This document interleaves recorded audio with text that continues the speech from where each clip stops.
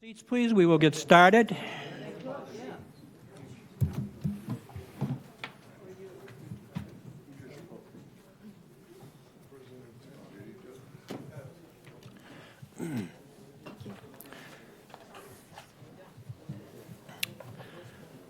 Okay, good evening. Welcome to the May 15th, 2025 Barnstable Town Council meeting. Madam Clerk, could we have a roll call, please? Councilors: Bloom, Here.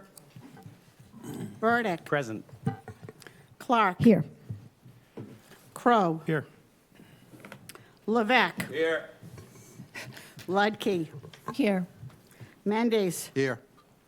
Neary, On Zoom.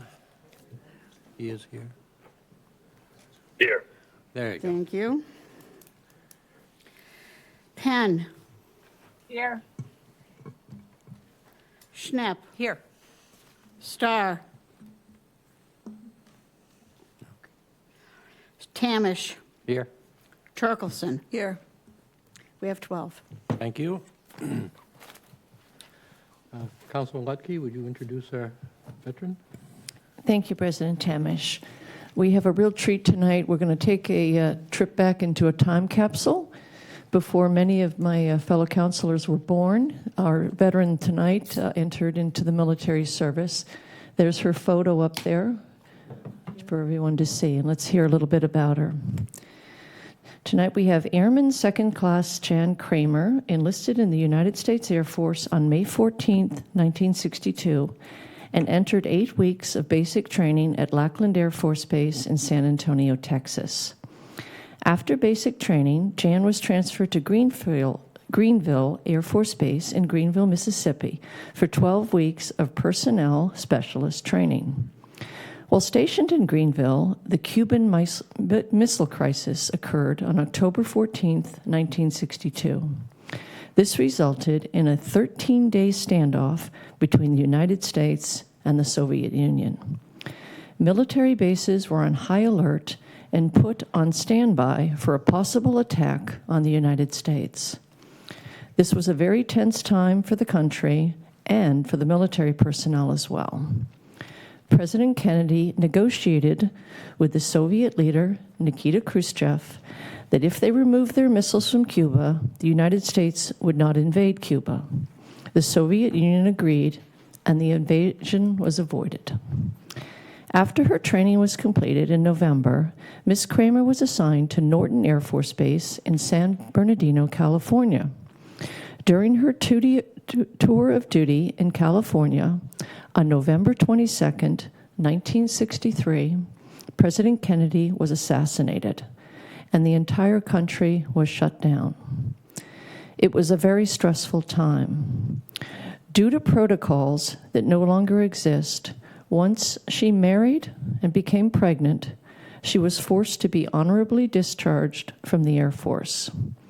But she has always maintained a high regard for her fellow servicemen and women. Jan is the secretary for the Barnstable Council on Aging and resides in Barnstable Village. Let's welcome Jan Kramer to lead us in the Pledge of Allegiance this evening.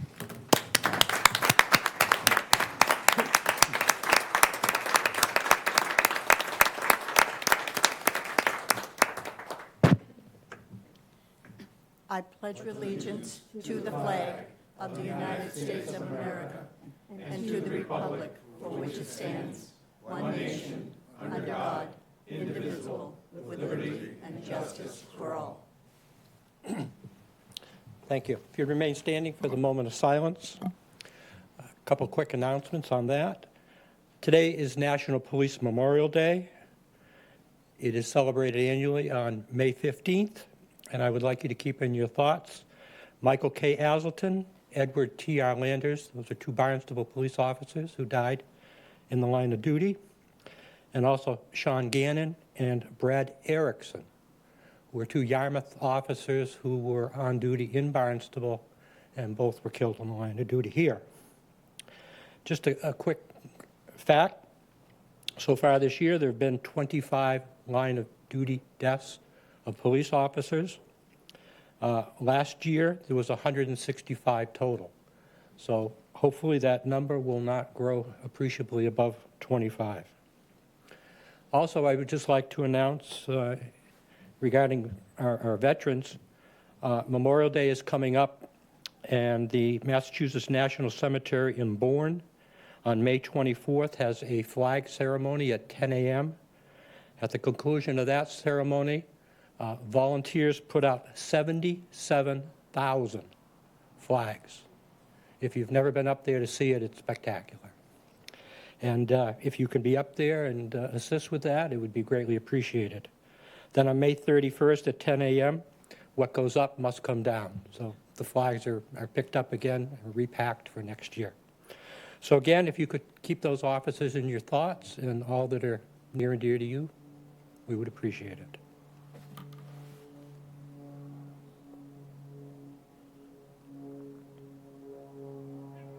Thank you.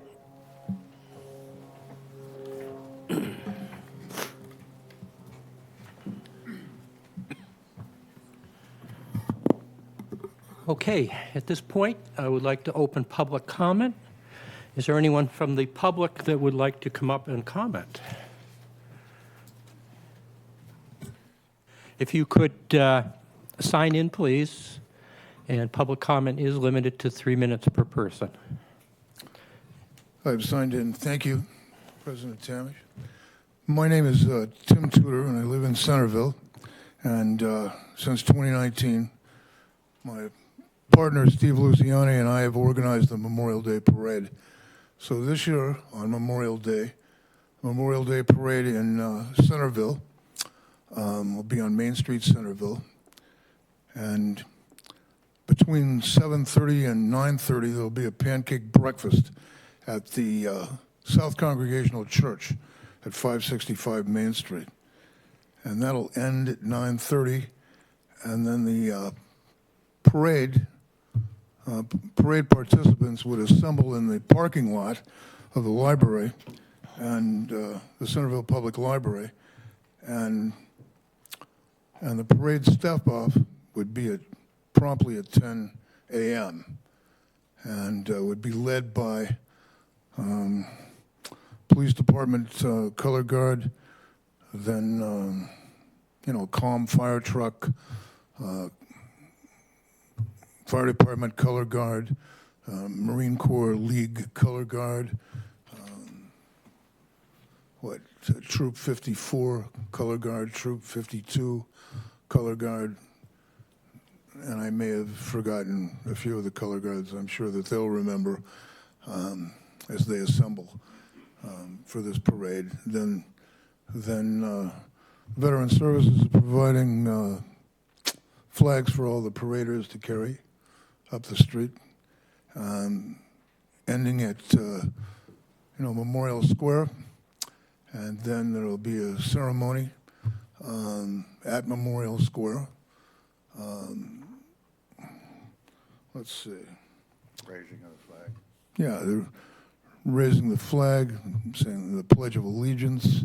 The Barnstable Public School band will play. Matt Levesque is going to sing the national anthem, and invocation by Reverend Sally Norris, followed by various speakers, dedication by Greg Quilty of the Veterans Administration here in Barnstable, and the band will play again, and then there will be placing of wreaths on the memorials by the Boy Scouts, Troop 54, and the band will play, while that's occurring. And taps by, the bugler from Troop 54. But before taps is a benediction by Reverend Sally Norris, and we have amplification, and we're limiting it to 2 hours. Thank you very much, So we sir. have to turn the street back over to the town of Barnstable by noon. And that's what I have to say about that. Thanks for this update. Appreciate that. In addition, I'm Steve Luciani. In addition to that, we're going to have a Jeep and a veteran riding in the Jeep, because a lot of the veterans now are getting a little older and they can't walk. So I have another electric cart that another veteran can ride in. And in the interim, I was trying to get a horse for Paul Revere to ride in it, but I couldn't get a horse. So I have two small mules that a lady just, I know, you get what you can. But she's going to decorate them for Memorial Day. She usually goes to Katuitt parades, but she heard about our thing, and so she wants to be in it.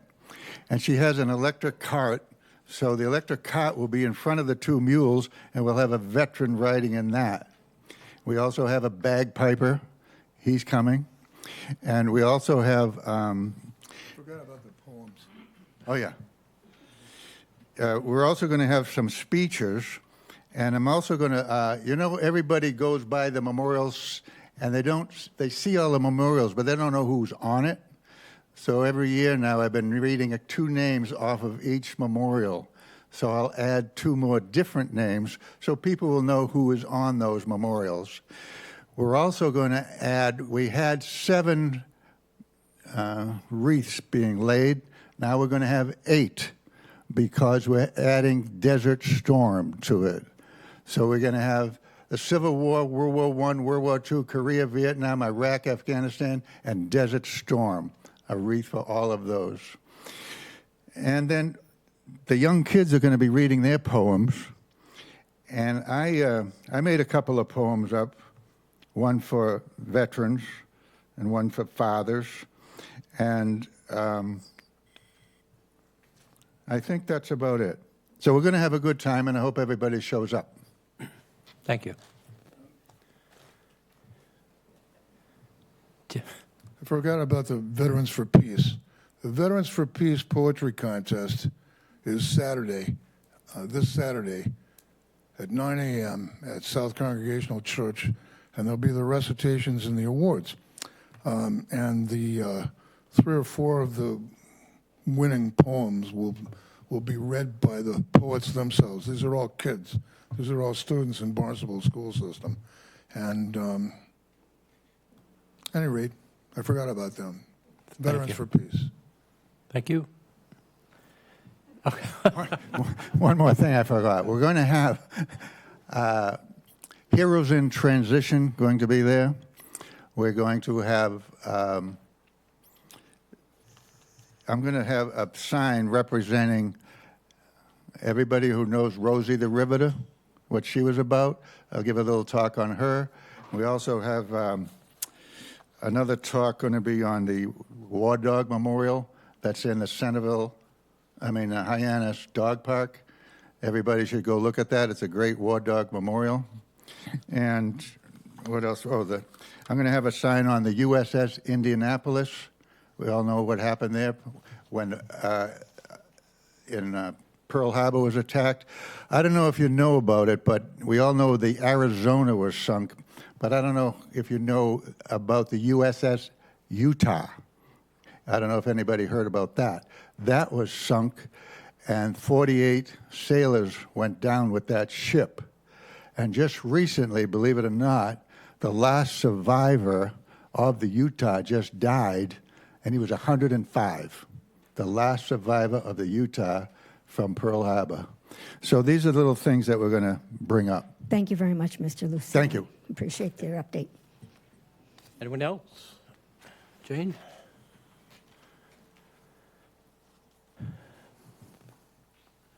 Thank you. I'm Jane Ward from Centerville, and I just wanted to thank the council for making time in your March 20th meeting for our Infrastructure and Energy Committee to present the informational briefing on the green communities.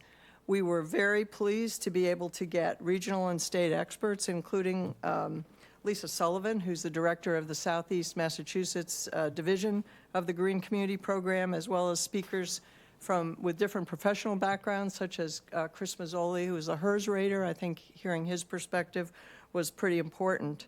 And as you probably realized during the presentation, there's a lot to take in.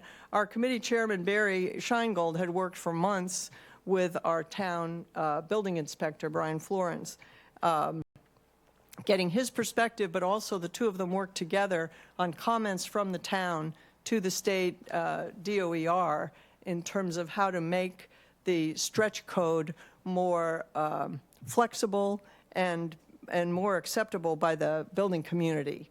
So that upgrade or update in the stretch code was just accepted this 14th of February this year.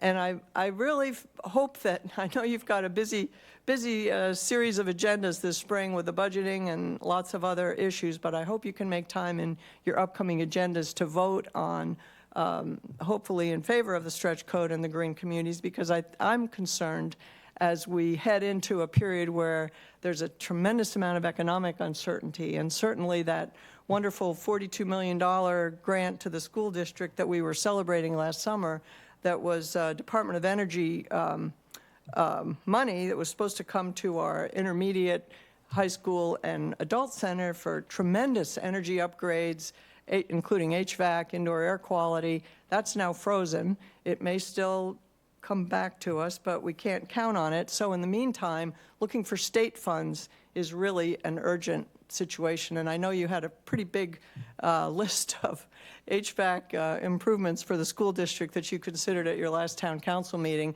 The Green Community Grant would not cover the whole thing, but one of the interesting things that you're eligible for once you're a green community is not only the funding, but technical expertise from the state, including how to go after other monies that may not be obvious to our group.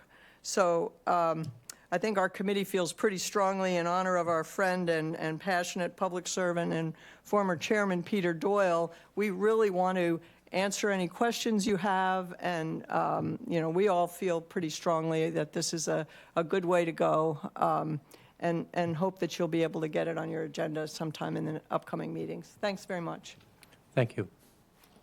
Any further public comment?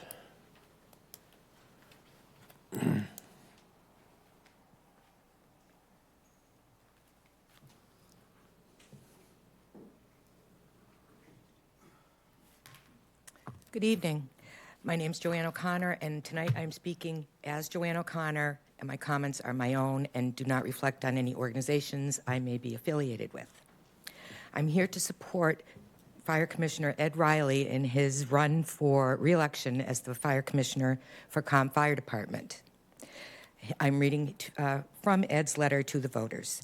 My name is Ed Riley, and I'm running for re-election as a Fire Commissioner for the Comm Fire Department. I truly believe that Comm is the best fire department on Cape Cod, and I'm honored to have had a role in that. As a Fire Commissioner, I have had the opportunity to work cooperatively with the administration and the firefighters on matters that provide the Comm residents with the best services possible. I'm proud to have been a part in the many capital purchases which have given the Comm firefighters the tools necessary to provide outstanding services to Comm residents. I have received the endorsements of former Fire Chief Farrington and Fire Chief Wynn. I look forward to helping bring Comm Fire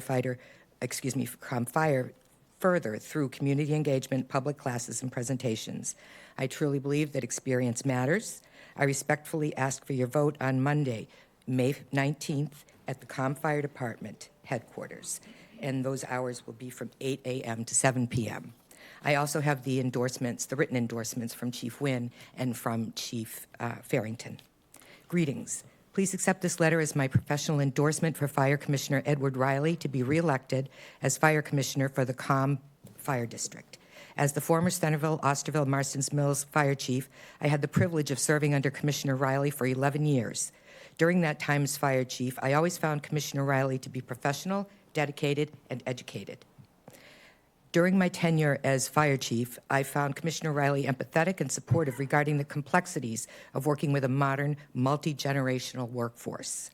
Commissioner Riley understood the challenges to our constantly changing modern fire department and always supported ComFire and its members during and through these challenges. Commissioner Riley, in addition to his required duties as a fire commissioner, always accepted extra duties, including attending off-Cape seminars on the dangers of PFAS for firefighters, active shooter drills and training, seminars on modern fire behavior, and many of the on-Cape leadership seminars offered by the Barnstable County Fire Chiefs Association. Commissioner Riley knows the ComFire district because he has lived and raised his family in Marston's Mills. It is because of these reasons above, I offer my endorsement to ComFire Commissioner Edward Riley for re-election, and I ask that you cast your vote for Ed. Respectfully, Michael Wynn, ComFire Chief, 2013 to 2024. And just very briefly from Chief Farrington, I am writing to endorse Edward Riley for Centerville-Osterville Marston's Mills Fire District Commissioner. I have known Ed for over 20 years and worked with him on the Board of Fire Commissioners for 9 years as Fire Chief of ComFire Rescue. He was a dedicated professional during my tenure as Fire Chief, and I truly appreciated his support and input to make ComFire Rescue a top-rate organization for its residents. I will gladly vote for Edward Riley for Fire Commissioner on May 19th at ComFire Quarters. John M. Farrington, retired Fire Chief, ComFire and Rescue. Thank you. Thank you. Is there any further public comment? Mr. Moran.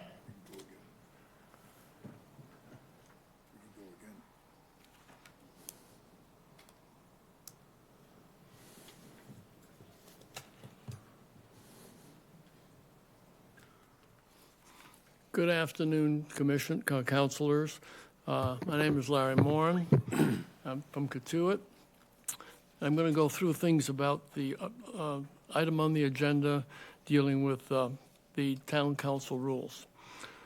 From March 19th until yesterday, I've submitted several lists of written comments and objections regarding the proposed changes to the town council rules, which had been discussed and approved by the Ad Hoc Committee. I had attended 10 of those committee previous meetings.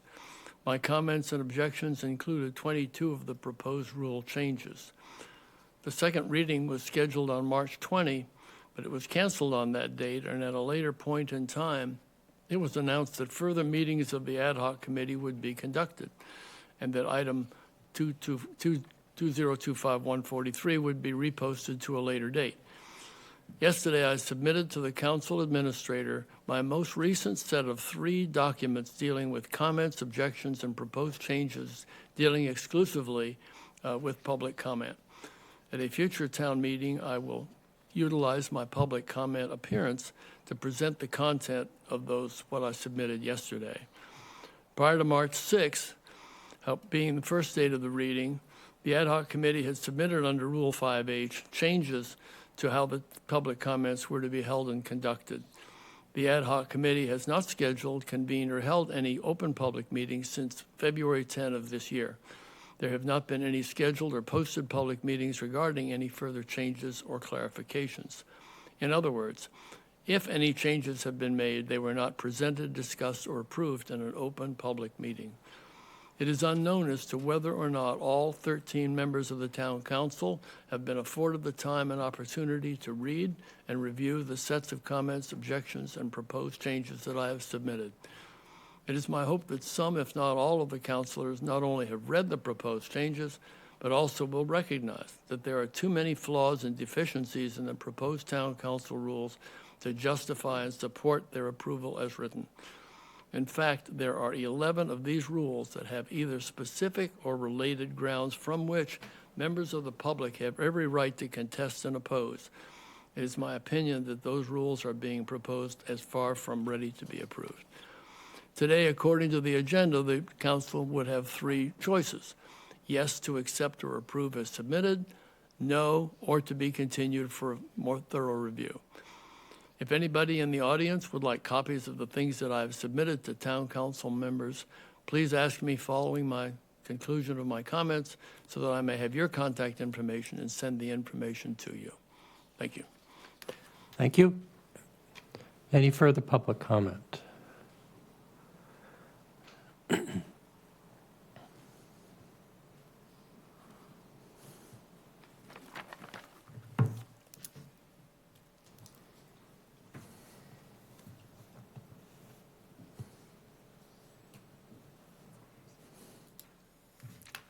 Seth Etienne, 65 Fernwood Avenue, Hyannis, fellow Seth.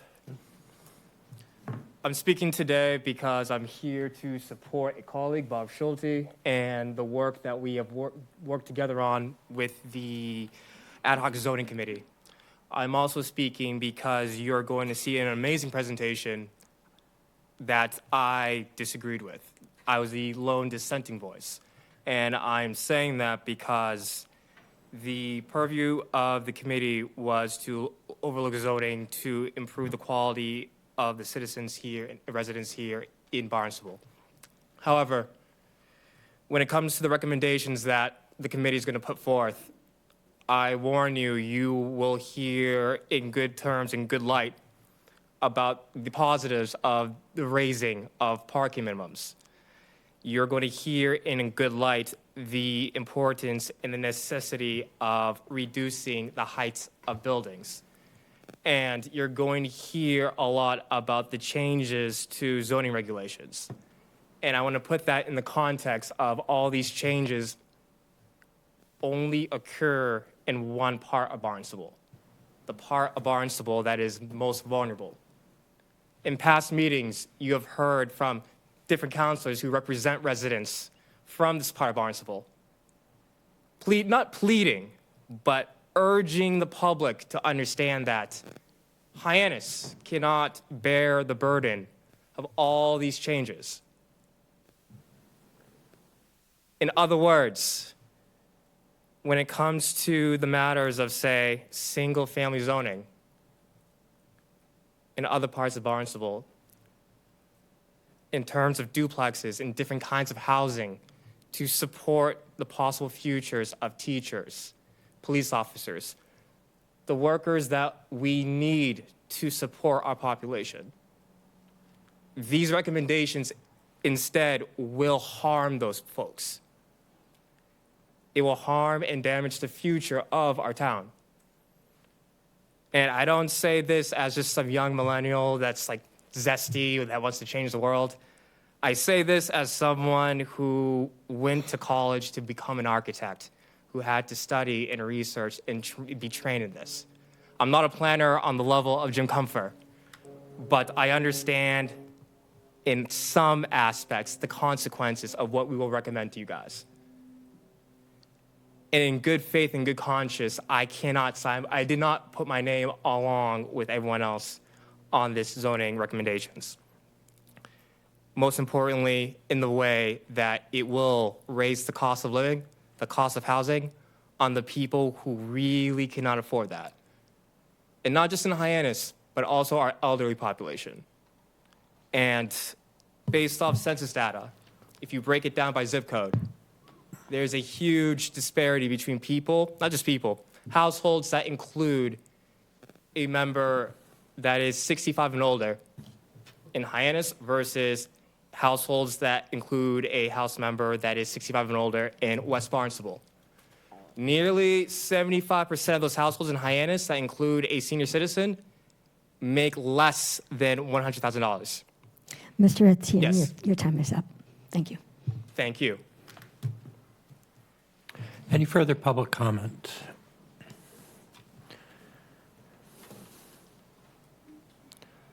Hi, how are you today?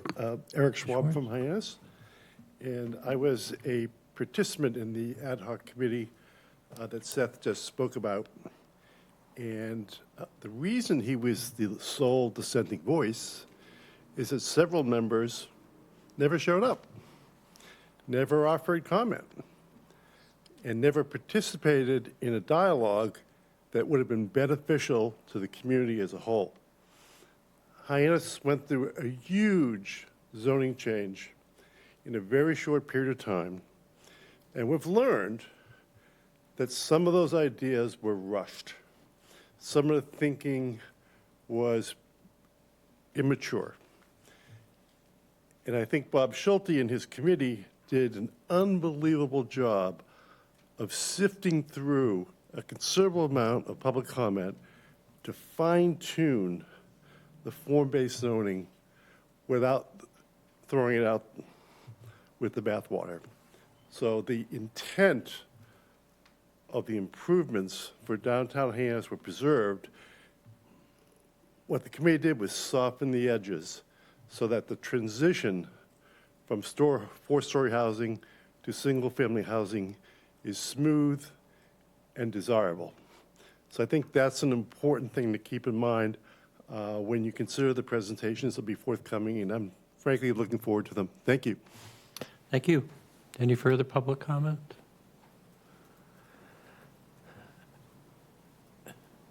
Mr. Etienne? Yes. Here it comes.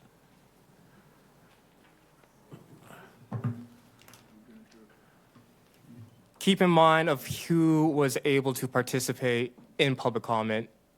Keep in mind of who's in the room right now in support and who just wants to know more about the work that we did. And keep in mind of who's not in the room. Okay. Thank you.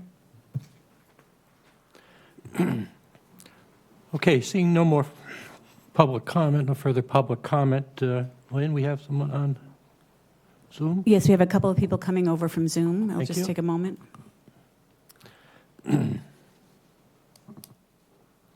First up for public comment, we have Sandy Fitzgerald. Sandy, you may unmute. You have 3 minutes.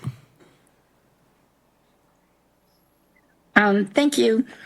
I'm calling in this evening because they asked the town council not to approve allowing dispensaries being in the town of Barnstable. My background is, back in 2015, my mother was diagnosed with glioblastoma. She had 2 inoperable brain tumors and was given a 9-month diagnosis. Since marijuana is considered class 1 in the United States, only Europe and the UK have studies and trials with cannabis. CNN aired a special on medical marijuana, and we convinced my parents to explore her options because with glioblastoma, you have none. We took my mother to Weston, Mass, 3 hours away to be seen by a doctor to assist her with a medical marijuana card. My father was a 35-year retired police detective and dead set against drugs, but he agreed to apply for a card because he was our caregiver. We had to purchase cannabis oil from a dispensary in Boston, and every single vial came from a lab with a report with its contents and its strengths. My mother was able to live 3 years seizure-free and pain-free. You would think I would be in favor for a marijuana dispensary in Barnstable, but I am not. Once the legalization of marijuana came to Massachusetts, shops have popped up everywhere and flooded the market. There's hemp-infused drinks, edibles, and whatnot, and the companies are selling junk. It is not the experience that we had when we were purchasing from a dispensary in Boston. We are a seaside town with many tourists. We do not need the projected $200,000 to $300,000 in tax revenue from marijuana sales. There are other options. I would personally like to see, to date, the Barnstable PD and other towns regarding the influence statistics. Just because we can does not always mean we should, and I do not agree with allowing a dispensary in the town of Barnstable. Thank you for allowing me to speak this evening. Thank you. Next up, we have Asia Graves. Asia, you may unmute. You have 3 minutes. Hi, my name is Asia Graves. I've been a victim advocate for 20 years, working with the victims of human trafficking, domestic violence, and gang violence. I'm speaking on the marijuana overlay zone. As a medical marijuana card holder, I frankly think that Barnstable is completely behind the times with allowing medical marijuana dispensaries. Your previous speaker, the person who spoke before me, mentioned that they were able to go to Boston and go to a dispensary and other places and get medical marijuana. People in Barnstable are going to use marijuana whether we allow a dispensary or not. All they're going to do is go to Sandwich or other communities where they're going to get the tax revenue. In fact, Barnstable doesn't even allow medical delivery for cancer patients, veterans, seniors who may not be able to go to the dispensary. We've been seeing the DA's office arresting drug dealers left and right in Barnstable. Barnstable is a place that is easy for drug dealers to profit due to the fact that we don't have access to medical marijuana. So people who are experiencing chronic pain may take prescriptions which could lead to overdose and deaths. And marijuana is legal. We should be reaping the benefits, whether it's 100,000, 200,000, 300,000. In tight financial times, every dollar matters. No matter if it's for education, other communities are doing it. If we're going to go into the 21st century, we need every dollar of tax revenue. I call it green is clean. It's legal, it's regulated, and we have access to make more money in Barnstable that can be used for roads, schools, and sewers.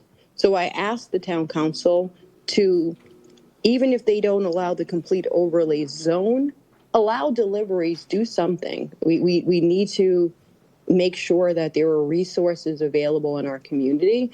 Marijuana is also used by people who are getting off of harder substances and harm reduction. So I hope that you all vote in favor. I look forward to see what Barnstable decides. Thank you. Any further public comment? As I usually do, I mentioned that we have received several emails or letters, one from Steve Waller regarding the stretch code, one from R. Duran opposing the TIE and TIF funding in affordable housing, and one from Kathy Jensen in support of the CPC funding for the West Barnstable Railroad Depot. One thing I did fail to mention prior to public comment was that written comments are always welcome at council@town.barnstable.ma.us, and your comments will be distributed to all of the councilors. Okay, I'll close public comment. Council response to public comment. Any response on my left? Councilor Schnepp? Thank you, Mr. President. I have a couple of comments, but I will try to keep them very brief. I want to thank Jane Ward for coming to the meeting and reminding us of the work we have to do regarding green communities, and if possible during either the town manager communications or you, Council President, could inform us what the intended schedule is to move on some of these items regarding the green communities. That'd be great. I just wanted to make a quick comment that the function and purpose of public comment is really to address the council on matters that the council should be addressing, and not to be making any statements regarding political candidates for upcoming campaigns.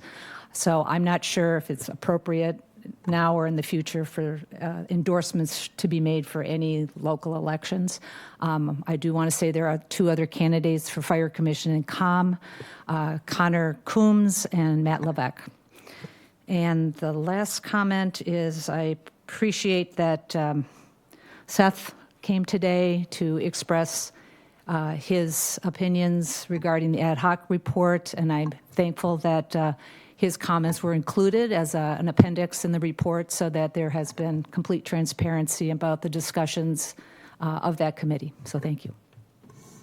Thank you. To your point regarding the green communities, I just lost it. We're coming up. The flow neutral. Excuse me.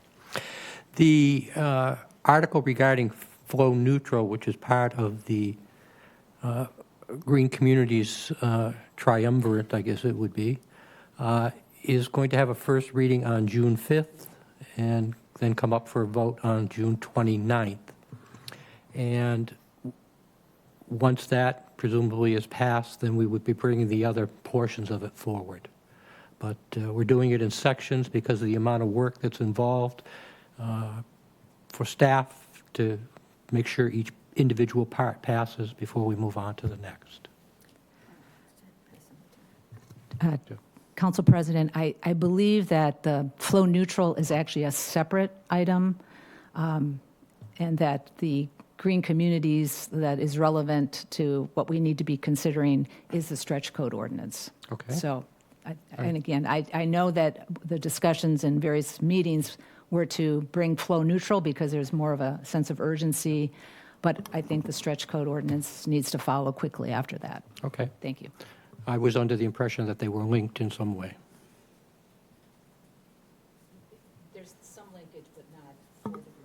Okay, thank you. Any further discussion on my left? On my right, Councilor Ledke? Just a quick comment. I think most of the commenters this evening touched on things later in the agenda, so there'll be opportunity then. I wanted to be clear because we had a few folks comment on the marijuana. We already have a medical marijuana district, and we actually have an individual in the permitting process to set up that establishment. So medical marijuana is firmly established, and that dispensary should be open in short order. And then on the green communities and the stretch code. The stretch code is a requirement to enter into green communities. That's kind of the connection there. And the flow neutral is another kind of piece of an environmental, whole picture. But until you get a stretch code, you cannot be a green community. So that's the linkage. Thank you. Thank you. Councilor Turkelson. Thank you, President Tamish. I just wanted to comment on Mr. Moran's comments. I did read through the information that he sent each of us. And I do agree in some part that when we don't read the public comment and people are taking time to comment, it doesn't get into the public record. So I don't know if there's any way to rectify that through maybe posting those in the minutes, just so that if people want to know what was said by, John Smith that was emailed to us, maybe we could include that. Because I know some people can't always be here, so they don't get the opportunity to have it in the record and the public eye, so that's something to consider. He had an item about closing public comment and allowing it to be reopened, but I know that in time we have items that allow public comment, so I think that's appropriate. So I think we've addressed that. And one of the other things he mentions was he felt that each of us should speak on commenting on public comment, or I think that would drag out these meetings even longer than they are. I also think sometimes there'd be redundancy, so I don't see the need for that, but I understand some of us speak more than others, and that can be frustrating to not know what others are thinking, but I think, that might be not warranted in every meeting, so thank you. Thank you. Any, Councilor Levesque? Just want to thank everybody for their public comment today, everybody taking the time to come out on a beautiful evening here as spring is officially sprung. Dr. Ward, I would be in favor of, as I mentioned after the workshop, the very excellent workshop that was done on the stretch code, having that conversation back on the dais. Separately, again, not necessarily bringing up the old green communities, as Councilor Starr had mentioned, that would probably be the right direction. I agree with that. So thank you for reminding us. And also, too, wanted to thank Mr. Intian for coming and speaking in regards to, in your passion to represent everybody in the community, and that we do have a social responsibility when we swear as councilors that we represent the entire town of Barnstable and not just our villages or certain people groups. So anyway, and I'm not saying that's what happened. I'm just saying, your point's well made and well taken. And just so you know, for the record, I was on that committee. I only went to the first meeting, and the reason being is that it was on a Friday afternoon at 3:30 in the afternoon, and I work. And also, quite honestly, and again, it's kind of, hindsight 2020, but, and I think the committee was working with the best that they had because they wanted to record the meetings, and that was the only time the communications department could do that. So I don't want to fault that, but I can tell you that, like many people on Cape Cod, and especially in the summertime when the committee started, 3:30 in the afternoon on a Friday is a tough time to make on a consistent basis when you're trying to support a family. So I apologize for that because I didn't do that, but I also admire the fact that Mr. Entian did a great job and probably supported a lot of views that I would support as well. So thank you. Thank you. Councilor Neary on Zoom. Thank you, President Tamish, and thank you for all who've spoken. I just wanted to give a shout out to Mr. Tudor, Mr. Luciani, and all of the members of the Centerville Civic Association, the committees, for what they do for not only Veterans Day, Memorial Day, all of the holidays that we have throughout the year, especially in Centerville. Also, I would be remiss in not stating that it was really wonderful to hear the essays that the recipients of the Centerville Civic Association high school seniors, the ones that got the academic scholarships, really amazing. It's wonderful to hear the next generation of leaders in our communities. It's some of the comments I had. President Tamish was there, Councilor Turkelson, and our town manager, Mr. Ells. Wow, they are far more well-spoken than I ever was when I was a senior in high school. And just, I thought it would be worthy to just give a shout out to the recipients of the scholarships. Colt Hill, Tegan Garrity, Angela Rivera, Hannah Lanneman, Reese Lacachore, and Abigail Sylvester. And it was really wonderful to hear their experience, their life experience in regards to growing up and living in the village of Centerville. So thank you very much. Thank you. Anyone else? Seeing no one, we will move on from public comment to the town manager's communications. There were several items in his report, which is both published in printed form and is a video report that is available online. The first reading of the FY 2026 operating budget begins tonight. I'd like to congratulate Sean O'Brien, Treasurer-Collector, on the most recent successful bond sale and the reaffirmation of the town's AAA bond rating by Standard & Poor Global Ratings. The Community Service Department provided an update on beach stickers. Approximately 13,000 of them have been issued already, and there's also an update on the status of the lifeguards at the various beaches. The Council on Aging will now be managing the senior and veterans tax work-off program for the town. Open enrollment is from May 1st to June 30th, and the program is capped at 20 participants. So if you're interested in that, that will be done again through the Council of Aging at the BACC. In February 2024, Town Council appropriated funds to cover the cost of the creation of internal police department working groups.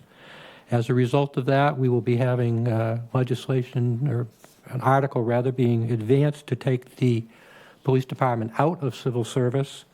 Both unions, the Superior Officers Union and the Patrolmen's Union, have ratified that agreement, and the Town Council will be voting on it. Cape Cod Commission is operating the Regional Policy Plan, a document that provides regional planning policy goals and objectives to guide development to protect the region's resources. They will be holding some public hearings on that, so we encourage you to go to their site and look that up and see what they have planned for us. Kelly Colopy provided an update on the water resources and the comprehensive wastewater management plan. And then Kate Molinado, Senior Planner, provides an update on the Greening the Gateway City program, trees planted at the dog park, Tree City designation, Arbor Day ceremonies at the Centerville Elementary School, and the local comprehensive plan. Just a quick word on that. Maybe Mr. Kupfer, I was amazed when I learned about that program. I knew the town had a number of trees that were being given out, and you say, well, you're going to get a free tree. It's like this. Well, these are full-size trees that are available to residents of Hyannis. And Jim, could you just explain the program real quick, perhaps, if you don't mind? Jim Kupfer, Director of Planning. Absolutely. Good evening, everyone. Jim Kupfer, Director of Planning and Development. Yes, Greening the Gateway is a phenomenal program. It's been in the works, and our senior planner, Kate Maldonado, has taken the lead and run with it, joined by an AmeriCorps group that's been assisting all along. Luckily, we have a state grant that's continuing that support of the AmeriCorps group.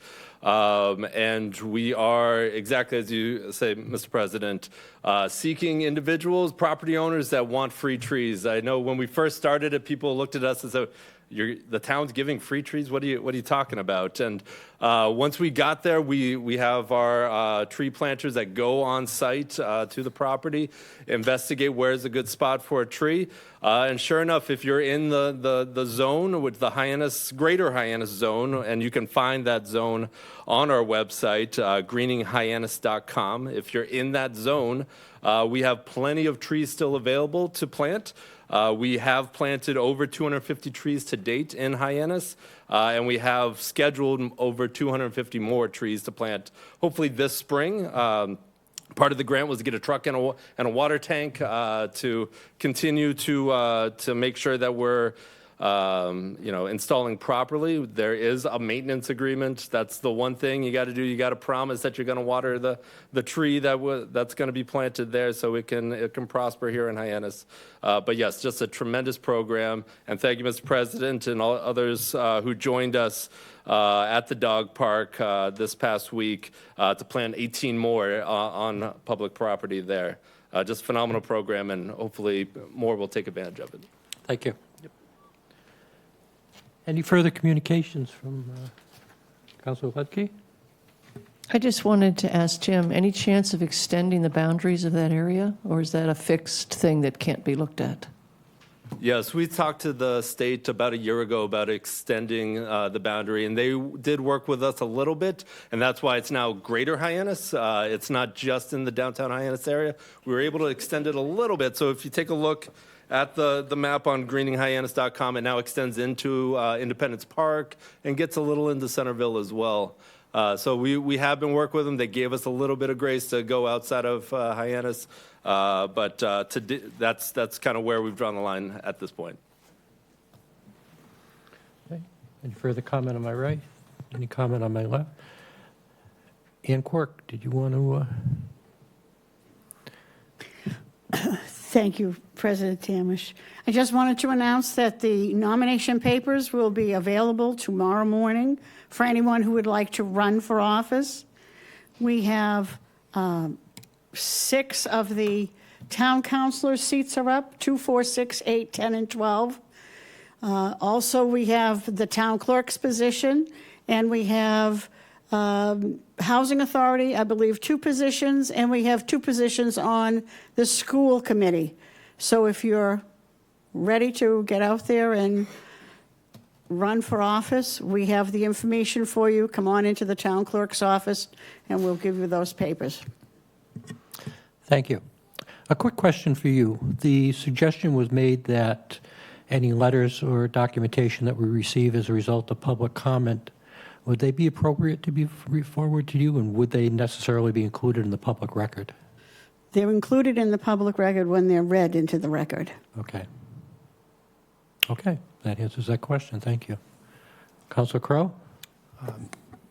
And can you just tell us what the final turn-in date for those papers are for council or for office? Off the top of my head, the information is in the packets, and it's also online. I believe it's a date in September. I want to say the 19th, but I'm a little iffy on that without the stuff right in front of me. Thank you. Any further comment? Councilor Vice President Clark. Thank you very much, President Tamish.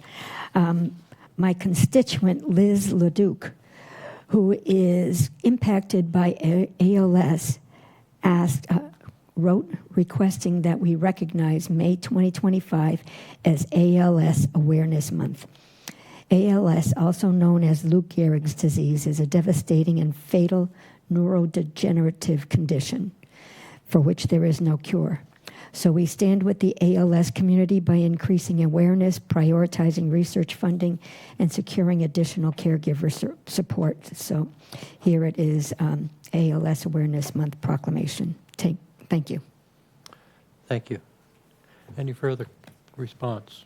Okay, seeing none. Do I have a motion to accept the minutes of the May 1st, 2025 council meeting? So moved.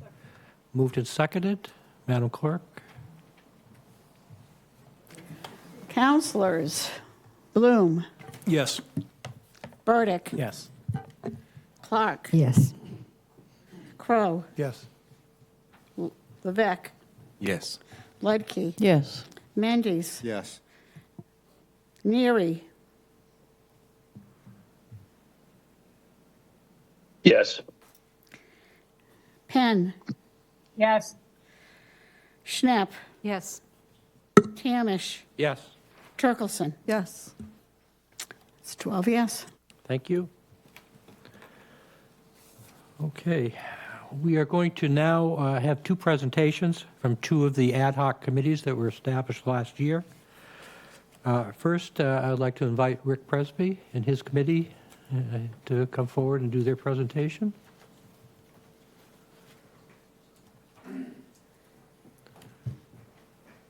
Councilor Bloom will be joining them.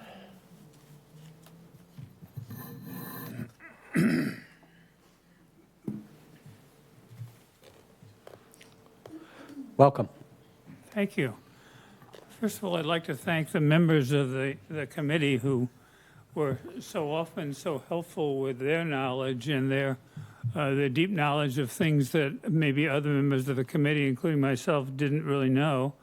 That was most helpful in terms of us coming to some pretty good outcomes. Second, I want to appreciate the sort of difference of opinion a lot of people had on the committee, but yet the positive attitude people had, which honestly I didn't totally expect, but it was great. I'd also like to thank Jim Kupfer, who was always available when I called him, as was Cynthia Lovell. And without those two, I would be even more frustrated with the process. We did have, obviously issues scheduling regular meetings, and that's been talked about before tonight, so I won't start over. But that was something that concerns me because when you're running a committee, you want a regular meeting date, and you want to have them as frequently as possible so people get their homework done, they remember their, but it didn't happen that way. But we did our best, and we had some really good people and so forth. And I made some new friends and met people that I didn't really know that I really like now, so that was a pleasure. I have some introduction to this that is a little bit of housing background stuff to sort of put things in context, and I'm going to read that if you don't mind. It isn't too long. It's a page and a half. Our presentation will have three parts. First, I'll recite a bit of history about housing needs. Second, Charlie Bloom will talk about our process of getting to this point, and Laura Schufelt will talk about our results and recommendations. You might imagine I found this assignment a little frustrating. I have worked for my entire career helping people get affordable places to live in a variety of ways, and here we are in a mess, things continually getting worse. It was pretty obvious 55 years ago when the legislature passed 40B that we had a problem. At the time, lots of people, even on my staff, would rent their houses in the summer and themselves live in a tent in the backyard. And then there was the Sagamore Bridge March on Memorial Day in 1971, organized by Legal Services and the Cape and Islands Tenants Council. In the early 80s, the land prices skyrocketed, which stopped HAC, my organization, from continue after building about 80 single-family homes. A massive building boom of commercial and non-affordable condos and homes a year or two later helped to cause the establishment of the Cape Cod Commission. Unfortunately, through it all, most towns in Massachusetts resented the state getting involved with local zoning under the 40B law, while Massachusetts cities in many cases took advantage of the new flexible zoning opportunity to build more housing that was affordable. One result is that many now dislike 40B without understanding the opportunity it actually provided. I know because I was involved in building a lot of them with very little or no objection once they were built. Builders, I'm told, object to 40B because it's too complicated. My experience is that 40B just adds one more step to the process, which results in the ability to create much more housing that's affordable while still making a profit. I admit that getting the money to do each project then was difficult, but more resources are available now. We know that housing costs have gone up faster than incomes for decades, resulting in a dramatic increase in highly needed staff commuting over the bridges every day. And it's only going to continue to get worse in a decade from now when the new bridges will be built. People commute to Boston for higher pay, but those, for the most part, who commute to the Cape are not paid at Boston levels. It's not hard to believe that things are going to continue to get worse, but we could make improvements that would help. My experience is that many local residents do not understand the need and benefits of housing that's affordable and worry about overbuilding the Cape and bringing troublemakers to their communities, in spite of the fact that affordable housing renters are screened before they're admitted. However difficult it may be, we need to try to make the future as good as it can be. Maybe we could or should create a specialized small commuter buses program that seasonal local workers living off Cape could use inexpensively or for free to get to their jobs on the Cape. As is sometimes done in Nantucket, employers could pick them up as they get off the bus and take them to the work nearby. Our community never talked about this because it's not housing, but we did talk lots about lots of other things that we didn't add to our list. One example that we didn't include on our list is writing down the cost of houses, usually small ranches, that people who are aging out of home ownership or others who are moving up to larger homes to sell to the town, who would then write down the cost and sell the house at a deed-restricted affordable price. In principle, the same thing would work with rental units. We'd have to find the money to do it every year. We looked at documents from all kinds of sources, often with good ideas, including the well-thought-out Town of Barnstable Housing Production Plan. Our goal was to try to pick out ideas where the task would be realistic and doable enough so that it would likely be pursued by the town council. Second, I want to introduce Charlie Bloom, who is going to go through the process that we went through to get to where we are now. Thank you, Rick.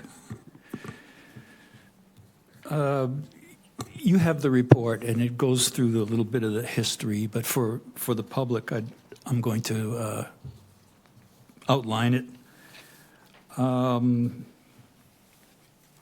The purpose of this committee was to produce a final report that would recommend strategies for the creation of housing to serve year-round residents and seasonal workers, with the goal of recommending 2 to 4 strategies for the town to adopt, along with recommendations for implementation and resources needed.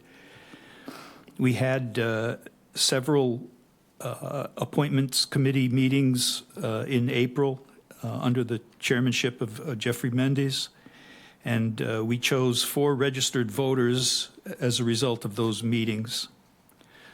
On May 6th, the appointments committee voted to place Rick Presbrey, Laura Schulte, Hilda Hay, and Marianne Barboza on the committee.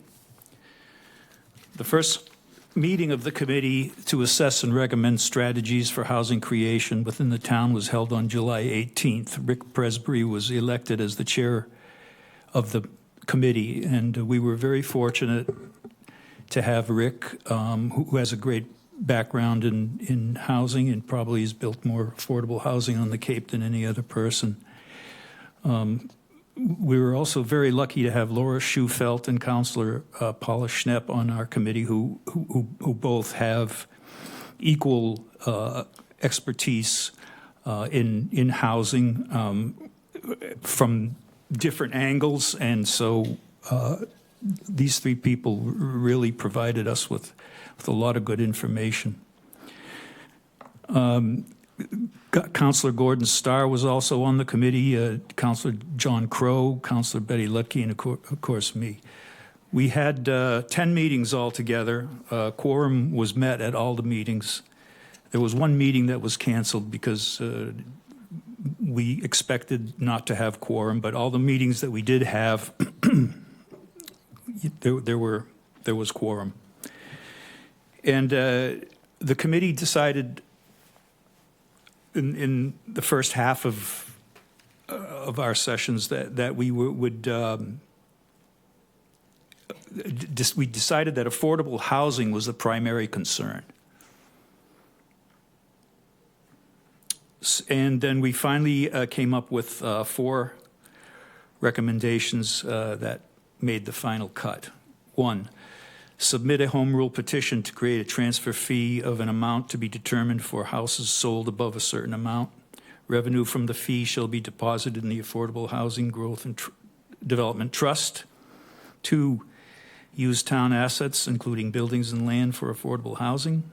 3, The committee recommends that the town council and the town manager, as appropriate, prioritize funding and hiring a housing staff person and/or find other means to immediately commence inventorying existing affordable housing and to effectively monitor, including but not limited to inclusionary housing funded by the public through Affordable Housing Trust Fund, and the Affordable Accessory Apartment Program.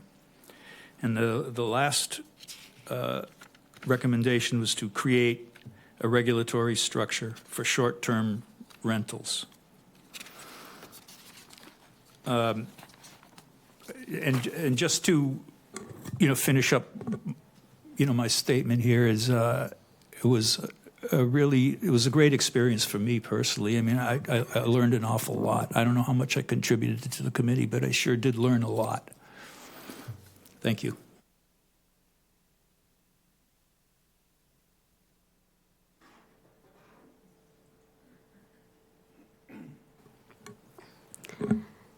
Good evening, everyone.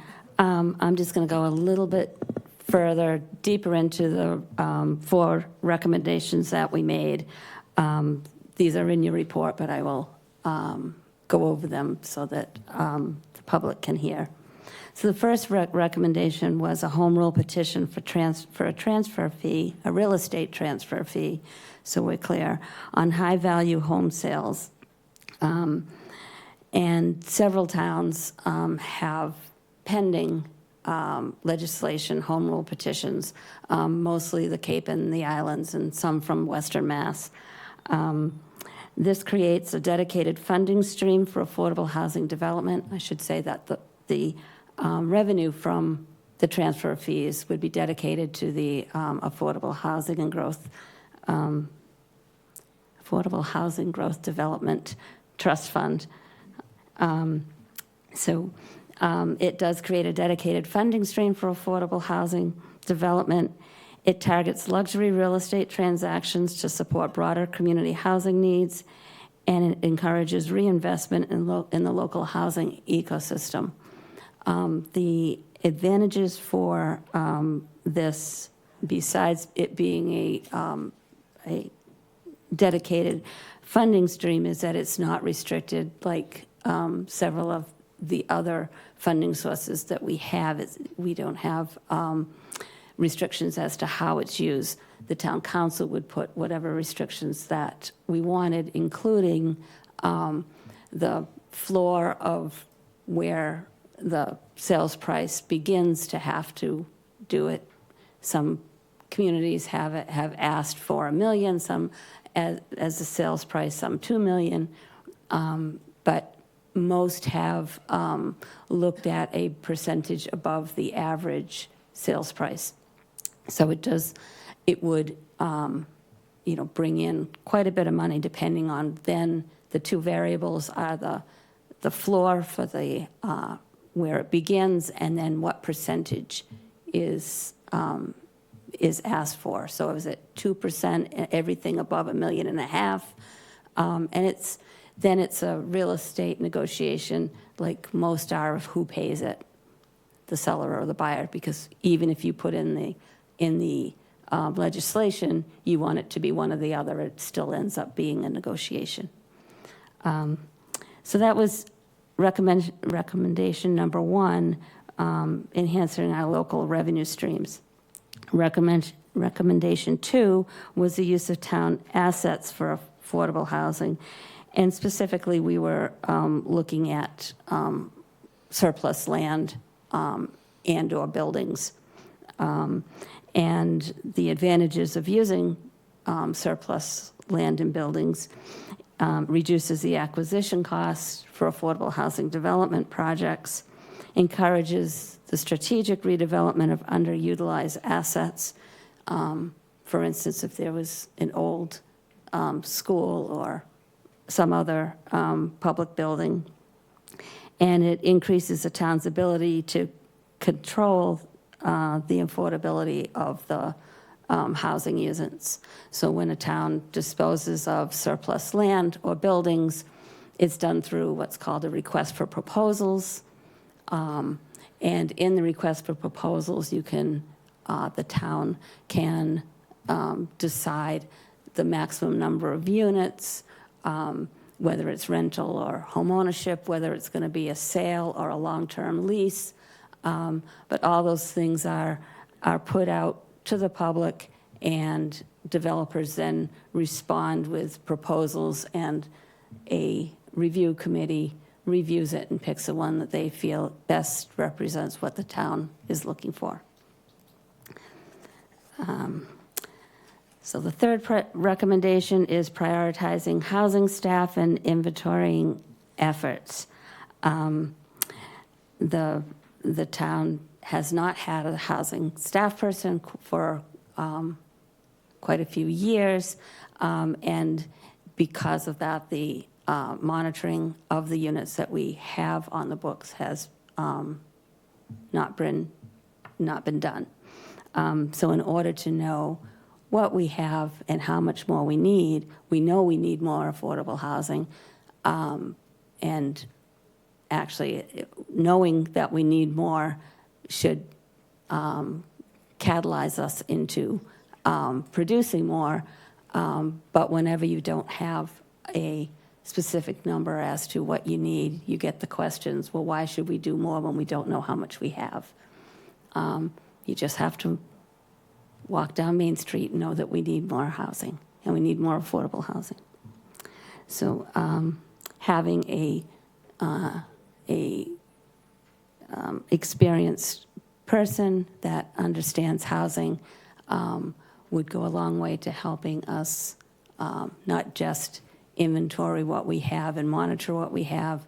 The county may be taking some of that over, but also working with developers to promote affordable housing.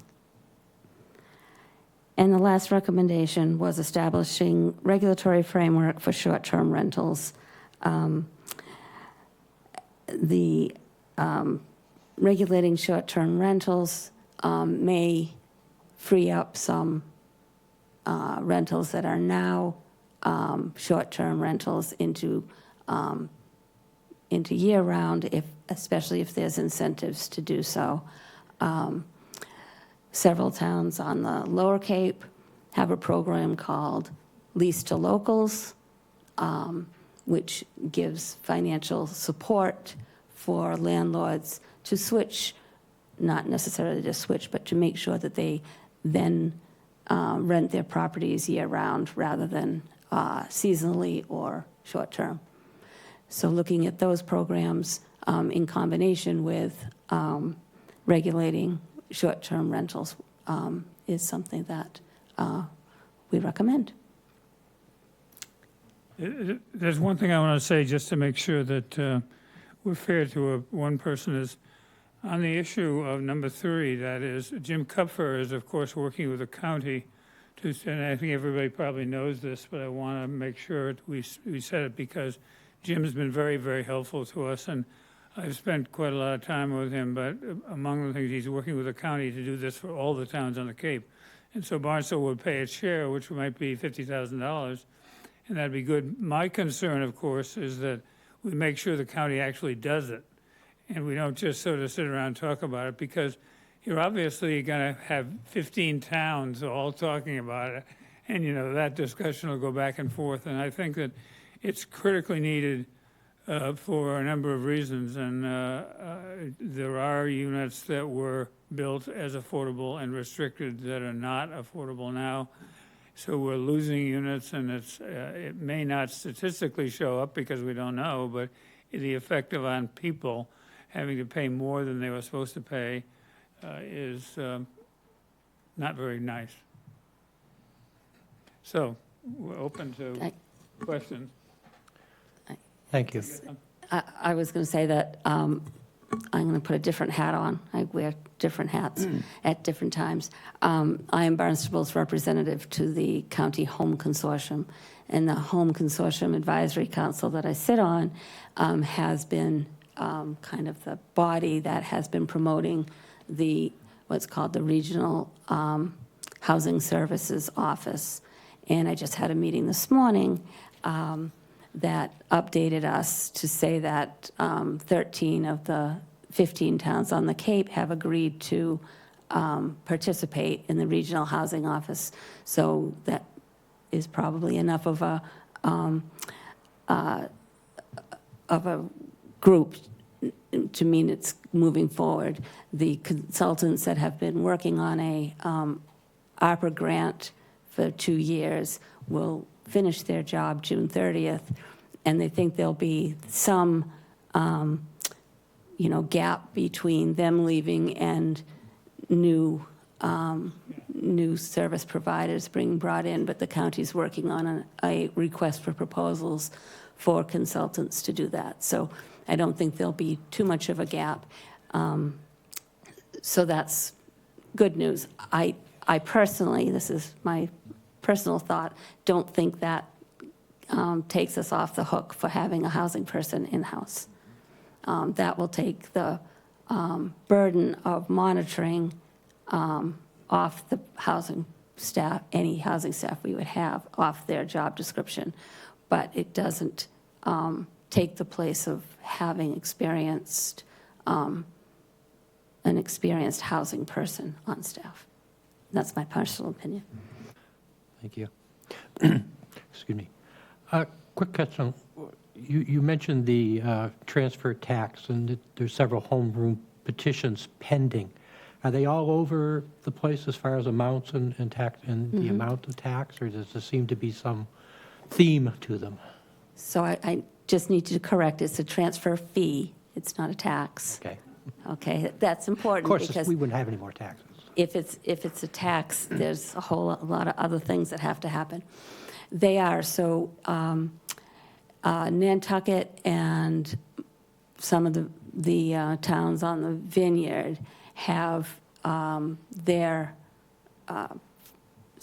floor at, I think it's 20% above the average cost. Now in Nantucket, the average cost is $2.2 million.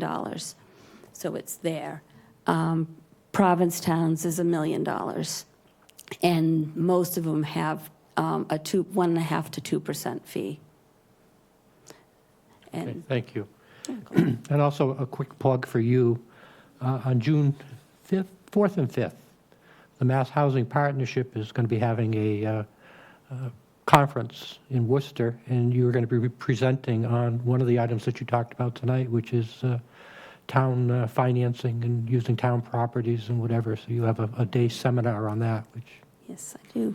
Thank you for we're mentioning looking forward to. Thanks. Councilor Ledke. Yes, thank you for that presentation. You mentioned I was a member of this group, and I think you very well presented the group. I mean, this is really an intractable problem, and I think if it wasn't intractable, it would have been solved. And I think we went through a lot, and I think the 4 that you came up with are very good. And Rick, you mentioned them being executable, actionable. I think they are, and I think we can move out smartly on all of them. So thank you so much. One thing I wanted to ask you, Laura, you talk about data funding, always the critical pieces. You're on our Affordable Housing Trust. What are we paying now out of that per affordable unit to our developers?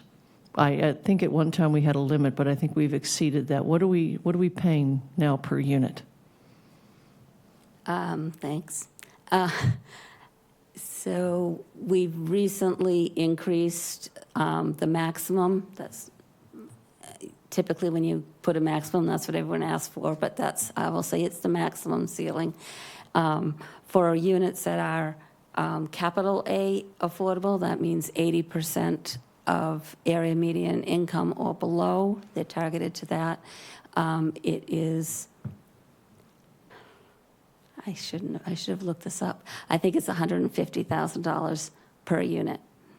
And those at 100% of area median income, which is the community preservation funds limit for community housing, it's $100,000. And we do not fund, at least now. We don't fund any inclusionary units, so the units that the developer has to do as part of the development, which is 10% of the units, have to be affordable at 65%. The trust doesn't fund those because those are part of, they're supposed to be internally subsidized with the market units.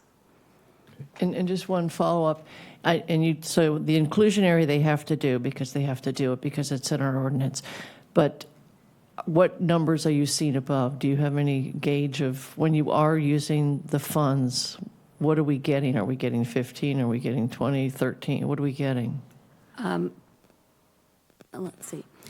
In the recent past, many of the developers are using the Housing Development Incentive Program, HDIP, the ones that come in and ask you for tax relief, tax exemptions. And that program has a maximum of 20% affordable. So we're usually getting, between 15 and 20%. We have given more than that. We have other projects that we have awarded. One of them is 80% at 100%. Thank you. Anything further on my right? Councilor Turkelson? Thank you, President Tamish. I'm curious if when you were recommending, when the group was looking at the transfer fee, did anyone reach out to Director Milne to see kind of what the impact would be at various floor levels and percentages, or was it just theoretically kind of agreed upon and there was no data backing up the recommendation?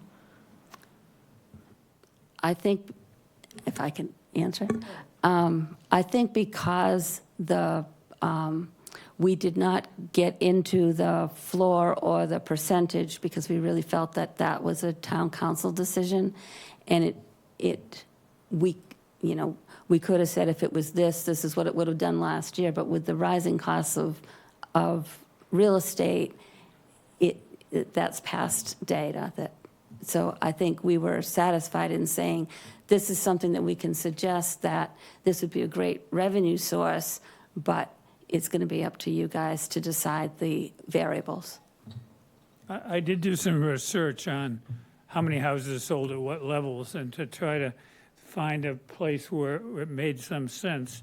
We talked briefly about that at the committee meeting, but as Laura said, we didn't think that was our decision because time changes and the average sale price of houses change and so forth. But obviously houses are worth a lot on Cape Cod now, so it's a higher number than it would have been 10 years ago. But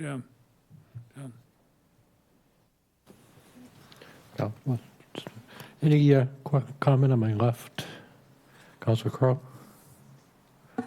Thank you, President Tamish. I just wanted to say, as being also a member of this committee, there's a lot of work done and a lot of different opinions, and one thing I was impressed by when Rick Presbrey took the chair, one of the things he said is we need to work on things that actually can be passed. And I took that to heart, and I think a lot of us did, to look for practical things, because we've been going over this issue for I don't know how many years. And I think with his wisdom after all the time he spent here, and Laura's and Paula's in housing, I think that was a wise thing to say. So I think some of these can be done. They can be moved forward in an expeditious manner, and I see a number of them really helping our ability to provide affordable housing in Barnstable. So thank you, Rick. one thing I would respond to that is John sat to my left during all of the meetings, and so my first impression was he probably doesn't think about things the way I think about things. And, honestly, over the course of these meetings, I came to really respect his opinion, tremendously so. And he was very, very open and willing to discuss things. And I just was absolutely thrilled to have people like that on the committee who really feel differently, but wanted to, work with the committee as best they could, which he did. Fantastic. Any further comment on my left? Councilor Lutke, return to you. Yeah, I just do some quick math because Laura, you mentioned that, lease to locals, and you say we're up to 150,000 to get one unit. If we paid our locals to not short-term rent, we could get 10 if we paid them each 15,000. And that's starting to be some money that people might be motivated to do something with. So I think there's some huge opportunities here. And what I wanted to ask you, President Tamish, is how do we not lose the momentum? Have we coordinated? Most of this always seems to rest with Jim Kupfer. Are we in a coordinated position to move out on these things? I don't know. Do we have next steps? I mean, this is the first presentation, and we have the zoning one.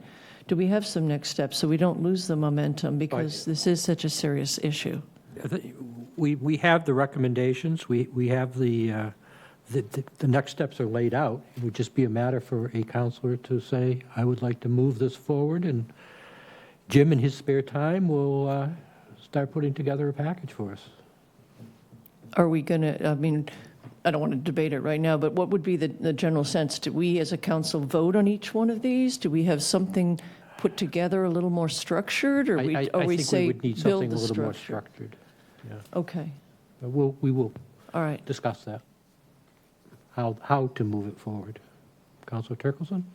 I just want to echo what Councilor Lugke says. I hope this doesn't end up like a private public roads workshop that we hear about 5 times and maybe 10 councils later. So, I would like to ask leadership to maybe at the next meeting have some next steps that maybe we could discuss and vote on. Some of the things like the transfer fee seems like something we could be tasking, assessing in finance now to get some data and start discussing those things. So I hope it doesn't end up like the roads workshops. Thank you.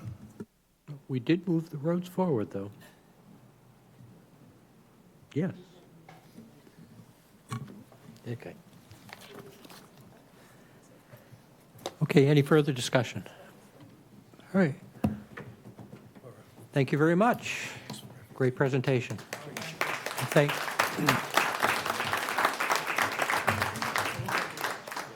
Thank you very much for your work on that. You had quite a number of meetings and quite a bit of time that you put into that. Thank you. I lost some sleep. Thank you. Okay, at this point, I'd like to call Bob Schulte up with his committee for their presentation. The committee to review and assess zoning and regulatory agreements.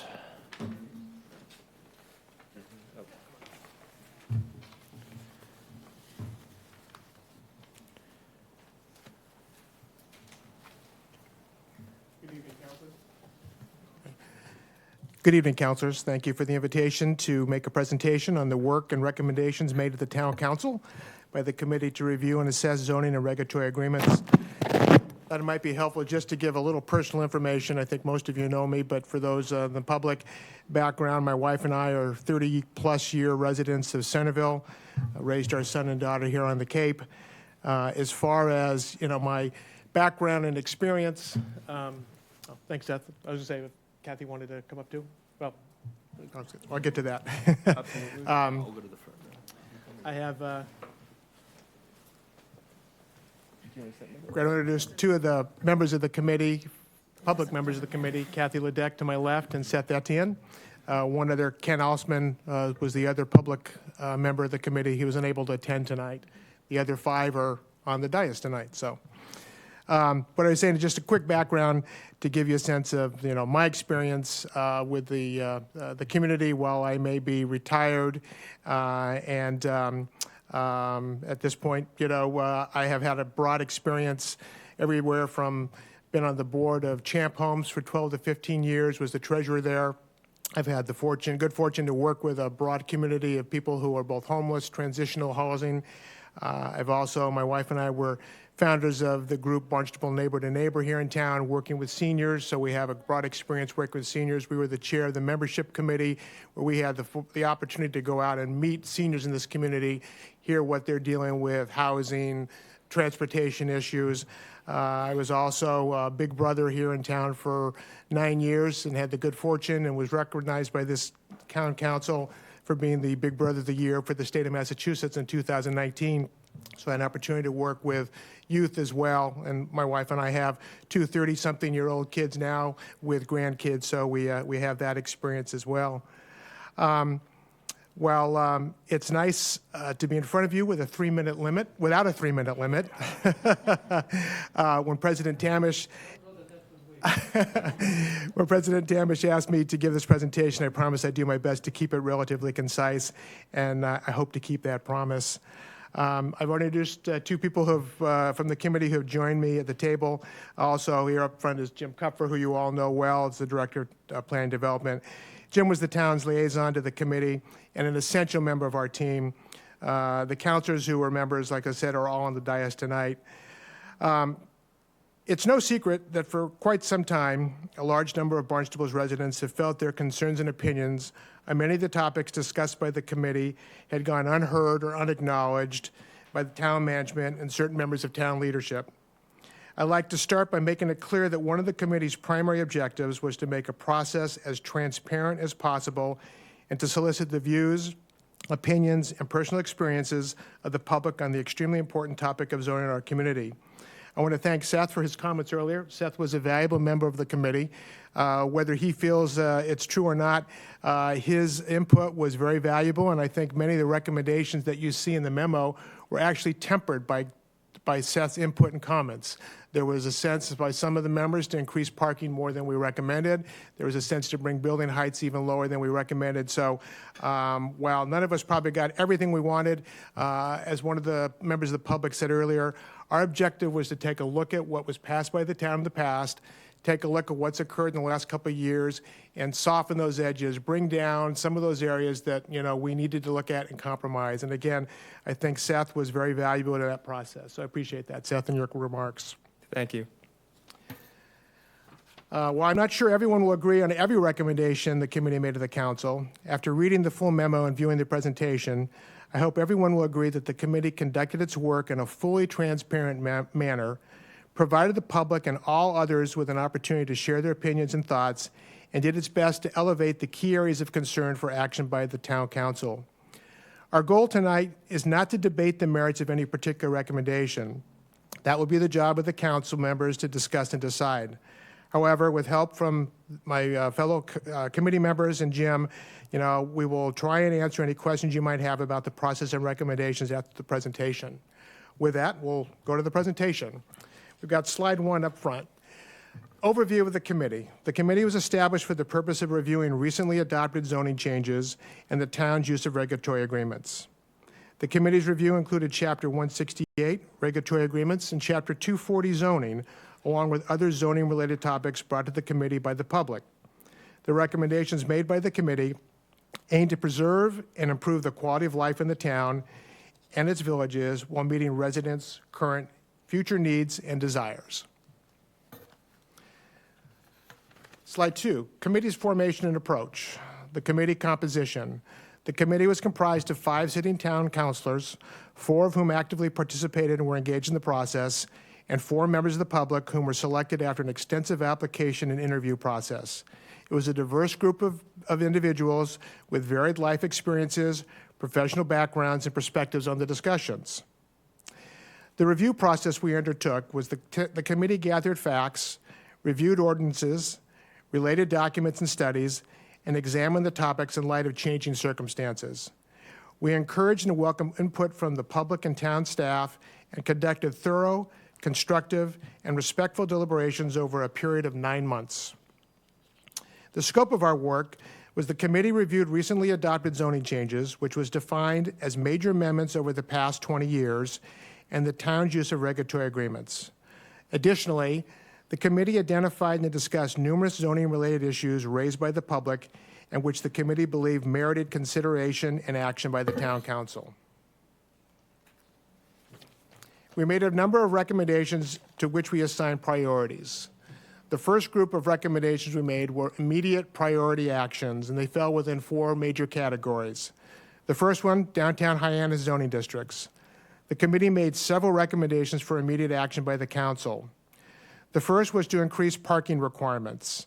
We recommended a minimum 1.5 to no more than 2 spaces per dwelling unit and establishing dimensional requirements for those spaces.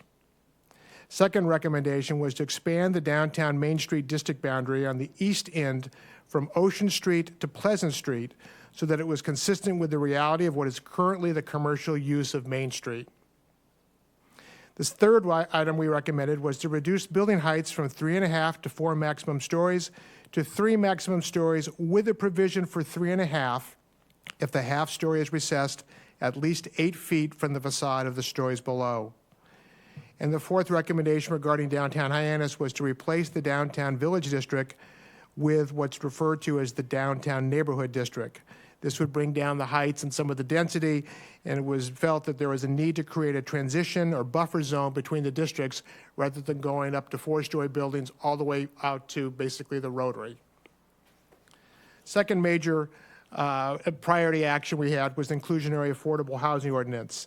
And I'll just make a comment. I think it's very interesting that a lot of the recommendations we made dovetail with what you heard from the Housing Committee. Things on short-term rental regulations, adjusting the inclusionary affordable housing. So you had two very different groups of people with different backgrounds coming back to you and the council with similar recommendations. Our recommendation is to review and update the inclusionary ordinance percentage so that it better addresses the community's need for truly affordable housing and not just more market rate housing.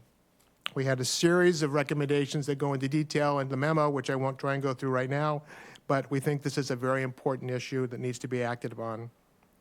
Another item that was high immediate priority was the zoning enforcement issue. One of, if not the most commented on issue by the public was zoning enforcement issues and problems. The committee acknowledged that the recently formed group, being led by Assistant Town Manager Clyburn, to address this topic. However, the committee strongly stressed the need for the town to address the current problems with zoning and other enforcement issues in order to maintain the community standards and quality of life in the town's neighborhoods. We had discussions at great length about what we could and could not recommend. We were advised by the town attorney that we could not make specific recommendations, so we chose to just elevate this issue, stress to the town council this is something that needs to be addressed on. Similar to what was said here, we hope this is not a committee that gets formed and nothing happens. This is very important. It was, as I said, one of the most pressing issues with the public, and I hope that the council acts on that. The fourth immediate priority was industrial land preservation. The committee felt it was imperative for the town to identify and preserve areas both within the Independence Park area and elsewhere in the town that can be used for the development of contractor bays, industrial zone parking, and spaces for startup and small commercial businesses. We have the whole area of Independence Park, which was basically created for the purpose of encouraging our industrial development on the Cape and in Barnstable, and right now that seems to be converted into largely housing. We need to preserve some of that area and find ways to move some of the cars and trucks that are being parked in our neighborhoods to other locations. So we thought that was an immediate action that the council needs to take. Then we went from the immediate priority to what we referred to as high priority actions. These referred to in the zoning ordinance. There were several of those, again, similar to what the folks at the Housing Ad Hoc said, short-term rental regulations. We feel it's important that you review the approaches commonly used by other vacation-oriented communities and implement comprehensive short-term rental regulations to address community concerns while still balancing the Cape's rental traditions and tourism needs. We acknowledge the fact that there's a long-standing tradition on the Cape of people renting their homes, and that was not what we were trying to address. We think it's the short-term issues, the 1 and 2 nights, it's the corporate ownership. That's what needs to be addressed. There are an abundance of rules, regulations, and options that other vacation-oriented communities around the country and world are using, and we think it's something that the town needs to look at closely and develop regulations for Barnstable. The by right zoning single-family residential. We recommend the review and consideration carefully of the strong sentiment expressed by residents to preserve single-family only residential zoning where it exists and not adopt by right zoning townwide. We know that's a controversial issue, but we also looked at closely what the citizens and residents, what we were hearing from the public, and we think that's something that the town council needs to look at very closely. It came out pretty loud and clear in some of the LCP studies that were done or the surveys that the residents did not want to see single-family residential zoning eliminated. Commercial vehicle ordinance, the implementation of restrictions on commercial vehicles in residential areas to maintain neighborhood aesthetics and reduce traffic impacts. Again, this kind of overlaps with the need to identify and segregate some of the industrial properties where we can get some of those commercial vehicles parking in areas they are appropriate for parking and not in people's backyards. The fourth item was rental properties. Again, parking restrictions, develop parking restriction ordinances for rental properties to address congestion and safety concerns in residential neighborhoods. Some of this, again, overlaps with some of the short-term rentals. I know I personally lived on the street when we had a short-term rental on our street where we would have 7 and 8 cars parked along the circle in front of the fire hydrant. There were real issues, and this is something that needs to be addressed. 2 additional high-priority action that we think need to be looked at by the council is the West Main Street zoning. I guess has been discussed by the council before. More recently with some of the issues with the drive-through restaurant being approved on West Main Street, but I need to take a look at the the zoning for the highway business district and looking at downzoning to a less intense use category to better align with community needs and character. And I want to compliment Jim. I know as part of the LCP process, they've identified that West Main Street area as an area for consideration to take a look at those kind of issues. So I think that's something that needs to be looked at sooner rather than later. And an item, thanks to committee member Kathy Ledeck, enlightened a lot of us on some of the climate resiliency requirements. There are a lot of issues that go beyond that one bullet point. Things such as tree preservation ordinance. These are outlined in a little bit more detail in the memo.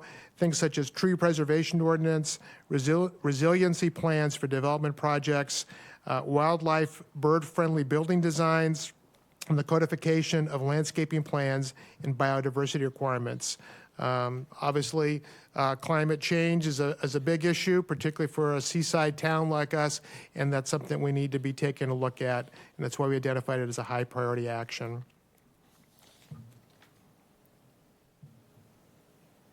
Then we went to our third category, which were priority actions. And we placed most of the regulatory agreement recommendations in this category, largely because of, as we got into this process and worked with Jim, because of some of the recent changes, it's really eliminated the use of the regulatory agreements to the extent they were several years ago. While we think they're very important, we rated them as priority actions. And the ones that we identified were to review and amend Chapter 168 regulatory agreement map. Looking through the map, you know, there was, I guess originally the plan was you had the growth incentive zone, and that was what was defined.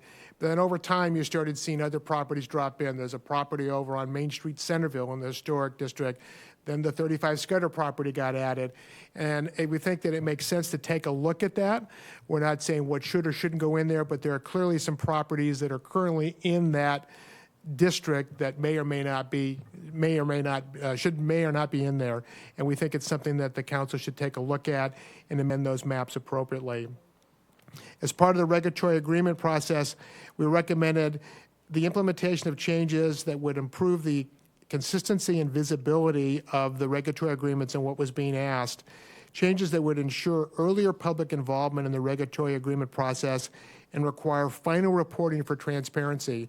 As I got into this process and talking to some of the council members, I heard and learned about regulatory agreements where things have been signed and 2 or 3 years later, nobody knew the property had changed hands, or they complied with the agreements or the items in the regulatory agreement for 3 years, and then they just stopped complying.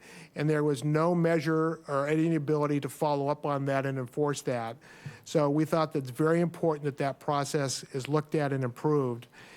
Along with regulatory agreements is the definition of public benefit priorities. The town council, we recommend, look at that and define what those public benefits should be for regulatory agreements. What is it we want? Do we want them to come in and provide less paved surfaces? Do we want our water lines replaced when they come in? A whole list of things. Again, we go into detail in the memo, but things that the council should look at, and this is probably something, whether it's every year or periodically, the council should be looking at what are the benefits that the town needs, and these are what we should be asking for in the regulatory agreements. We also recommended along those lines putting together a template. Flip the table. Rather than the developer coming in and telling us this is what we'll do, the town needs to put together a list of things that we want and let the benefits, let the developers know what the benefits are so they can come back and talk to us and negotiate. And finally, as I mentioned before, strengthen the enforcement. There currently is really no ability to go out and enforce those regulatory agreements and, what's being done, what was promised. And a lot of these, they run with the property. So it's not just at the end of 10 years, these requirements go away. Someone changes the property or the property changes ownership, it's understanding they should follow with the new ownership. And then we had 2 priority actions related to zoning. One was review and amend 240-44.2 ground-mounted solar. In the memo, I think there was a phrase at the end, and it should have been highlighted a little bit more detail, but Jim had given us some wording that was largely, I think, related to what, Jim, was it the visibility, or I can't remember what it was. The Impacts of the solar, like noise and other. The noise and things. So that was the specific recommendation. But I will say that at the same time, we had a lot of comment from some of the members of the public about concerns about the solar, whether we have met our requirements for the state requirements. So again, I think it's something that the council should be looking at and considering on the solar. And then the final item was review and amend exempt uses. Some of the properties, whether it's a new fire department, a new fire station, or municipal properties, the recommendation is to establish standard policies and standards for exempt uses, specifically addressing the municipal use of properties to make sure that they're doing what we're asking developers and the public to do. So those were the main recommendations that we had made. There were several additional zoning considerations. One was the regular assessment of the ordinances. What we recommended is a periodic review of zoning ordinances to ensure they continue to meet the community needs. As we all know, things change. We need to take a look at this and do this regularly. We thought it's important the public input process create more robust mechanisms for gathering and incorporating public feedback on zoning changes. We like to think that the Ad Hoc Zoning Committee was very instrumental in doing that, helping shine a light on what some of those issues are, and we think it's something that should be done on a regular basis. And finally, enforcement mechanisms. Develop stronger enforcement tools to ensure compliance with zoning regulations. One of the things that I heard Laura Schulte mention earlier, and it was a similar recommendation in the body of our memo, was doing a review and inventory of what our affordable housing is and enforcing that. And this kind of goes to that. There's lots of enforcement issues, not just on zoning specifically, but other things in this town that we need to be taking a look at and enforcing. Finally, conclusions and next steps. The first item, council review. We recommend the council thoroughly review all the recommendations, particularly those that we've identified as immediate priorities requiring prompt action. We encourage continued public engagement, a transparent process by engaging residents in discussions about proposed changes before implementation. I believe that the next step will be for the council and certain councilors, whoever wants to take it upon themselves. It'll be in your hands to make recommendations to act on these recommendations that we presented. And implementation, developing a strategic implementation plan that addresses immediate priorities first and creating a timeline for the high priority and priority actions. The committee wants to extend its gratitude to the town council for authorizing this important work. The public forum created a transparent environment for officials, staff, and residents to discuss potential zoning amendments and policy changes that will preserve and improve the quality of life in the town and its villages while meeting current and future needs.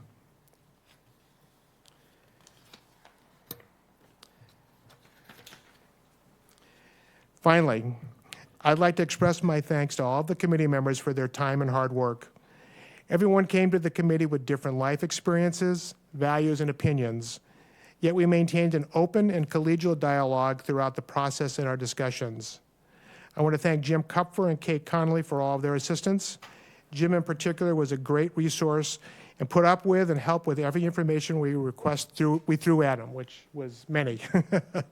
And Kate kept us on the straight and narrow, advising us of any legal concerns or issues she had.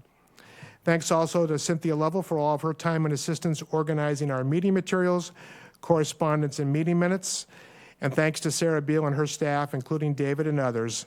They saw us through several Zoom bombing episodes and got us back into the Selectmen's conference room for our meetings, which I think we all felt was a much more conducive environment for conducting the committee's work. I also want to give a special thank you to the many members of the public who took time to appear before the committee, called or wrote to us to share their opinions, thoughts, and experience. As the committee stated in its memo to the council, we found and believe strongly that the town's residents are one of its most valuable resources.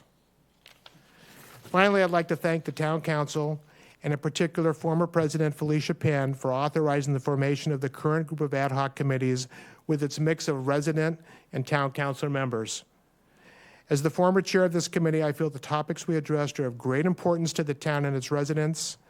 I believe future council should plan to reestablish the ad hoc committees on a periodic basis to review and make recommendations to help guide them in their decisions regarding Barnstable's future. Thank you very much. And with that, I or any of the committee members here with me or Jim, we'd be happy to answer any questions you might have. Thank you. Councilor Mendes. Thank you, President Tamish. No questions. I was on the committee, so I'm familiar with all this stuff, but just a comment. First of all, I'd like to say I've been on a lot of committees, and this was by far the best. It's impactful, very civil, and very diverse. And when you look at the committee, there was somebody from every socioeconomic part of life, just about every village, and everybody with a different life story. And that being said, a third of the people in here aren't going to like some of the decisions we may come to. A third of the people are going to like them. Then there's going to be those in the middle who just don't care. But when you're on this side of the dais, it's not what we want personally, because I voted for plenty of things I didn't want personally, but it was what was best for the town. So you have to keep that in mind. We have to keep in mind not only affordable housing, but the residents that are here, especially in Hyannis. Hyannis is a war zone from 3 o'clock to 6 o'clock at night. A drive to Centerville that used to be 5 minutes is 15. That's what it is now. So we have to keep that in mind when we make decisions. It's not that we don't want 4 stories or 3 stories or 2 stories. We want quality of life for the people that are here. We have to always keep that in mind. And as somebody who's lived in this town my whole life, my father's lived in this town his whole life, my grandfather's lived in this town his whole life, my great-grandfather lived in this town his whole life, I've seen the changes. I mean, Mr. Presbrey remembers Kennedy Memorial Skating Rink when it was just a roof. That's when we used to skate there. That's when we started playing. That's when it took 20 minutes to drive from Hyannis to Falmouth. Those days are over, so those are the things that we have to consider when we're thinking about zoning changes. It's not just affordable housing. It's just not workforce housing. It's just not the residents that are here. We have to take that all into calculation and make the best decision for the town, and especially for those who are here now. That's my comment. Thank you. Thank you for that. Very well said. Any further comment on my left? Seeing none? Any comment? Councilor Ledke? Yeah, I really love what Councilor Mendez said, and I think it echoes what Bob Schulte brought up about the dynamic nature of this. We have to be dynamic in this, and I like that you talk about, ongoing reviews. I think that's so important. And, to Councilor Mendez's point, that it's a dynamic, it's a moving situation. And you talked about the intersection with the Housing Committee. But I'd also say, in listening to your presentation and having gone to 2 of the local comprehensive planning committee events that were held, I see intersections there too. And that's when you kind of see these diagrams where you have 3 circles intersect and the important piece always comes out. So I think we're seeing that from different ways. And that to me is amazing when we have completely different groups of people that are seeing the same things after very deliberative processes, not just, talking over coffee or something. A lot of input, a lot of discussion. Independence Park comes to mind. The LCPC has done an enormous amount of look at that. And of course, it talks to what, Andy Clyburn's working on with the enforcement in the commercial industries and to some of, Councilor Mendez's points that, we have a dynamic situation. It isn't just housing, it's our commercial piece. It's our livelihood of our people. So I really, again, I would make the same comment that let's keep the momentum going and move out smartly on these and see what we can tackle. I think you've hit on everything beautifully. And I've said before, I was the liaison to the Main Street Historic District, so I was right there when this first hit the street, so to speak, and saw the clash of our zoning, which was very well intentioned to do something, and it did do that. It gave the developers a fairly green light, but then it hit with the reality of our historic nature, and then it created a conflict. So hopefully we can move forward and do something that's a little bit more peaceable for both sides. Thank you. Thank you. Just one final comment, just because I want to thank Councilor Mendez for his comments, and just remind the public that, while, a lot of the focus was on the downtown Hyannis zoning, we had 2 Hyannis councilors on our committee who, they are representing their constituency. This wasn't a group of Centerville or Osterville or Cotuit people making decisions for Hyannis. We got everybody's input and developed what was a consensus. While not unanimous, it was certainly a consensus. So I just, wanted to make that point, that, we thought through these things very carefully, tried to weigh everyone's opinions. And again, the objective was to be fully transparent. I want to thank Councilor Schnepp for making the comment that we included Mr. Etienne's comments in full. We made that clear to everybody. We want everyone to have a voice. So we kept that transparency throughout the process. So, Thank you. Go ahead, John. Please, Seth first. Go ahead. Thank you. Bob, could you go bring up the slides again? Probably slide 3, which showed the. We'll have to wait for Linda to get I think it was the second slide. There we go. By right zoning. I touched on this in my earlier public comment. When it says, consider carefully the strong sentiment expressed by residents to preserve single-family only residential zoning where it exists and not adopt by right zoning townwide. Focus on the residents part and ask yourself which residents. Is it just residents that already own homes in those single-family zoning areas? Was it residents that currently rent outside and who are hoping to buy homes in those areas? Anecdotally, my best friend is currently trying to buy a home. And every morning or so, I'll get text messages saying, we think we found a house in our range, $650,000.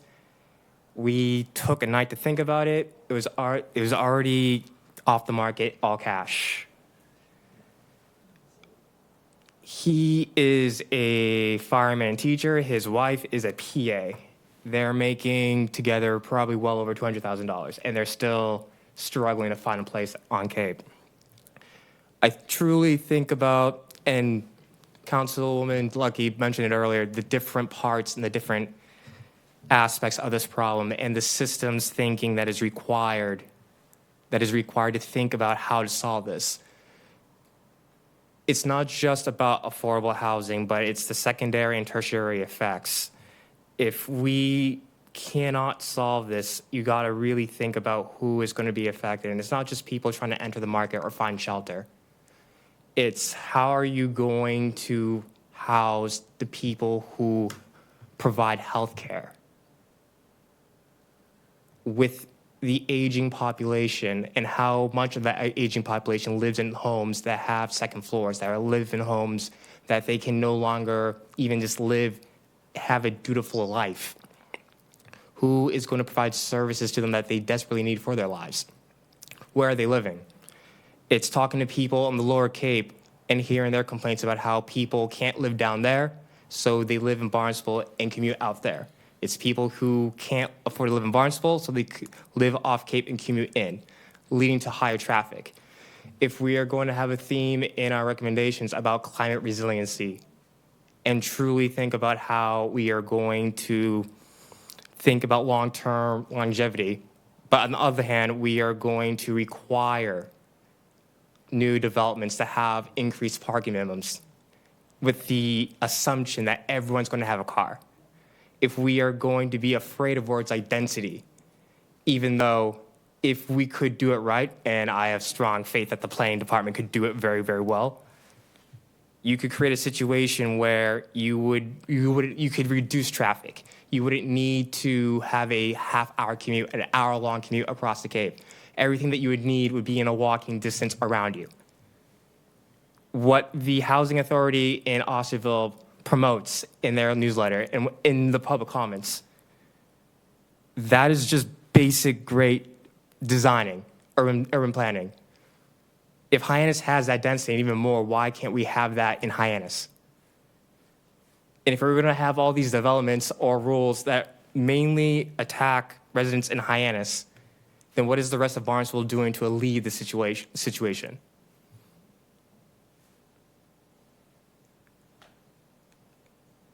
I'll leave it off at that point.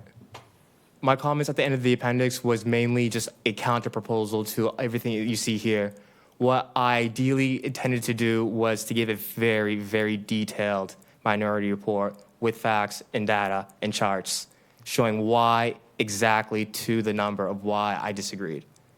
That might be a pipe dream, but that is almost at this point a personal project now at this point to really show the committee and the council of what I truly believe that we should all be working towards and the possible pitfalls or the short-term or the misguided thinking that we all had during this process. Thank you, Seth. Thank you, Bob. Kathy? So Kathy Ledeck here. Again, first I want to thank the council for the opportunity to serve on this committee and thank the councilors and the members of the committee. They were just fantastic to work with. Zoning, it's not the most exciting topic, but the discussions that occurred in the committee meetings were very rich, and I learned a lot from every one of you in your life experiences and sharing the links to zoning. Councilor Letke, your comment is right on when you say there are links to other activities, other committees that are going on here in Barnstable. We, of course, we're looking at zoning, but there's a clear link between what's happening with the LCP and what's happening within zoning. And it was very interesting to see some of the recommendations coming forward in the LCP that we discussed in our committee meetings. I thought that was really very important.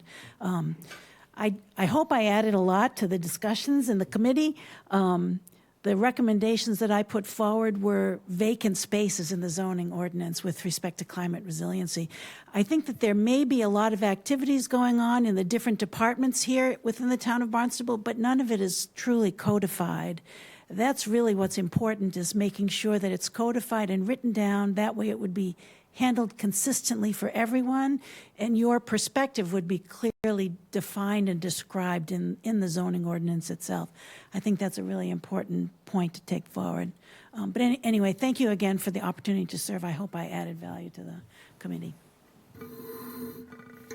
Great. Unless any other questions, we'll let you get back to business. So thank you very much. Councilor Penn, did you have a comment? Oh. Yes, I do.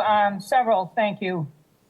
3 cheers, first of all, for my fellow councilor, Jeff Mendez, for recognizing and lauding what a dynamic and productive committee this was.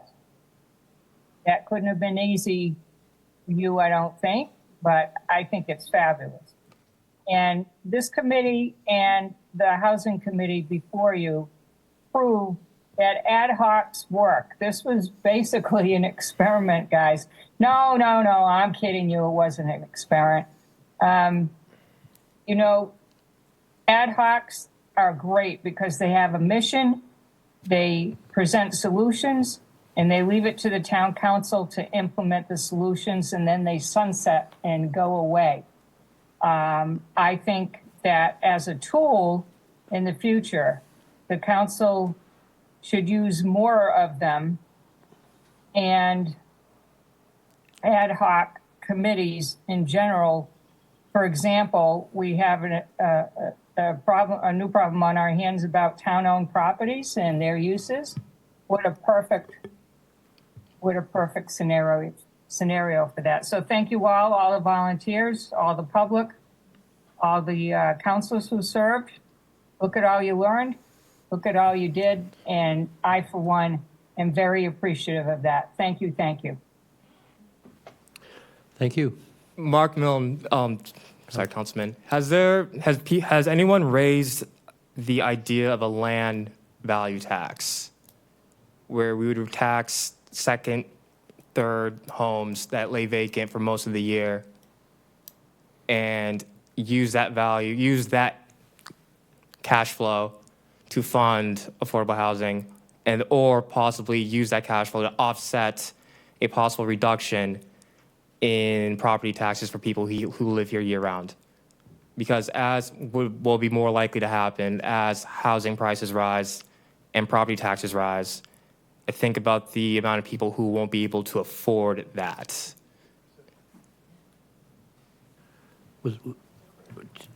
I guess.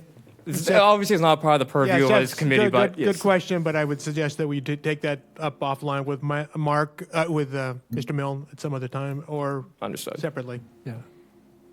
I mean, essentially, that's what the residential exemption does do, but we could have a further discussion with Mark on that.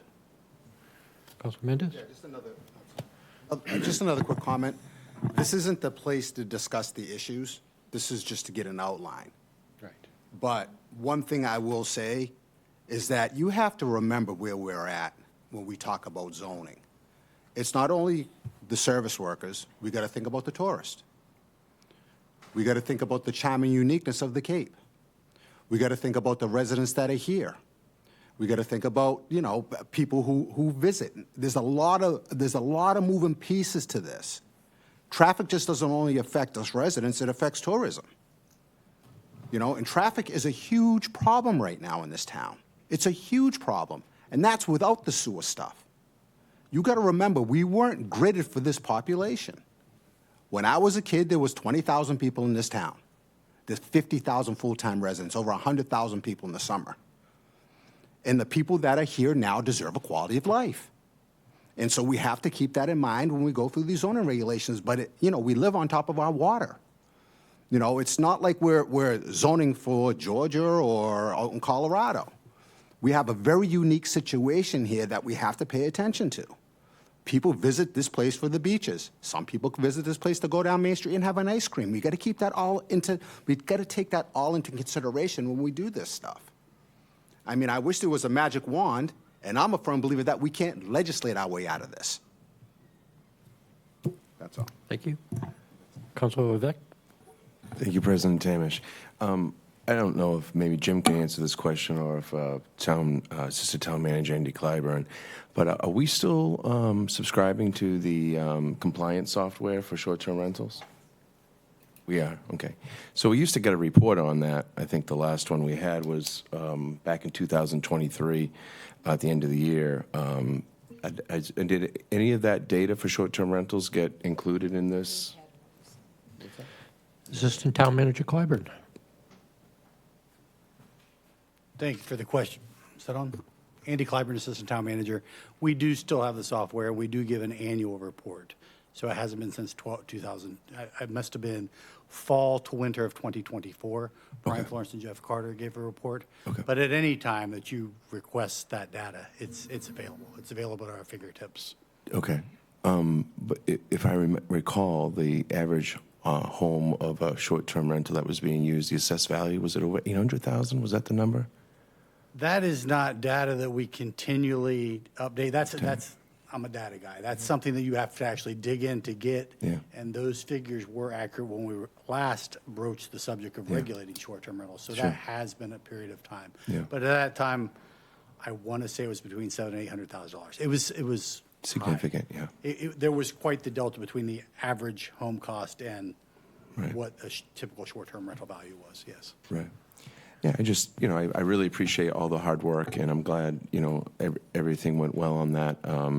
I just think it's important to really study out the economic development impact that these decisions make. A lot of the reasons why we went in the direction that we did with the form-based code is that it really was an equitable way to have predictability about redevelopment. And and I really appreciate the regulatory agreement review, because the reason why we did form-based code is because it was seriously flawed, and that only cash-rich people could really get a benefit from the regulatory agreement and be able to negotiate waivers and things of that nature. So if somebody asked them to jump through this hoop or jump through that hoop, they'd be able to afford such a thing, where form-based code just created more predictability, opportunities for people to actually get financing instead of having to be having the cash in their pocket. And it also had, they didn't necessarily have to go through a 3-year process. These were the anecdotes and stories we were listening to about trying to move forward in redeveloped blighted properties. So this, again, was a way, and we were talking to developers, again, why aren't you coming to the town of Barnstable? Why aren't you partnering with us? Why? So on and so forth. And it's at your current zoning, it's too expensive to build, so it's not possible to build what you'd like to see. And again, with the economic uncertainty that we face currently, and I appreciate the fact that we're doing some workshops to try to get a consensus and education. But I just think that, and as far as traffic goes, I understand. I don't know if 50,000 people in the town of Barnstable is completely unheard of. I think there's been a little bit of ebb and flow. And again, we're not looking to completely overpopulate the area, but also understand that when business is here in the summertime, that there's traffic, they actually sleep better at night. And they understand that traffic is what drives their businesses. And, I think I have the finger on the pulse when it comes to that, and I understand quality of life, and I live here too. I have for the last 30 years, so I understand, giving myself more time to get from point A to point B. And so I just think we need to my point is, we need to understand the economic development impact of the growth dollars that we created by changing the zoning, and that it wasn't taken lightly, and I'm open to, corrections on that and adjustments on that. I believe, it should be done right here on this dais. I don't believe that, the planning department should take these, these things and start implementing them right away. I hope that's not the case, because it really needs to be talked about by elected officials, and it needs to get a supermajority approval. So thank you. Thank you. Any further discussion? Councilor Schnapp? Can I just make just a real quick response? Oh, sure. Yeah. Absolutely. Councilor Beck, thank you for your comments. 2 things. I don't think the information from the host compliance system was particularly relevant. What that monitors was problem properties. What we're really addressing is the lack of the depletion of the housing inventory by short-term rentals, which is not something that host compliance follows or tracks. So I don't think that would be particularly relevant to our discussion. Sure. It actually, if you dig deep into it, there are some things that it touches upon that can give us some sort of scope of how many rentals are actually in the town of Barnstable, how many have registered for short-term rentals, and even at certain high marks. Just because there's, say, 1,400 short-term rentals, it doesn't mean they're active in the high season. Things of that nature. From what I've seen, we've been able to get that type of data and come to some sort of percentage, at least in some sort of range here or there, that we have. So again, I just think it's something we pay for, and I just think it's a tool that we should use in the process, that's all. Yeah. And actually, I think there should be a further study that we should actually, like P-Town did, to figure out, they had a company come in and do a really thorough job on, and doing that, and then, and they also, made it possible. I think it was talked about that it was beneficial for, there was a benefit there if somebody rented long term. I did talk to a select board member there, and, I think what they hoped would happen, it hasn't happened, and I think more people are just sticking with the short-term rental because it is more profitable. Again, no perfect solution, but I think there's some, application to that whole compliance. That's all I was saying. Thank you. I think the recommendations that the committee made were to do further study of that and look at implementing some of those things. And then the second comment, I appreciate your comments about, looking at and changing. I think, some of the thoughts, we heard comments from some of the public and people saying we should repeal the form-based code. We should put a building moratorium. That wasn't the direction the committee went.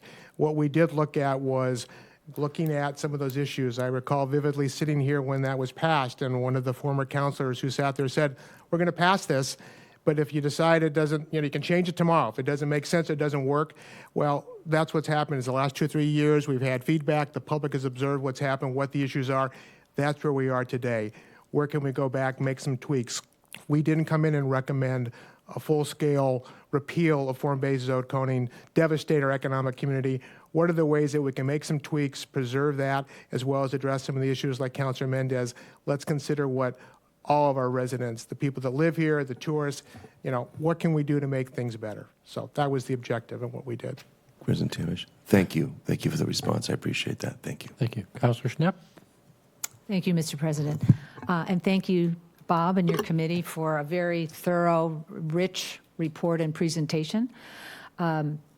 I think there's a lot for us at the council here, to really debate and wrestle with, because I know there's a lot of recommendations here, and you have prioritized what you think should require immediate attention. My editorial comment is I agree that the inclusionary affordable housing ordinance has been discussed, the nexus of both the Housing Committee and this committee, and I would hope the council would move forward with the discussion of that as soon as possible.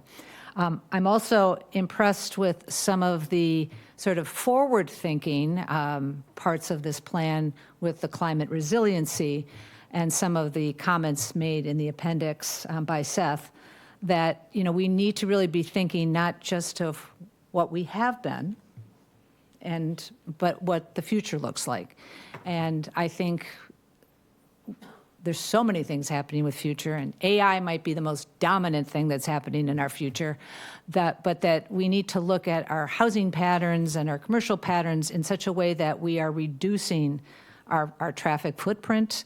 And I think the way that that our zoning needs to complement, what our future vision looks like.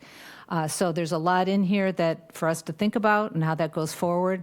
But I'm not sure protecting all of our existing zoning is going to be compatible with that future. So that's just sort of my thought to throw out to the rest of the council.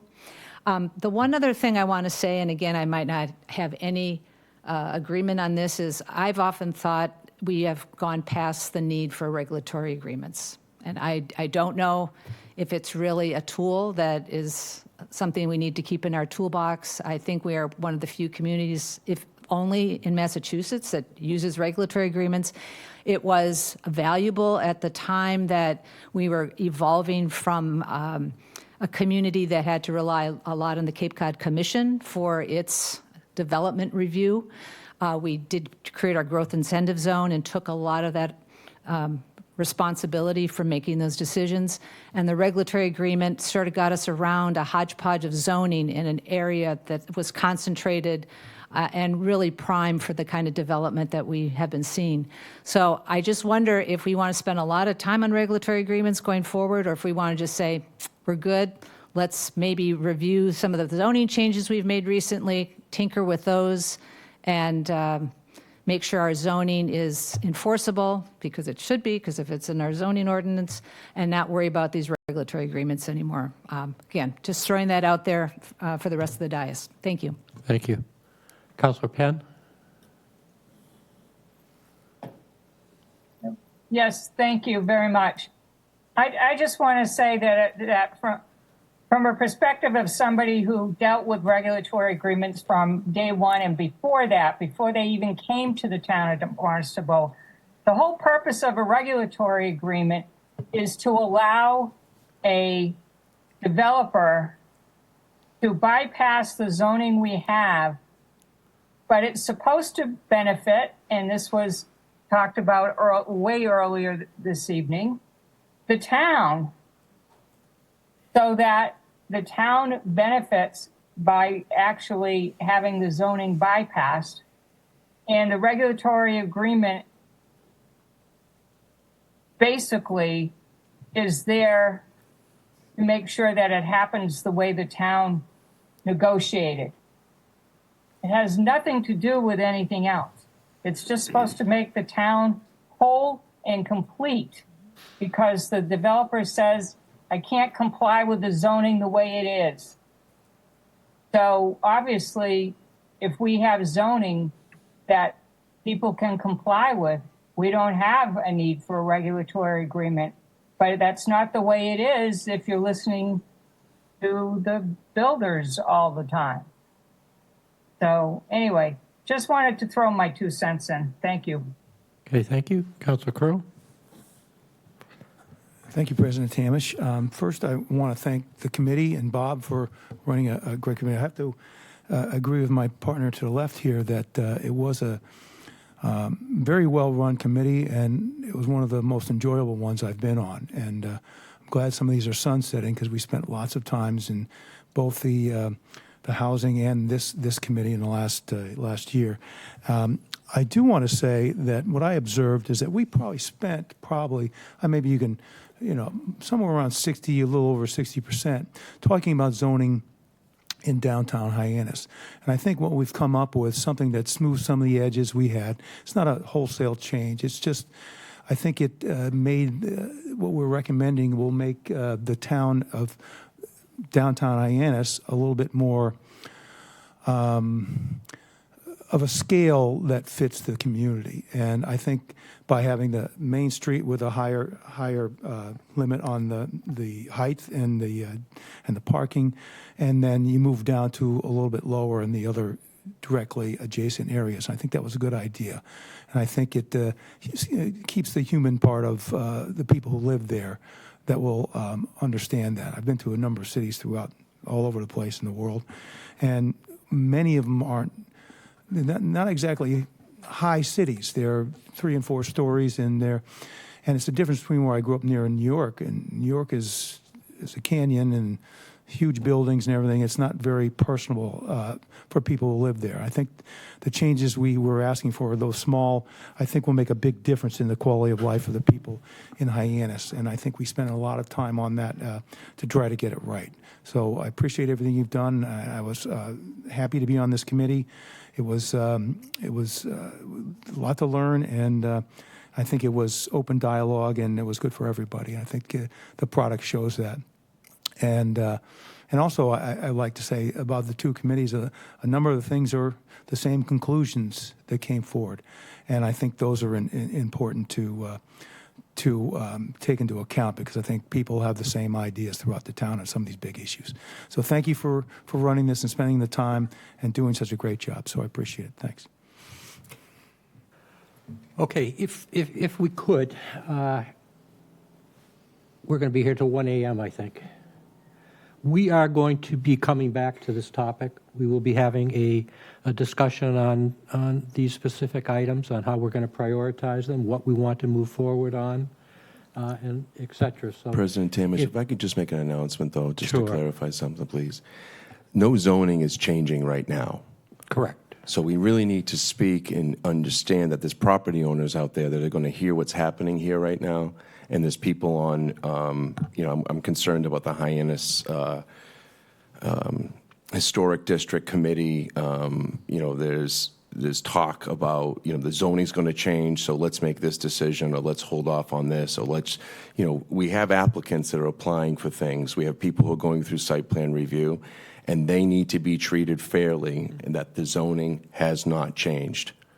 So they have invested in property, they've invested in plans, they're hiring land use attorneys, and to go in a certain direction because they've been led to believe that this is okay. So I just want to make sure that's clear and that's understood by the public. Thank you. Thank you. That is a valid point. Okay, if we could move on. And Mr. Schulte, thank you very much to you and your committee. Thank you all. Fantastic job.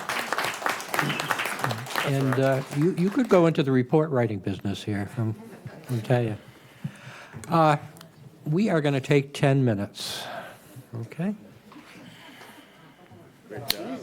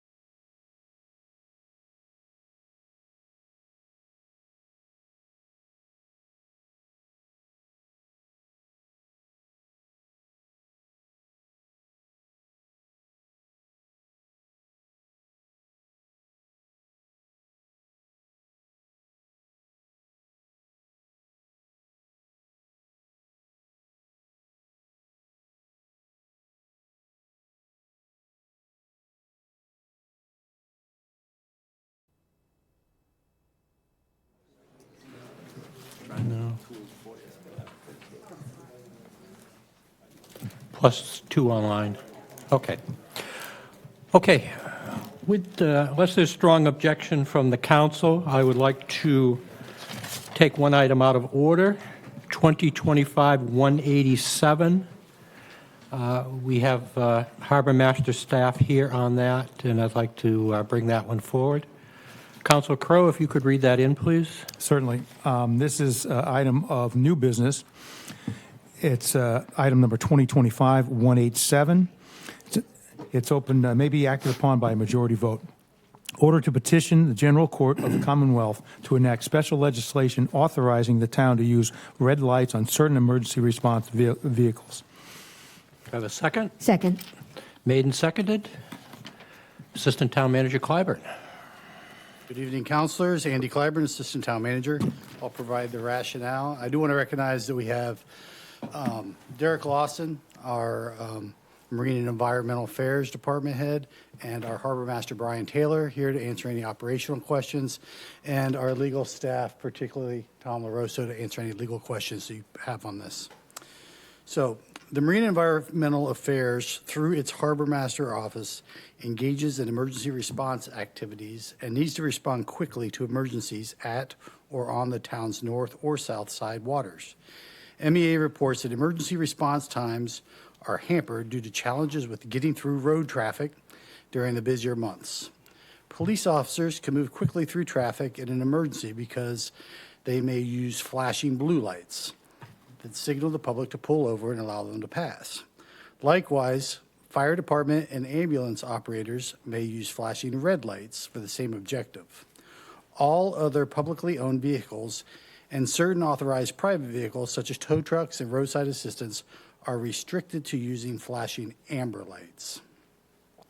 MEA believes the public will not pull over, or at least not with any urgency, when a vehicle with flashing amber lights approaches from behind, as they would if the vehicle were flashing the blue or red lights. Because state law only allows MEA to display amber light, special legislation would be needed from the General Court, the state legislature, to authorize use of either blue or red lights. The town therefore seeks special legislation that would allow the town manager to authorize certain MEA vehicles to mount a flashing red light for use by the director of MEA, the harbor master, and harbor master staff when proceeding to an emergency or responding to an alarm, and at no other time. The town prefers to request the use of red lights because they indicate an emergency response, while blue lights could incorrectly suggest police activity or that the driver is supposed to pull over for a traffic stop. Like I said, we have staff here to answer any questions that you have on this. Thank you. Any questions on my left? Seeing none, on my right, Councilor Turkelson. Thank you, President Tamish. Do other towns that have harbor patrols use flashing red lights? Are we an anomaly? I think that we probably would be an anomaly. It's a mixed bag. Various towns use blue lights, more predominant, am I correct? More blue lights than red lights. And in today's world, it's not legal. So there are many agreements, MOAs between harbor master and police chiefs, things such as that. But this, upon advice of our council, is the route that we really need to go to make it official. Thank you. Yeah. Thank you. Any further questions? Councilor Bloom?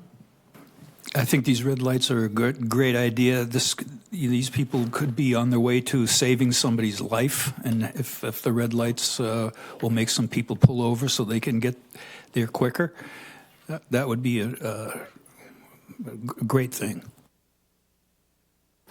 Thank you. Any further discussion? Seeing none, Madam Clerk.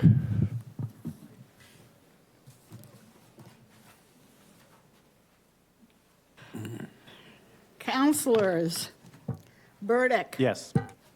Clark. Yes. Crowe. Yes. Levesque. Yes. Ludke. Yes. Mendes. Yes. Neary. Yes. Penn. Yes. Schnapp.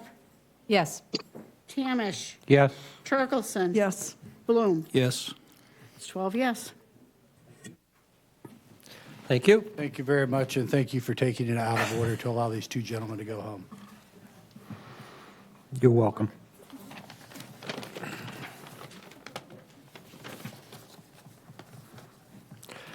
Okay, moving on to old business. Mr. President, Look at, were we going to do the Mark Milne report today? yes, we are. Okay. Yeah. Two things. I know Counselor Penn is going to have to drop off, and Counselor Mendes may have to leave due to some family issues. I just want to make sure we maintain a quorum for the rest of the items. Is there going to be an issue with any other counselor? What I'm particularly concerned about is the appropriation orders and making sure that those are moved to the 5th of June. We can do that with one vote. All right. Why don't we get those out of the way? Okay.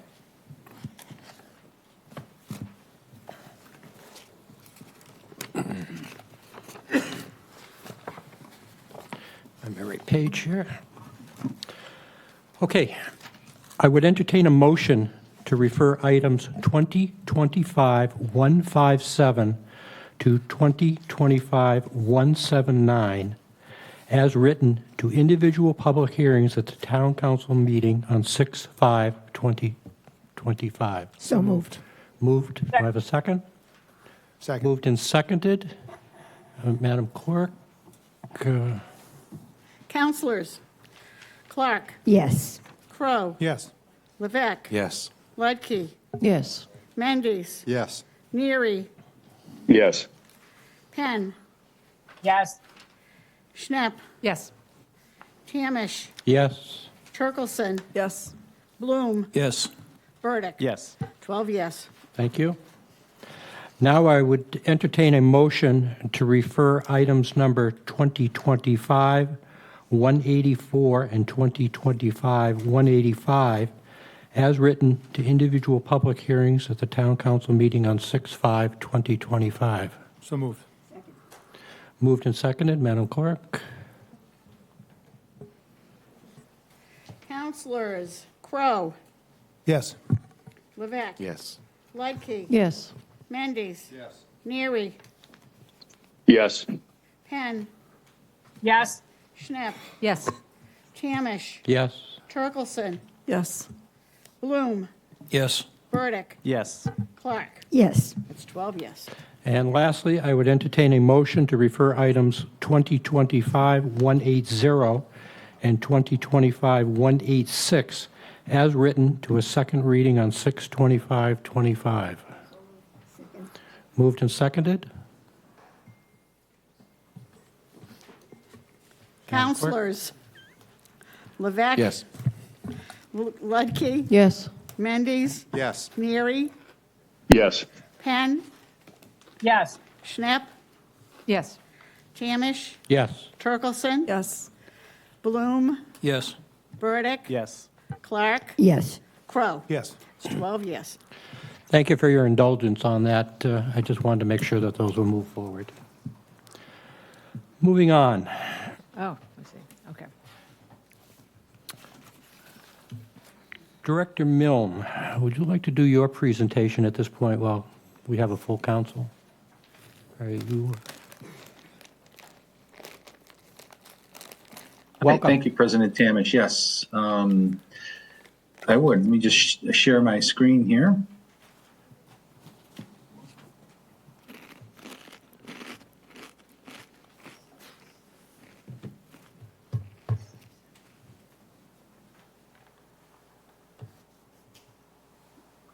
All right. Good evening, town councilors. Mark Milne, Finance Director for the Town of Barnstable. And this evening, I'd just like to provide you a quick and high-level overview of the proposed fiscal year 2026 operating budget. There are 5 primary goals to this operating budget. The first is to maintain our financial resiliency. And what that involves is having adequate resources and strategies and processes in place to manage our financial risks and adapt to changing circumstances. With a lot of what's going on in the world, financial world today, that's really one of our primary goals, is to make sure that we can react to that in a measured way. The town did this throughout the pandemic during the last financial period of financial uncertainty that we had. We're going to be prepared to do so again.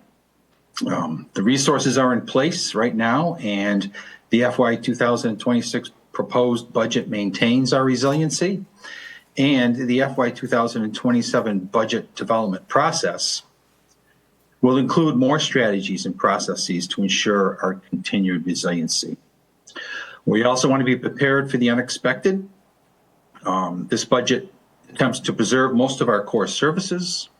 It holds our tax levy within Proposition 2.5, and we continue with our increase in the capital infrastructure for the community in a responsible manner. Here is the breakout of the proposed budget by major area. The total budget increase is $9.7 million, or total budget of $225 million, for about a 4.5% increase. The schools represent about 41% of that spending. The municipal operations are about 23%. Fixed costs are 35%, and we set a small amount of the overlay aside, or tax levy aside, in what's called our overlay account, to pay for statutory exemptions and any abatements that may be awarded. And that's about $1.3 million. Here is how we will pay for that budget. The tax levy is projected to be about $156.1 million, or $5 million more than the current tax levy. State aid is about level with what it was for the fiscal year 2025 budget at $30.6 million. There is not a significant increase in state aid again this year. Either the governor's budget proposal, the House budget proposal, and the Senate budget proposal, none of those provide a substantial increase in state aid. So that means most of the budget will have to be paid for with local resources, including property taxes, local receipts, and our general fund reserves. Our local receipts we're budgeting $2.5 million higher this year than they were in fiscal year 25. We've had continued to see revenue growth in this area. We have not seen any contraction yet in any of our local receipt categories. And we will use $8.4 million again in our reserves, which is $2 million more than the current year, to balance the budget. So goal number one, speaking about maintaining our financial resiliency, we have some of the largest general fund reserves in our history right now. And here's a 10-year look at how those have grown from about $13 million to $31 million, which was last certified at the beginning of this fiscal year. And we're projecting to be certified at over $27 million at the end of the year. The amount that we generate consistently exceeds the amount we use to balance our operating budgets. Those reserves are generated has allowed the town to provide more funds for one-time capital expenditures as well. This also illustrates a structurally balanced operating budget. In addition, it exemplifies the town's ability to withstand and recover from financial shocks or disruptions, like natural disasters or economic downturns, while maintaining our essential services. We've also created multiple additional reserves to support our financial resiliency, as this table illustrates. These reserves contribute to the town's financial resiliency as they provide resources and include strategies and processes to address our capital needs, unfunded pension and healthcare liabilities, the town's sewer expansion program, stabilizing drinking water rates, and providing resources for self-insured activities. Collectively, this group has grown to over $60 million. Our second goal is to be prepared for the uncertain. Again, we're going to use conservative revenue estimates in the general fund to guard against potential revenue contraction and revenue deficits. This strategy has worked well for us over the past several years, and we're going to continue with that. We have strong general fund and enterprise fund reserves to protect most of our core services for the fiscal year 2026 budget. Our capital project implementation is being carefully evaluated, as we've already presented to you. And again, our fiscal year 2027 operating budget development will include some additional processes and strategies, including analyzing a more in-depth analysis of discretionary versus non-discretionary spending, and evaluating our cost recovery for certain fees that are charged and potentially adjusting those fees. Here's our local receipts history. As you can see, this has continuously grown. It dipped a little during the pandemic, but since then has considerably increased over the past 3 years, and we project it to come close to $35 million at the end of this fiscal year when we close it out, but we're only using about $30 million as a revenue estimate for fiscal year 26 budget balancing. And again, that speaks to the conservative nature that we're using, or a conservative strategy that we're using to balance the budget with local receipts. Our third goal, again, maintain our core, preserve most of our core services. To do this, we will use $5 million in reserves, $3.7 million to balance the school's operating budget, about $1.3 million for the municipal operations. We're going to use an additional $3 million for those conservative revenue estimates. We could raise those estimates more and not use reserves, but we want to be prepared for the unexpected. And then we're using about $400,000 for a small snow and ice deficit, comparatively speaking, to prior years, for a total of $8.4 million of reserves. We're projected to generate about $10 million when we close out this fiscal year. That's from actual revenues exceeding our budget estimates, as well as expected returned appropriations.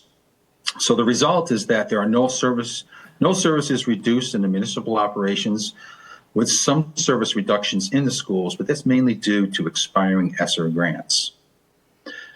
We project about $27.4 million in general fund reserves at the end of the year. And our last goal is continue to increase maintain the property tax levy within Proposition 2.5. And here's the calculation as to how that levy grows to $156 million. We're allowed to increase that base levy of $149 million by 2.5%. And we have a more conservative projection for new growth this year of $1,250,000. It was in excess of $1.7 million for fiscal year 25, but we're being conservative with that estimate as well. And then we have a couple of voter approved exclusions that will be added to the tax levy, which gives us a $156.1 million tax levy. And that's about 3.34% above what the levy was for 2025. And finally, our fifth goal, continue that increase in the capital funding. We are increasing our allocation to capital funding by our base allocation by 2.5%. We're adding to that another $750,000, specifically for funding the expansion of the public sewer system, which brings that investment up to $5 million annually now. 2027 will be the last year that we implement that strategy. And we're also providing a modest increase in our operating capital to allow for continued asset management. This pie chart illustrates the budget by a major area. This is kind of like an 80-20 analysis that I wanted to present to you.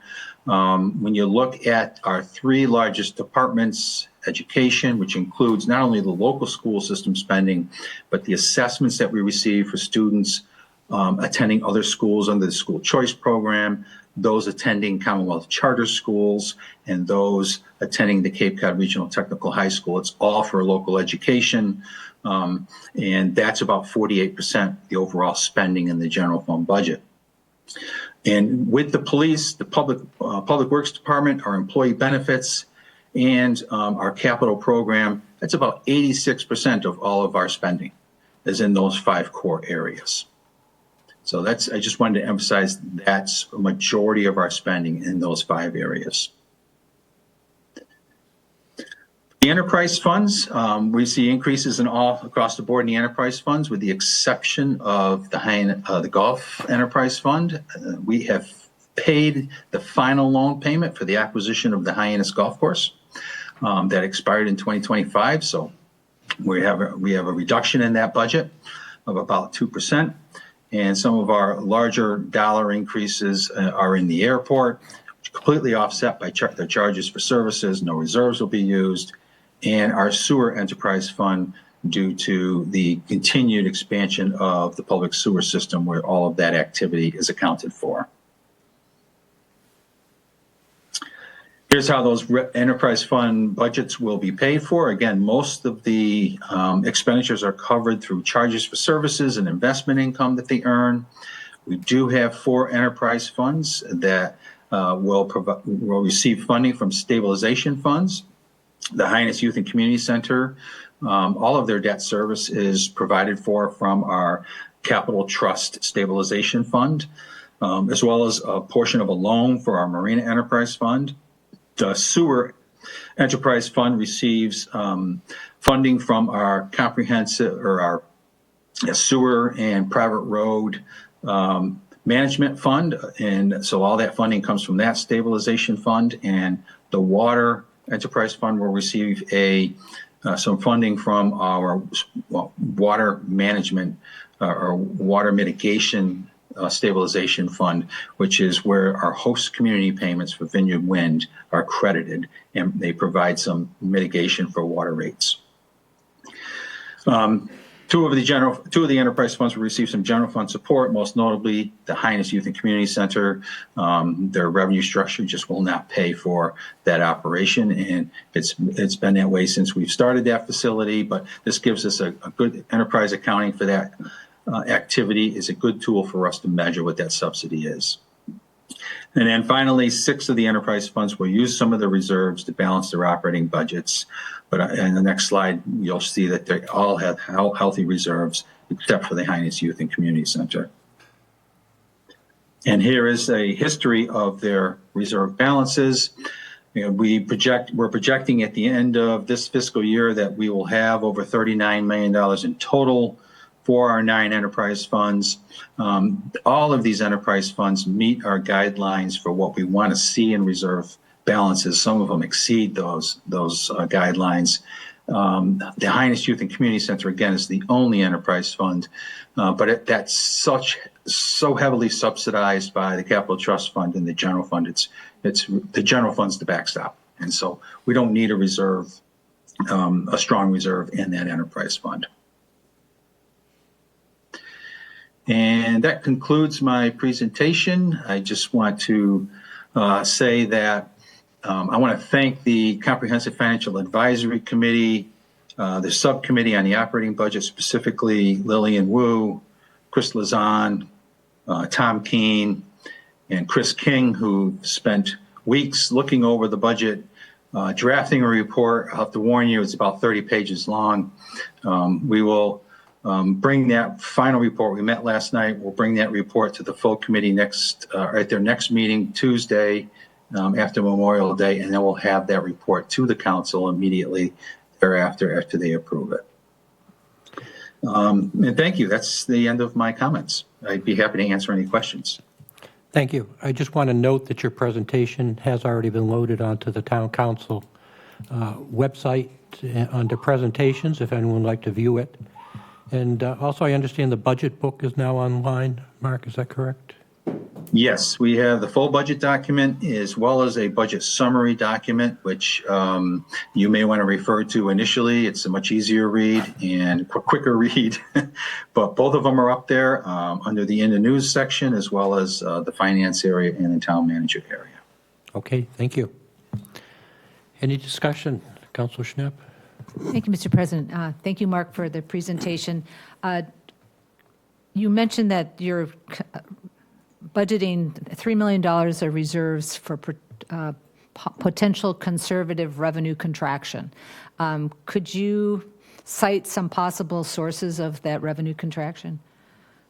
Yes, it'll most likely be in, recreational areas, discretionary spending, beach stickers, parking. We could see a slowdown in new motor vehicle purchases, and so that can impact the motor vehicle excise tax that we take in. We could start to see a downward trend in interest rates if inflation takes off. Again, the Federal Reserve may reduce interest rates, which will affect our ability to earn interest, and so we could see a downward trend in that. So those are some of the areas that we would be most concerned about in an economic downturn. Do we have any risk of losing any Title I funds? To date, Title I and IDEA grant funds for the school department, we have received no notification that they will be reduced. However, some of the other smaller federal grants, we have been informed that they do anticipate reductions. But those two of the largest are Title I. I think we received just over $1 million in Title I and about 1.4 for IDEA. So there's no concerns about certain compliance rules to continue receiving Title I funding? We haven't seen the new grant agreements yet. Certainly there is some concern about new grant assurances that may come out in the new grant agreements. But we haven't seen them yet. But we will inform you as soon as we do hear anything about new assurances that may want us to reconsider accepting some certain federal grants. Okay, thank you. Any further discussion on my left? On my right, Vice President Clark. Thank you very much, President Tamish, and thank you, as always, Mark, for your comprehensive presentation.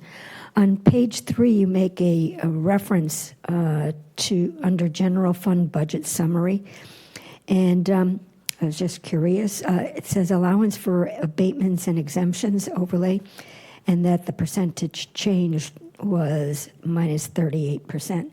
So does that mean that was money you put aside for abatements that you never had to pay out? Yes and no.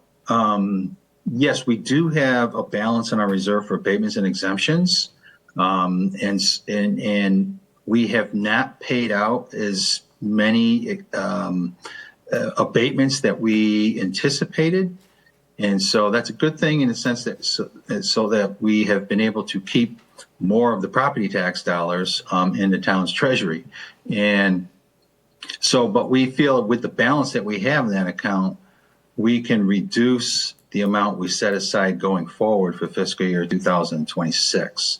And so that's why we have an $800,000 reduction in what we're setting aside for abatements and exemptions. Thank you. Thank you. Any further discussion? Am I right? Seeing none? Thank you, Mark. As always, great presentation.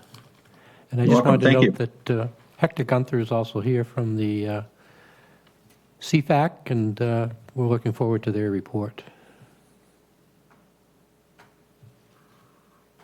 Thank you. Okay, moving on.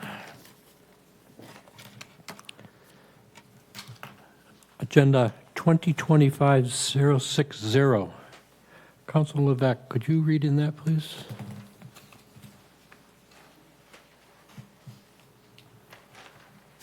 Thank you, President Tamish. As you get to page 96. 511. Page 5. Oh, gotcha. Thank you. I need to get reading glasses. Thank you, President Tamish. This is old business. This is a public hearing, roll call majority vote, item number 2025-060, amending the code of the Town of Barnstable, Part 1, General Ordinances, Chapter 240, zoning to revise the definition of accessory dwelling unit also known as ADU, and to revise use and dimensional requirements, floor area definition, and clarify parking restrictions and no owner occupancy requirement for ADUs as written. Second. Okay.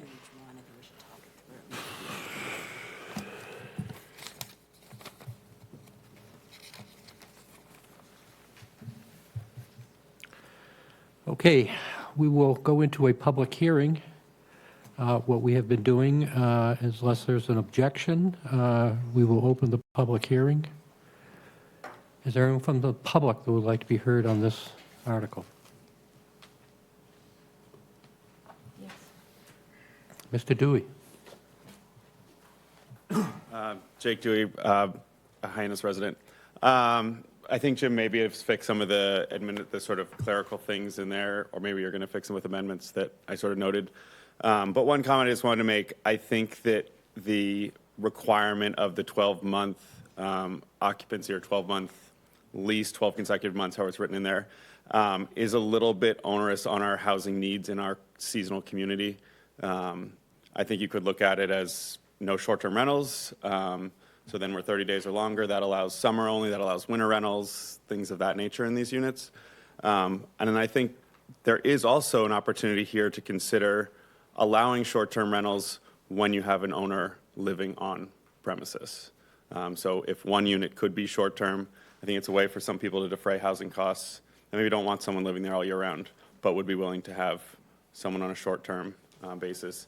You know, some people want to just do it for 2 weeks a year to just offset their taxes. So I think that's something to consider. The other items I think Jim sort of fixed, but 11 and 12 were conflicting, and hopefully you guys clean that up. And then just on a zoning board hat, anything you guys are doing with a special permit, please consider giving us guidance on the over 950. You know, give us some intent of what you guys are thinking, when to allow something like that, when you want to see that, and if we're going to allow more than one on a parcel. Give us some guidance on that special permit too, if that's when we're 5 acres or more, or 1 acre or more, or 3 acre, whatever you want it to be, but give some guidance if we're going to be granting that. So, thank you. Thank you. Anyone else from the public would like to comment? No one online? Okay, I will close the public hearing. And who will be turning over, or Jim? I'll start. Mr. Kupfer? All right. Good evening, everybody. Jim Kupfer, Director of Planning and Development, here to discuss accessory dwelling units. And so just a reminder, we have opened this hearing. It's been some time now. It's been almost 2 months, I believe, since we originally opened the hearing and had an initial review of how the potential amendments to our existing accessory dwelling unit ordinance could take place to be consistent with the Affordable Homes Act and the changes that went into place in state law on February 2nd of 2025. And so we began this hearing with that discussion about what the changes could look like and what the discussion is at the state level. We then continued that matter to tonight, but in between that first meeting and now, we did have an interim meeting where we just had an opportunity for the council to ask questions, which was great because it gave us an opportunity to go back and think about how we can address all of your questions. And tonight, I will begin our presentation with making an attempt to address a lot of the questions that we heard. And then we'll follow that with suggested amendments, both the original amendments in the agenda originally proposed, and then those presented by the team here to address the additional concerns raised. So again, tonight, answer any questions, review and potentially approve certain amendments to the ADU ordinance to comply and be consistent with the recently passed state law. One of the questions that we heard was to explain a little bit more about the different type of accessory housing ordinances that we have on the docket, on the books. And we have three really that come into play, and that's the affordable accessory apartments, family apartment ordinance, and the ADU, the subject matter for this evening. First, the first one codified is the Affordable Accessory Apartments Ordinance. So this is over 20 years old. It's found in our General Code under Chapter 9. And the intent here is to provide an opportunity to bring into compliance many of the currently unpermitted accessory apartments and apartment units in the town of Barnstable, as well as to allow construction of new dwelling units accessory to existing single-family homes to create additional affordable housing. So this was one of our first tools to dive into trying to add additional affordable options here in the community that limited overall impacts. And so this was really the first version, I would say, of a potential ADU with an affordable component. So it's an accessory affordable apartment. We had a lot of people take advantage of that over the years, though, as I mentioned before, not as many as of late, and certainly I don't believe any since we passed our original accessory dwelling or our accessory dwelling unit ordinance back in 2021. So the other tool that we have still to date is the family apartment ordinance, and this is found in our zoning code. This is Chapter 24047-1. And so this is very specific. So this is to allow within all residential zoning districts one temporary family apartment occupied only by the property owner or members of the property owner's family as accessory to a single family residence to provide families the ability to live together as a family unit, but not allowed for a separate dwelling for rental purposes to non-family members. So both of these are attempts now, both being the accessory affordable and the family apartment, attempts to add tools to the toolbox to create affordable housing, to keep families in their homes and on Cape Cod. Now we move into what we had in 2020, or we have as of 2021, our accessory dwelling units ordinance. Now, this is much broader. The first two were very targeted. One was affordability. Another one was families. This one is accessory dwelling units. And we were somewhat early to the ball game, and we allowed for accessory dwelling units by right with certain standards. And we'll go over the standards that we have in place and the suggested or potential amendments to conform with the new state law. Accessory dwelling units broader, so no affordability component, no requirement to be a family member. And so this was much broader. And again, another tool, though, in the toolbox. So we already had the first two, and this is the third tool to try and create different housing options. And so tonight, this is the subject matter that we will be reviewing in terms of amendments to our current accessory dwelling unit ordinance to, again, be consistent with state law.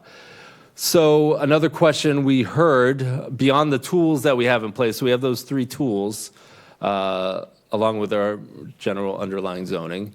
And so we say, how are ADUs interacting with other regulations when they're being built?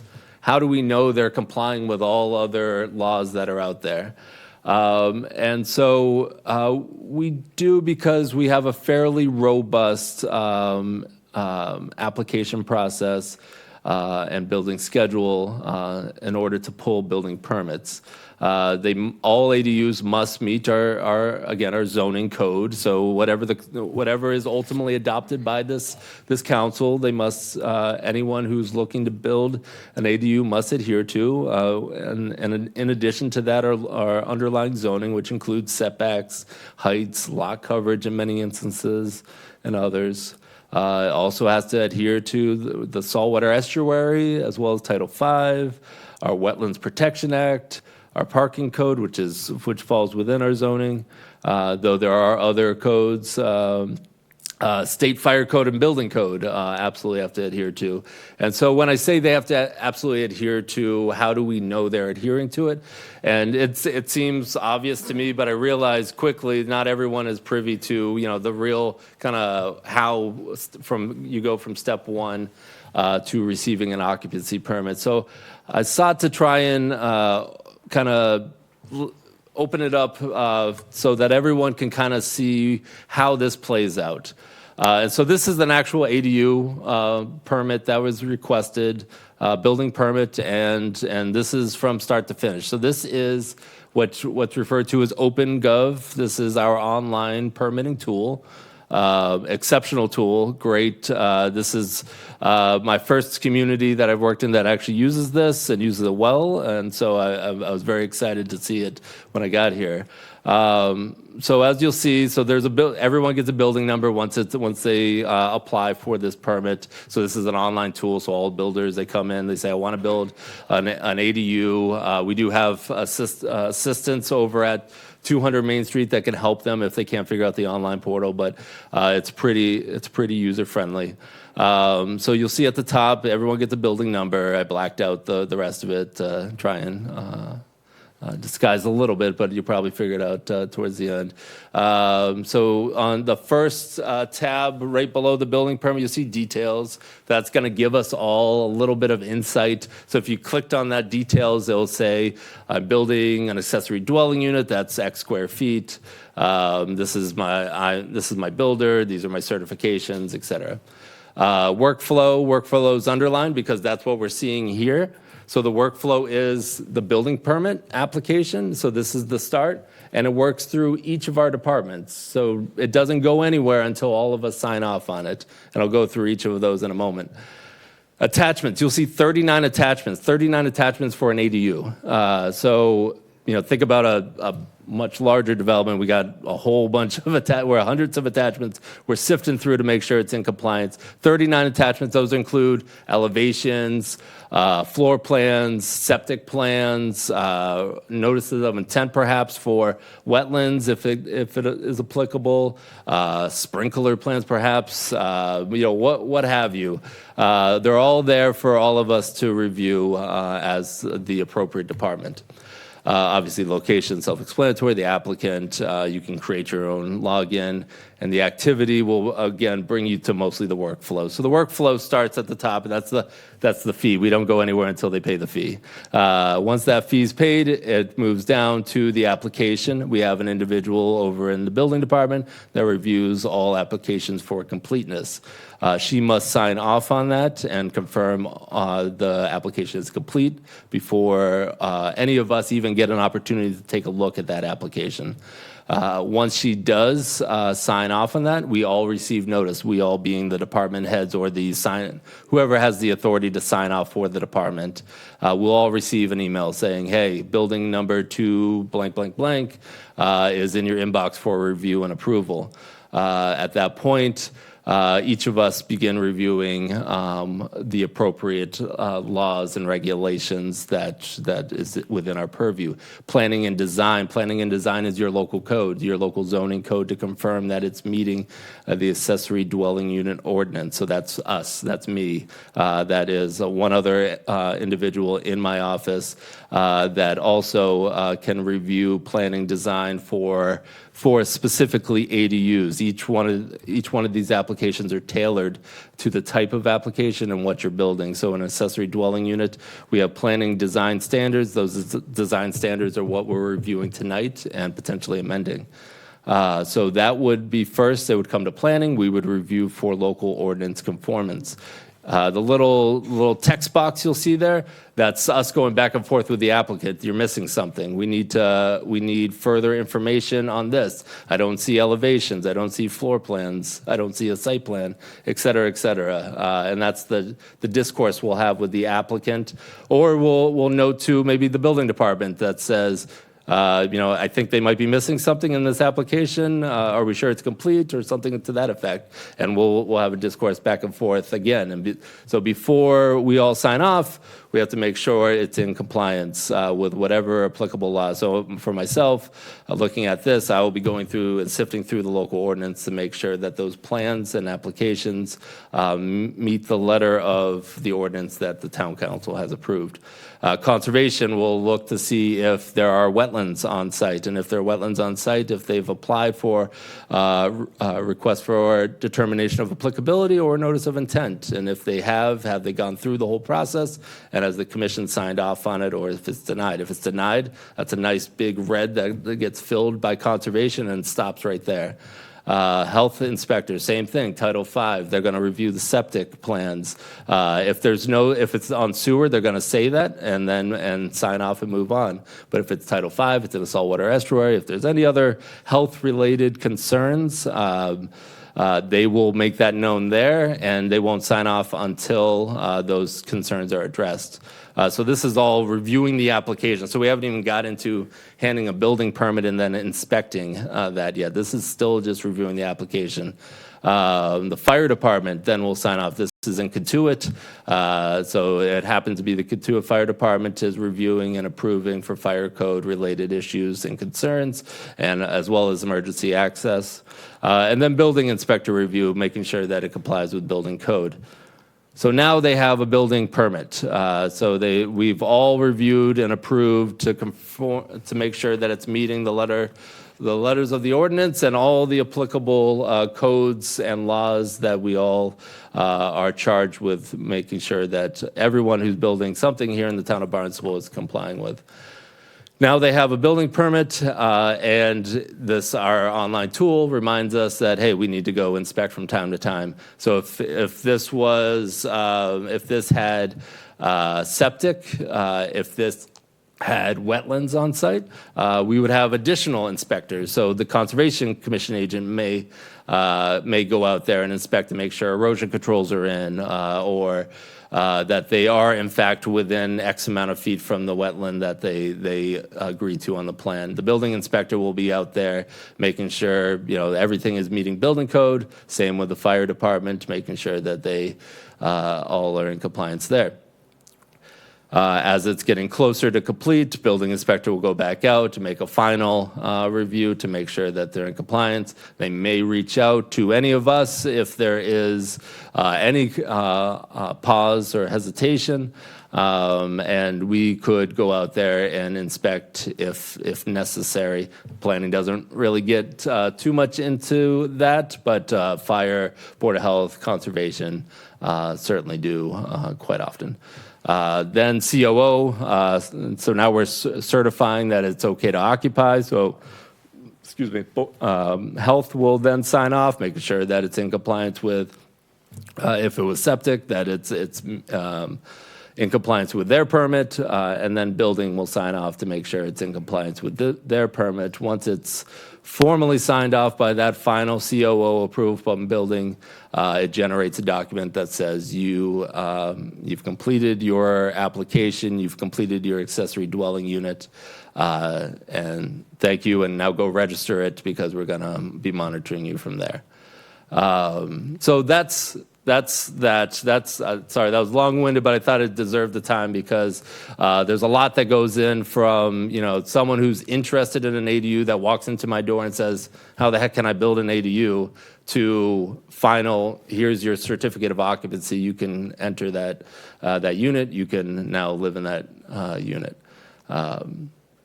Beyond that, so there was a question about the two-bedroom ADU maximum. So as you'll see in this, the potential amendments, removal of the two-bedroom limit. So the zoning doesn't regulate the interior of a structure, and so this isn't the appropriate location for a two-bedroom unit. As I mentioned back here, this is when that's a Board of Health regulation, that's a building code regulation, that could be a fire code regulation. All of those are going to sit there and go, this space is this is an appropriate size for a bedroom, and you need a waiver, or you need to amend your application or your plan. As amended, second bullet, it's building code, Title V, better regulates interior space, and it'll be reviewed during that permitting process. So it still gets reviewed during the same time, just a different mechanism to confirm that the size limit is appropriate within the structure. How do we track these? We have a rental registration program.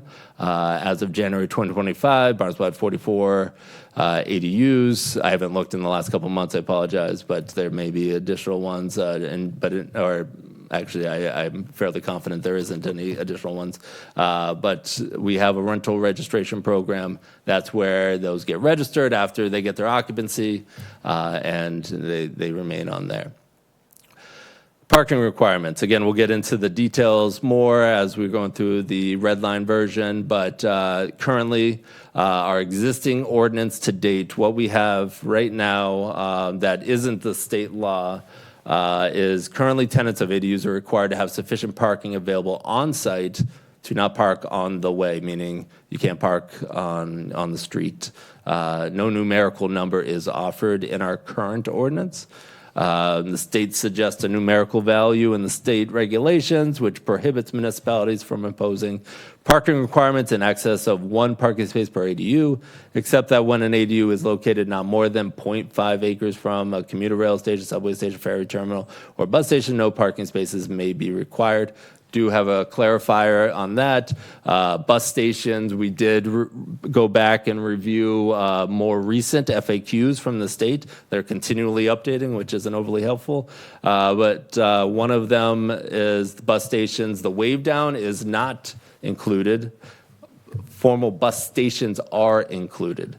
So it's not as much of the community, but certainly it still will play a role. Can 2 dwellings, the main house and an ADU, be sold individually, a condominium created, or other means to have separate ownership? And please correct me if I muddy this up, but the answer is no with a caveat. So no, in that a vast majority of our land area, our geographical zoned areas, is single-family zoning, right? So you can only build a single-family house on your property for almost 90% of our land area. And so for those single-family homes, you can build an accessory dwelling unit. We're saying you can build an accessory dwelling unit, but you can't then condoize that on your single-family lot, because now you're no longer an ADU, you're a second unit. And again, going back to our baseline zoning, you have a single-family zoning district. The caveat is, if you have a multifamily zoning district and you can accommodate that additional unit, then sure, you can condoize it. Now, you're kind of moving out of that ADU requirement, and now you're moving into being one of those units in a multifamily development. So that's the caveat there. Single family, ADU, you can't condoize it because it has to be accessory to the single family house. If you're in a multifamily, say you have 3 and you're in a district that allows 4, you have 3 units in an ADU, and they're saying, I don't want to be bound by the ADU requirements, I'm just going to condoize this and join forces with these 3 units here. And the zoning district says you can allow for 4 units there, and you have all the other bulk requirements and all that stuff, parking, et cetera. Then, yeah, that can be condoized, and now it's just 4 multifamily units. In terms of utilities, I don't think we can regulate utilities. You certainly can have separate utilities on the ADU and the principal structure. So before I get beyond the questions, we do have amendments proposed. Mr. President, I'm happy to walk through the amendments or the full red line version, maybe one time through, and then discuss further. Yeah, just Karen Nover, Town Attorney. Is this on? No. Oh, there we go. Good evening, councilors. Karen Nover, Town Attorney. I think what makes sense, as Director Kupfer said, is to go through the actual existing ordinance to show you through red line what's in the agenda, those changes, and then in blue line, the additional amendments that we're recommending that you make tonight, and then talk them through with you. That's separate from actually making those amendments, making motions and voting on them, because the language would be different. You wouldn't be amending, you wouldn't be doing an amendment to our current ordinance. You would be amending the item that's before you in the agenda. So the language, it's going to be a little bit messy, but we thought it would make more sense just to walk through what the recommended changes are first, just so you can see them in context, if that makes sense. Okay. So I'll walk through. So we have in full, we have the entirety of the ordinance that I'll walk through, and I'll offer some the suggested edits as reflected on the screen. As was mentioned earlier, talking about the difference between year-round rental and the opportunity to prohibit short-term rental. So potentially striking year-round, and then further on this, striking two locations that discuss single-family. And the rationale there, again, is it's not just single-family residents, but especially in the town of Barnstable, we have multifamily resident areas as well. Beyond that, again, striking single family, and then continuing on, except that no ADU shall be permitted on a lot at the same time as either accessory apartment exists on that lot pursuant to Chapter 9, the ordinance that we talked to earlier, General Ordinance of the Code of Barnstable, as a family apartment exists, the lot pursuant to 24047. So those are those other two tools that I talked about earlier. And if I could just add, the reason that has to come out is because you can't restrict an ADU that way. They're as of right. So that language needs to come out. Yeah, please interrupt at any point. Okay. So continuing on in C, again, striking single family. And then now this is where we have our first alternatives option. So the first one was added to say that no more than one ADU may be created per lot. A special permit is required if an applicant is seeking more than one ADU on a lot. This provision is not subject to a variance. Now, in further discussions and guidance received, the town doesn't necessarily have to provide that option for a second ADU through special permit. And so we provided you with other potential language if you so chose. No more than one ADU may be created per lot. This provision is not subject to a variance. So this is essentially saying you're one ADU by right, and you can't get a variance for that second one. We're not going to give you a special permit for the second one, and you're not getting a variance for the second one. Secondarily, if the primary moving to the second item, no changes there. Continuing on to 3. Do you want to see if there are any questions along the way, or no? No. Is there any discussion on this one? To get back to Mr. Dewey's question, the second one would take care of his issue about a potentially more than one ADU on a lot, correct? It would be prohibited. Well, it depends what you end up doing. You could, so the red language is what is in the agenda item as a proposed amendment, which would say if you want to have a second ADU, it would be through a special permit. It's not as of right. But that's a decision you get to make. You don't have to allow that second ADU. You have to allow the ones that are as of right, which is the first one, but you don't have to allow that second one. If you do allow it, it would be through a special permit, but that's a choice. And if we did allow it, could we put a proviso in there? For example, it has to be a minimum of an acre or acre and a half or 2 acres in order to have more than one? Yeah, we You could. could add Yeah, criteria. yeah. Okay, so if that's the way we go, then that he's looking for some guidance, and Yeah, I think no, we should give him guidance. Thought we might have had some language, maybe it's later on in here where we address it. That's for his size. Oh, the size, okay. Okay. Okay. Councilor Boone? I'm getting overwhelmed already. We're just getting but started. I need to, in my mind, to figure out what's going on, to establish a baseline. And if you could go back to the purpose and intent, thank you. Is the state now telling us, I mean, the whole idea of ADUs was to make more year-round rentals available in the town. Right.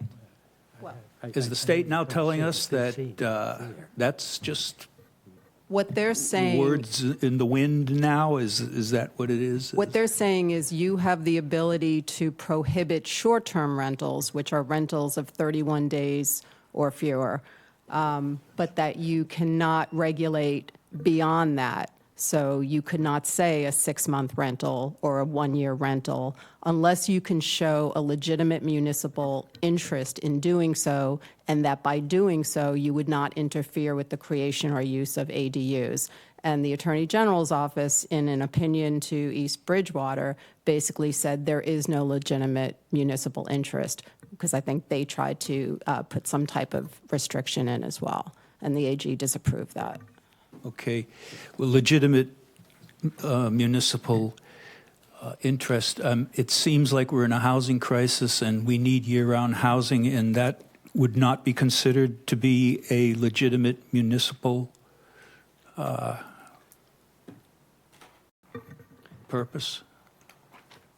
I mean, in the Attorney General's opinion to East Bridgewater, it says the town has not satisfied the reasonable test because you are prohibited from unreasonable regulation of ADUs. The town has not satisfied the reasonable test because there is no apparent legitimate municipal interest that is served by the town prohibiting a rental of an ADU for less than 1 year.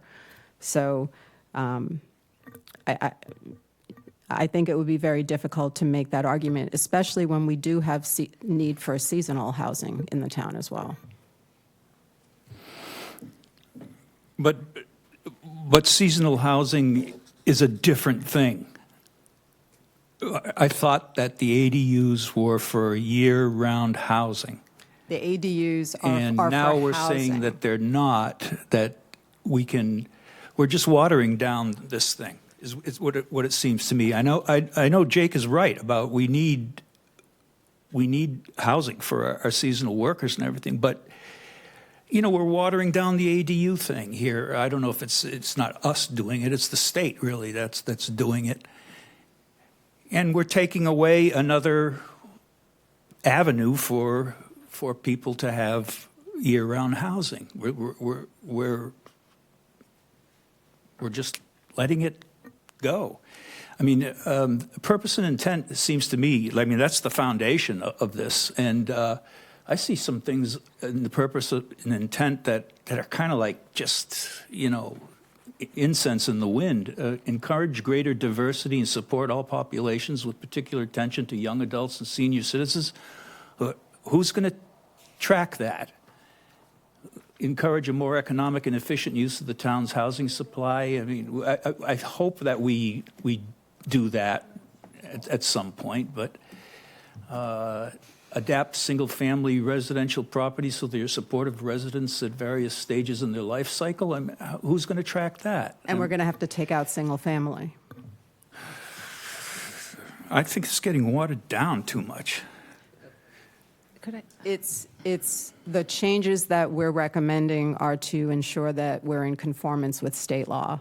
If we're not in conformance with state law will control anyway. It's just we're going to have a very confusing ordinance when people try to figure out what the rules are.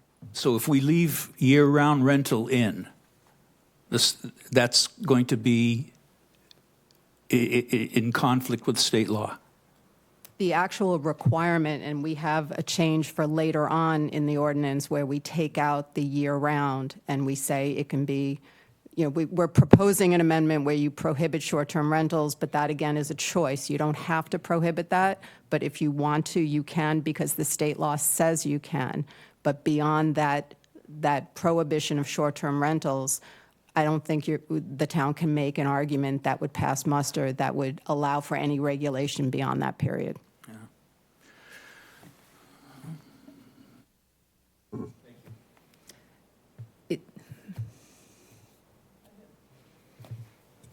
I had a question. You're talking about striking the single family. Could you tell me, I'm not understanding how a multifamily application, I would assume it would be someone who owns a condo and then they're subdividing their condo to create an ADU. Can you explain how this would work in a multifamily zone? Would it first have to be a condo already? They'd have to own it. They couldn't do it in a rental. Right? So I just need to understand what you're saying, how this applies in a multifamily setting. You said we have multifamily zoning, and we have to strike single family. Could you give me a scenario how someone in a multifamily zoned area would create an ADU? So a property owner owns a lot of land, my earlier example, has 3 units, has a 3-unit, triple decker, and has an appropriate amount of land area, and it's on sewer, and could build an accessory dwelling unit that meets everything else in this ordinance. It could certainly be 3 units and an accessory dwelling unit, accessory dwelling to the structure, and it's owned by the property owner. He owns it, and he rents out the 3 units and the accessory dwelling unit. I think that would meet this ordinance. And I would add that, again, in the East Bridgewater opinion, this is from April, so this is fairly recent, from the Attorney General's office, they said, we disapprove all references to single family because state law 40A Section 3 and the regulations, the state regulations, allow protected use ADUs as of right on the same lot as any type of principal dwelling, not just a single-family principal dwelling. So they're very clear that it is not limited to just single-family. So is this scalable to any size? So Everly or Hanover, they could create ADUs? They could create a 900 square foot accessory dwelling unit. Yes. Yeah. And think about that, though. I mean, from a real practical aspect of something like that, maybe a property manager gets to live there or something to that effect. I mean, that's just an example for that. No, thank you. That clarifies it. I just couldn't get my head around how that worked, but it's scalable and anybody can do it. Okay, fine. Just a quick announcement. Councilor Penn has left the meeting, Madam Clerk. Councilor Crowe? This is very confusing because we're jumping around all over the place, and I think this is not helpful to a reasonable adjudication of this issue. We're going back to whether the town must be, the ADU must be, rentals must be year-round rentals. We voted for that. Okay, I understand your comment. But it also, the state guidance says that you are allowed to reasonably regulate of an ADU provided that such regulation serves a legitimate municipal purpose. Okay, we have a legitimate need for year-round housing here. Almost all the documents we've been talking about, from the town through the governor's guidance, and this is the governor's guidance, says we are allowed to do that if we can argue that it serves a local municipal purpose. And it also is a local municipal choice. I believe the town can reasonably argue that more year-round housing would absolutely serve a municipal purpose in Barnstable. You look at numerous town documents and the governor's own plan, the Cape needs to change how existing housing stock is used because so many homes are used as vacation homes, STRs, and then sit vacant, all diminishing year-round housing availability. The state ADU guidance says adding short-term rental restrictions for ADUs is a local municipal choice. It is entirely up to the town council to make that decision. Okay, you would have to argue, if this came up from the state, that this is a legitimate municipal purpose, and I believe that is so. We would have to argue that it serves a legitimate municipal interest. We would have to say that its application to a protected use ADU, that interest rationally relates to the legitimate municipal interest. And we would also have to show that the legitimate municipal interest sought to achieve by local zoning rationally relates to the interest, and compliance with the regulation, with our regulation saying year-round, does not result in complete nullification of the use or development of a protected use ADU. So the AG's opinions on this so far have basically said you can restrict to short-term rentals. So if we want to take a different position, we can take it. I think it's subject to challenge, and we'll probably lose. Yes, it is subject to challenge, but I think we, with a rational argument for the needs that we've proven here in this town for year-round housing, we have a rational argument. Okay, and this is from the state's own guidance, from the governor's office, that set up a committee and they did the do's and don'ts of ADUs.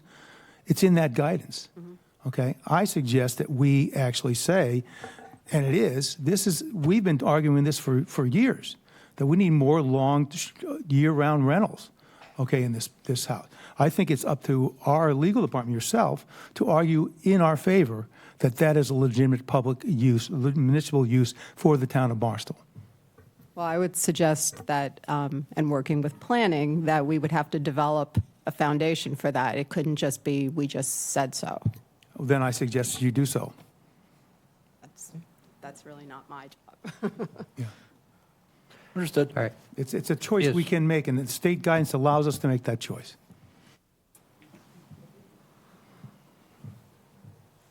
Jim, is that doable? I mean, if the council so chose to move forward with a year-round restriction, that is the direction of the council, and we'll certainly work to make that argument. Okay. Any further discussion on my left? Seeing none on this one? Go ahead. I'm sorry, Paula? Thank you, Council President. I would have to say I'm in agreement with my colleagues that, our desire for year-round housing has been articulated in many different places. And I wonder if the AG's interpretation of the Affordable Homes Act is, beyond what the legislative intent was. Is that any possibility, or is it? I mean, these things keep evolving. Every meeting we have a different AG interpretation. And so you begin to wonder, next year. I can't speak for the Attorney General's office. They obviously have a role in reviewing and approving all town bylaws. They don't do that for cities, which is what we are. They do that for towns. And so they have informed the towns that that's not a reasonable restriction. So.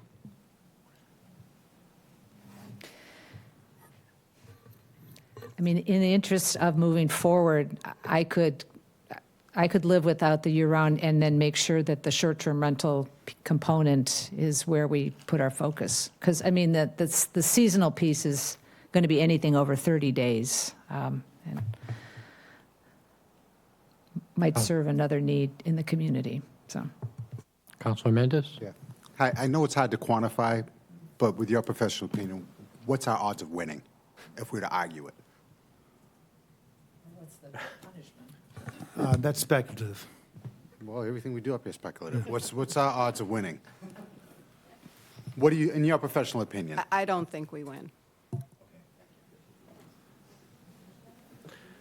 And the question is, what is if they don't approve it, do they just don't approve the ordinance? Is that what it is? No, the Attorney General they don't have a role in approving our ordinances. They review bylaws for towns. But not ordinances. Not ordinances for cities. But their opinions for towns are instructive because everyone is scrambling now to change their ADU ordinances or create ordinances or bylaws that conform with state law. And so we're looking at what the Attorney General is telling towns and looking at the language. Okay, thank you. Councilor Crowe? I'm just following what the state guidance is, the Governor's Committee on ADUs, and the guidance that we weren't able to it wasn't passed to all counselors, but the guidance is clear that you are allowed if there is a legitimate municipal purpose for this, and I think there is. That's the one thing we've been arguing for years about is year-round housing. Okay, if we're going to go now and say, okay, all these can be month to month, okay, that just guts what we're trying to do here. So I think we have a legitimate, my opinion is that we have a legitimate argument here. And the state guidance says we can argue that. We have the right to argue that. So I think we should be doing that.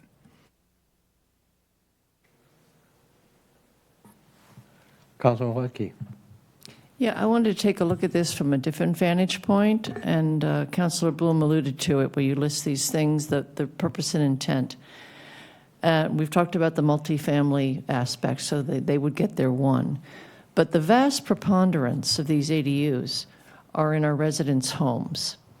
And I think it's only fair to give them the option to have something that they can be flexible with, because a good part of this is to keep people in their homes, our year-round folks. We're not losing that. We're keeping someone, although we do have the one, we can have two of them, I guess, not owner-occupied.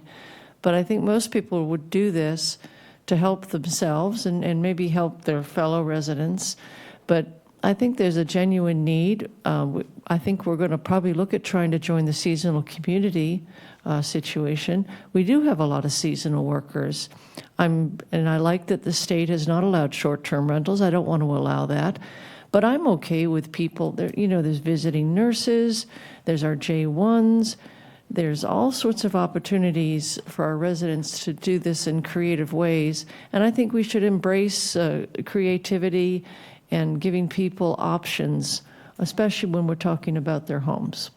So I'm okay with letting this go and taking out the year-round. And I think probably a lot of people would do it year-round because, again, I'm not a landlord, but I know some friends who are. It's a lot of work if you're doing this, especially on your own, if you don't have a management company, the cleaning, the churning of it. And, again, I agree in kind of freedom of our residents to embrace this and use it as they see fit. Thank you. Any further discussion? Jim?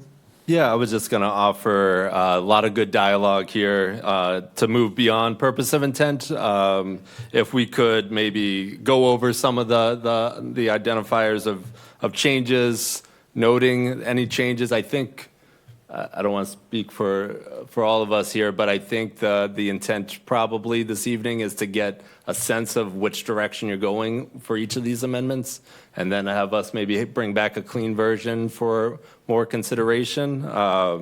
And so if we could go through each of them, we have one that touches on the beyond just saying year-round. We have one that talks more specifically about prohibiting short-term, adding other aspects to it. And so really, I mean, our goal here is to get a sense of where you as the council are landing on these issues, so we can provide you with a good ordinance to move forward with. So if we could.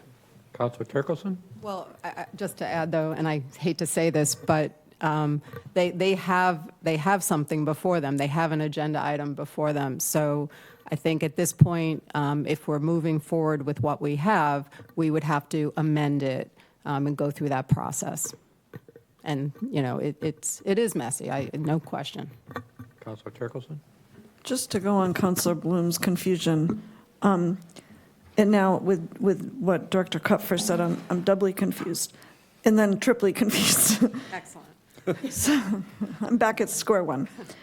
So I thought that tonight we were going to go through each thing and accept or reject or somehow vote, but there's like so many things in here. So are we going to be like for number for like C, where there's the use and dimensional requirements, we have one and then two.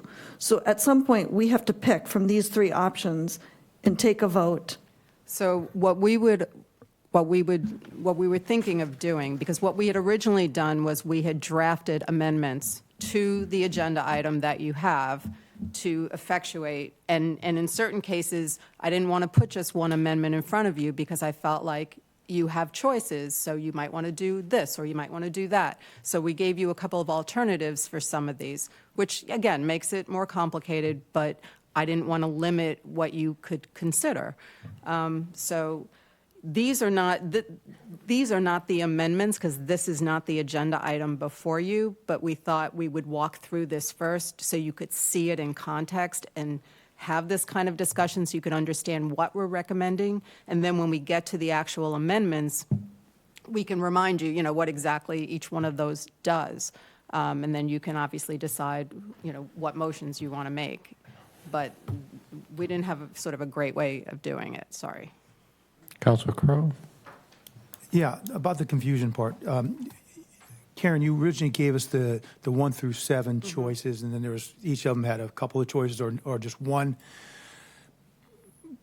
But then we're doing it this direction either. I think I did a lot of the work on this and studied this and went with your outline.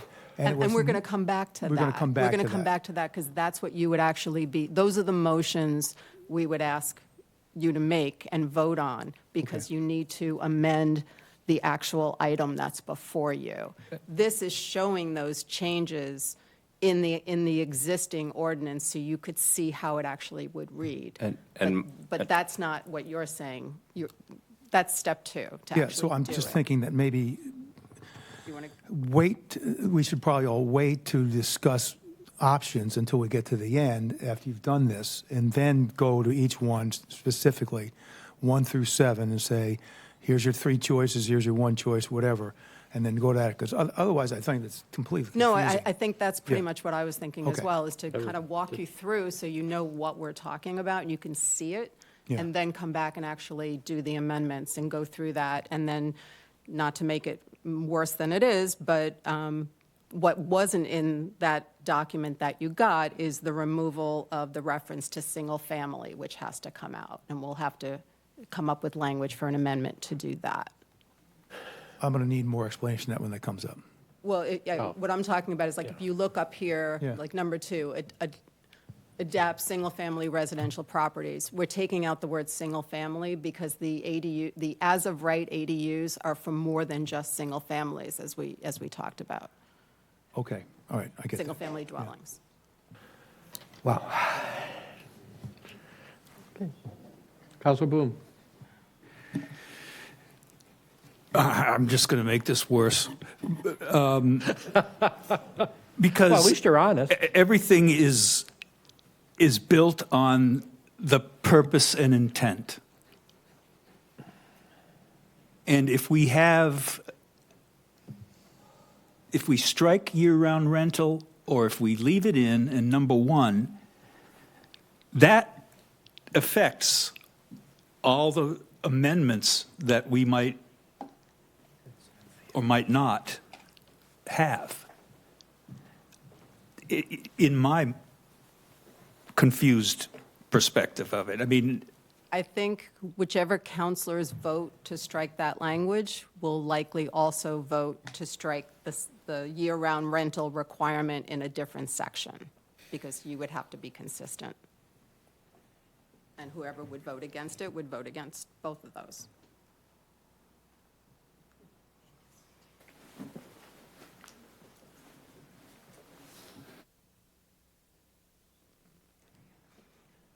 I was not looking forward to this discussion. Okay. Do we want to move on to the next one, Jim? Okay. And again, just to clarify, these are kind of an overview, and then we will get into the discussion, hopefully, on afterwards? Yes, so the original presentation is to show each and every one of you and the public the potential amendments to our existing code. So we're going to go section by section and look at what potentially needs to be amended in order to be consistent with the state law. So this is the black grayish font is our existing code, and we're going section by section, reading through that existing code and we're offering you the potential amendments based on consistency with the state law. The idea, again, is to go from A all the way to Z through our zoning ordinance to date and show you those differences, and then come back to the one document that you have as a council with potential amendments and discuss those and whether or not you're in favor of those suggested changes. So this is as much for you as the public to understand what those potential changes may be. And then once we get through it all, we have that nice document that legal put together that has potential amendments, and you could start at the top and work your way down and discuss as a council whether or not you're in favor of it. So, under the purpose of intent, yes, the suggested language is to strike year-round. If the council chooses not to move forward with it, you have the ability to do so. Again, striking where it says single family in both 2 and 4. Moving forward to section B of our existing ordinance, B1, striking the section here that again refers to the other 2 tools because we can't be, again, inconsistent with state law. C is the first opportunity that we have different options here. Again, this is the first one is, again, removing single family there.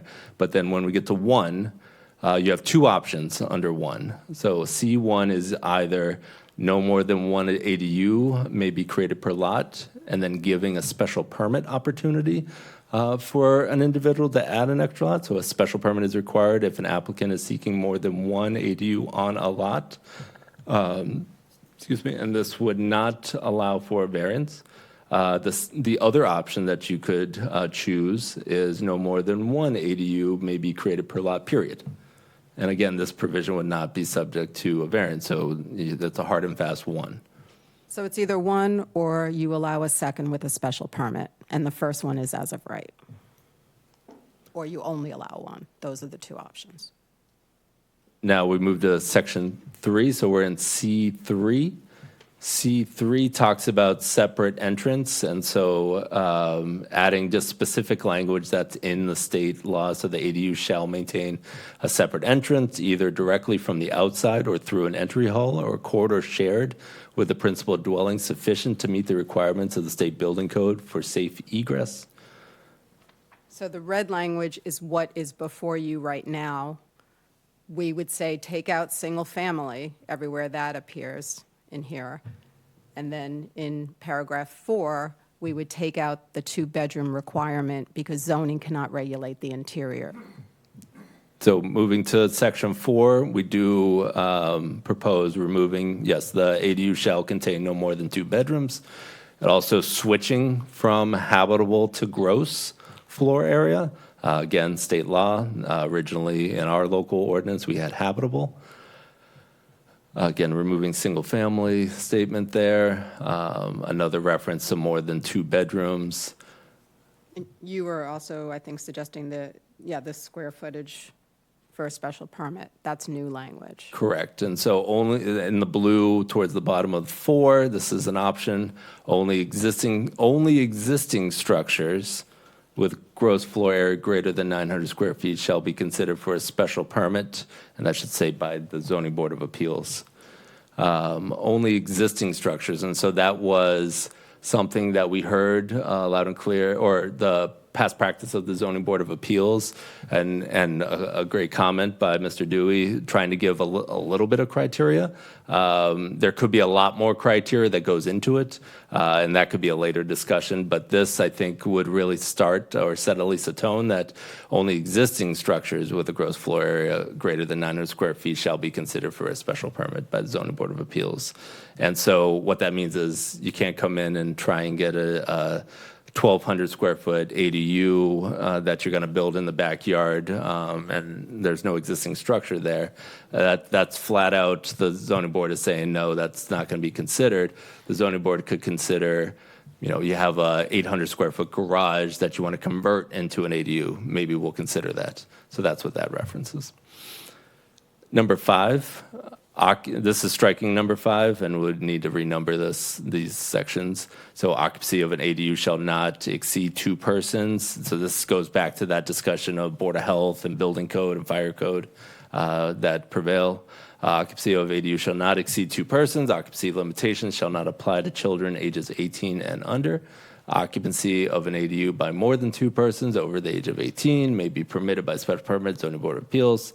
Not, in our opinion, not appropriate in zoning, but more appropriate for other laws, including building, fire, board of health. And also because the state's regulations provide that use and occupancy restrictions are prohibited. And they further provide that a regulation for the protection of public health, safety, welfare, and the environment pursuant to Title V is unreasonable if it is more restrictive than what is required for a single-family residential dwelling. So that's why that would come out.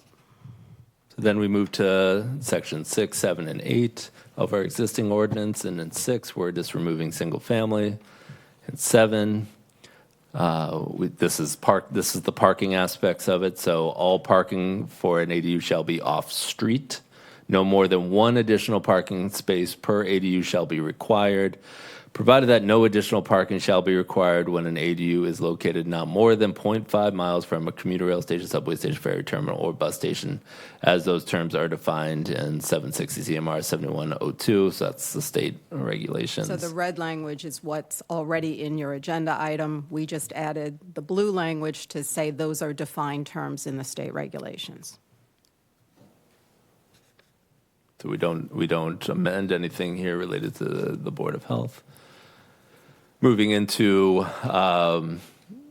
ordinance 9, 10, 11, or sections 9, 10, 11, no changes to 9 proposed, no changes to 10 proposed. And number 11, this is where we get into the discussion of terms. So as currently written, an ADU shall be used only as a rental, except that the owner of the property may reside in the ADU while renting the principal dwelling. The rental period for an ADU and for a principal dwelling shall not be shorter than 12 consecutive months. Yeah, I thought that came out. That's one option that we left there. The principal dwelling or ADU or both may be rented at any given time. Hang on. And then or any use of an ADU as a short-term rental, as defined, is prohibited. The principal dwelling or ADU or both may be rented at any given time. So the first one says the year-round. The second one, so the first one essentially leaves the year-round. The second one says short-term rental is prohibited. And then the last one is any use of an ADU as a short-term rental as defined is prohibited. The principal dwelling or ADU or both may be rented at any given time, provided that if the owner of the principal dwelling chooses to reside in the ADU, the principal dwelling shall not be used for a short-term rental during the period in which the property owner resides in the ADU. If I could I'm just looking at the rental period for an ADU and for a principal dwelling shall not be shorter than 12 consecutive months. That comes out. I'm not sure why it's not redlined, but that has to come out. And then the next line, either the principal dwelling or ADU, but not both, may be rented at any given time. That comes out, and that gets replaced by the principal dwelling or ADU or both may be rented at any given time. And that is consistent with state law and with what the planning board recommended, but written slightly more clearly.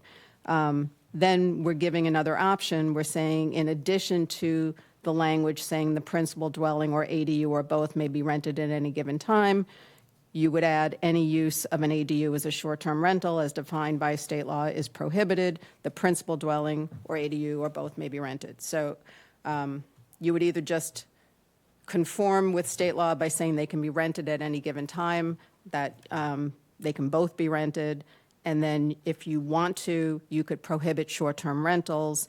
And then to make things more interesting, I threw in another option which basically says that you would allow them to be rented at any given time, one or both, which is required.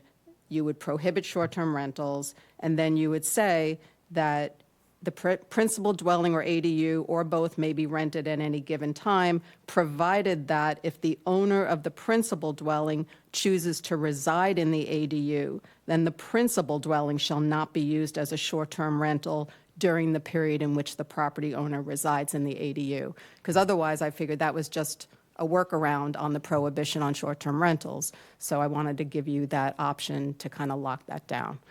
So all of those options say you can rent one or both at any given time. State law requires that. So that one, your choice is really what you want to do about short-term rentals.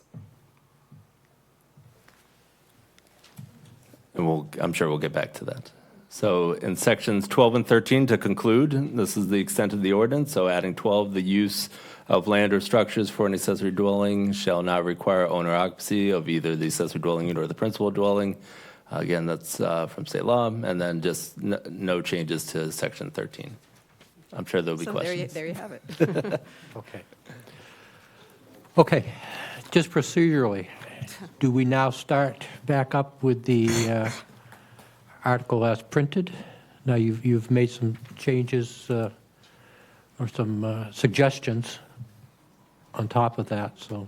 And just to make one last, what's not in this presentation, but we would also need to amend the definition of ADU that is in the item that's before you to remove the references to single family. Okay.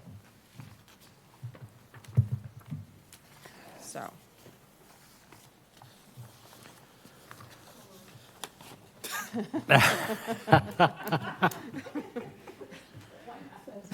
So move. Okay. All right. I'm just trying to think if there's a better way. No, I don't think I'm not sure there is one. Okay. I think Councilor Lutke wants. I'm sorry, Councilor Lutke? Yeah, I just have a question. Going back to the accessory affordable apartment, having watched Jake Dewey remove yet another one last night, I don't see anything in here that says when an ADU disappears, or don't they? An ADU is always an ADU forever and ever. There's nothing in here that talks about pulling it back from being an ADU. Do we need that or not? I mean, an ADU exists and then forever it exists. So you're building an ADU, so as we showed through the permitting process, you're building an ADU per the ordinance as an ADU.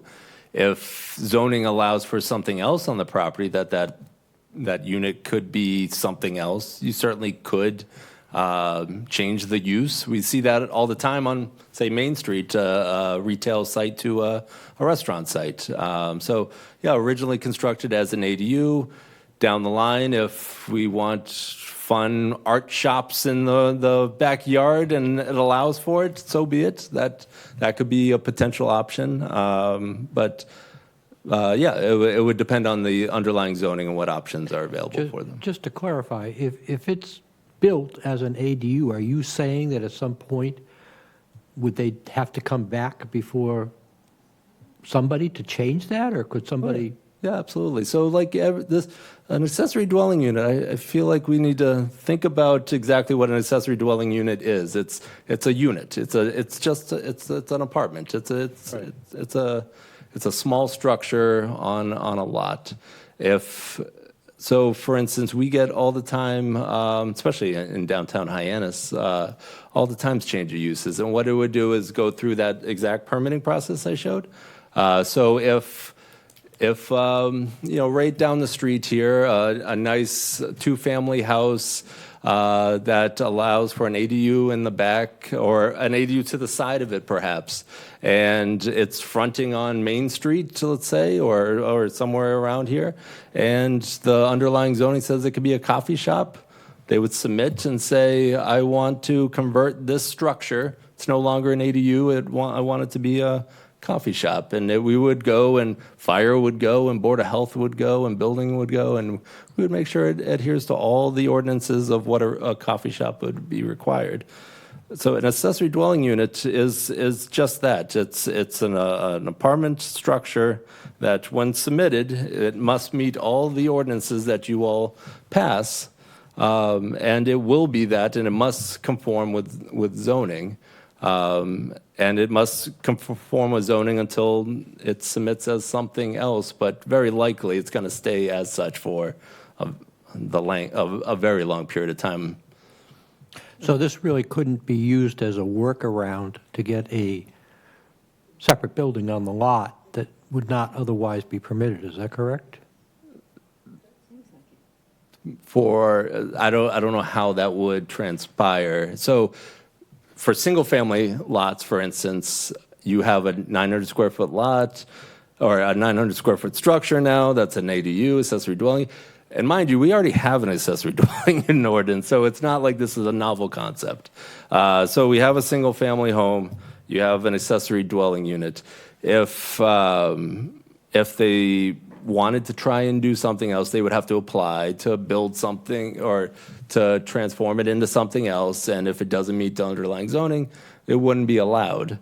Ultimately, if it tried to be, if the earlier example, it tried to condoize and have two different owners and not get in compliance, we would then have to subject it to enforcement. So fines and ultimately to our legal department, perhaps. But yeah, I don't envision that being the concern. Councilor Burdick? Can we please move on with this? I mean, we've been over this a few times now. It's really not that complex. And we have all the machinery right here to approve this, to be in compliance with the state law. And we're just going around in circles with all kinds of penumbra of law here that I request that we formalize the amendments and move on from this. Okay. Councilor Turkelson. Thank you, President Tamish. And I know Councilor Burdick will not be happy with my question, but I'm going to ask it anyway. Just two quick questions. And I know that we have to comply with state law. I just want to know, what's the difference between habitable and gross?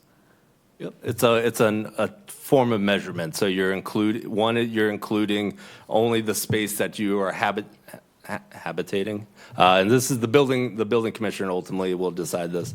And the gross floor area is basically, short answer is you're basically putting like a measurement tape around the exterior of the structure. So ultimately you're getting less space on the inside by switching from habitable to gross floor Okay, area. in relation to Mr. Dewey's question in the ZBA, the line that you're adding, the only existing structures with a gross floor area greater than 900 square feet shall be considered.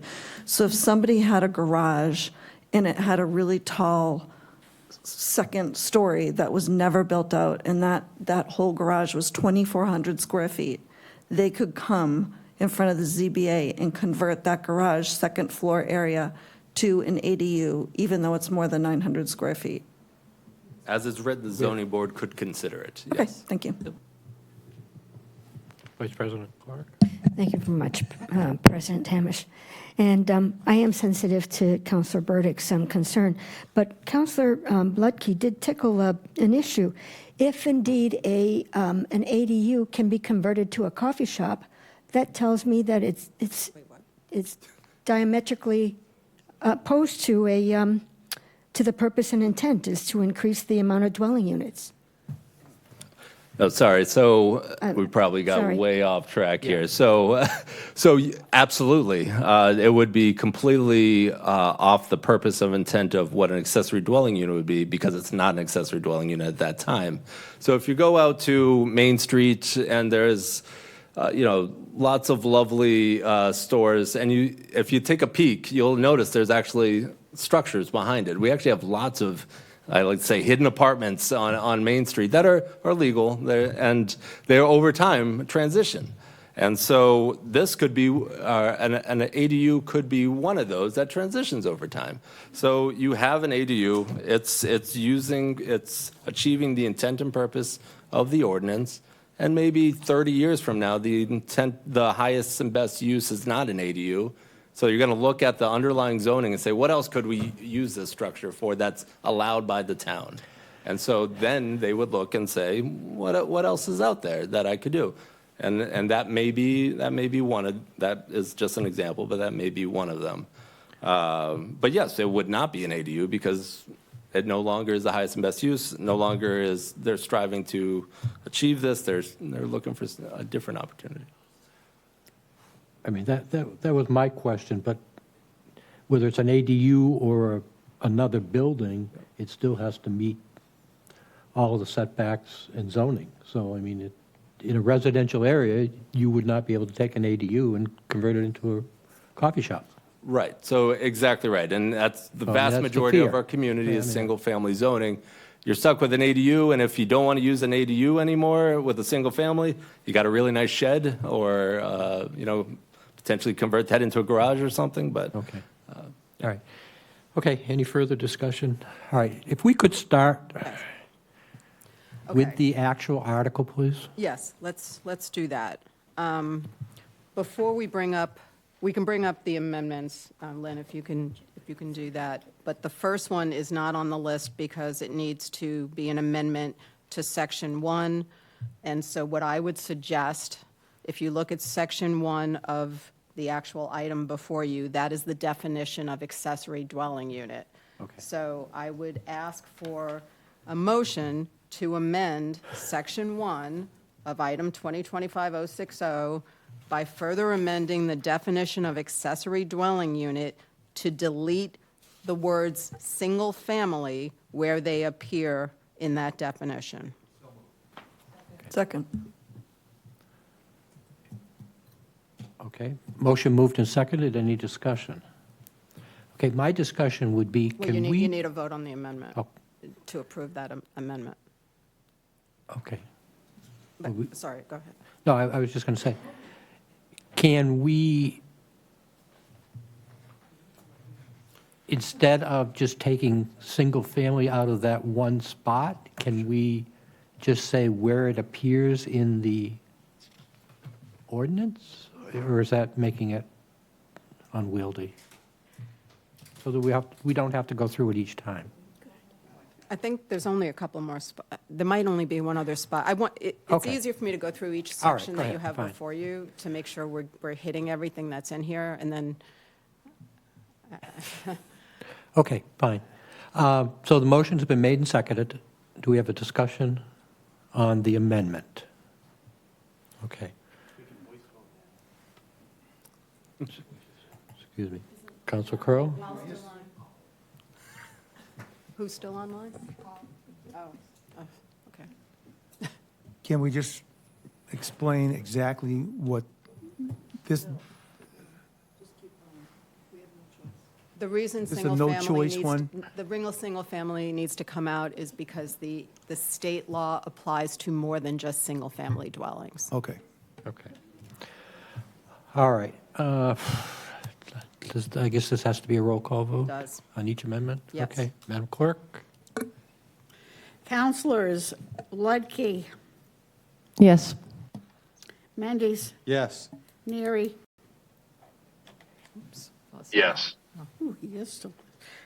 Ken is not with us. Schnepp, Yes. Yes. Tamish, Yes. Torkelson. Yes. Did I hear you, Torkelson? She said yes. I said yes. Thank you. Bloom, Yes. Burdick. Yes. Clark. Yes. Crow. Yes. Levesque. Yes. Okay, that's 11 yes. Okay. Okay. Attorney Nober, moving on. Okay, now we can start with what's Amendment 1. Yes. So that one is very straightforward.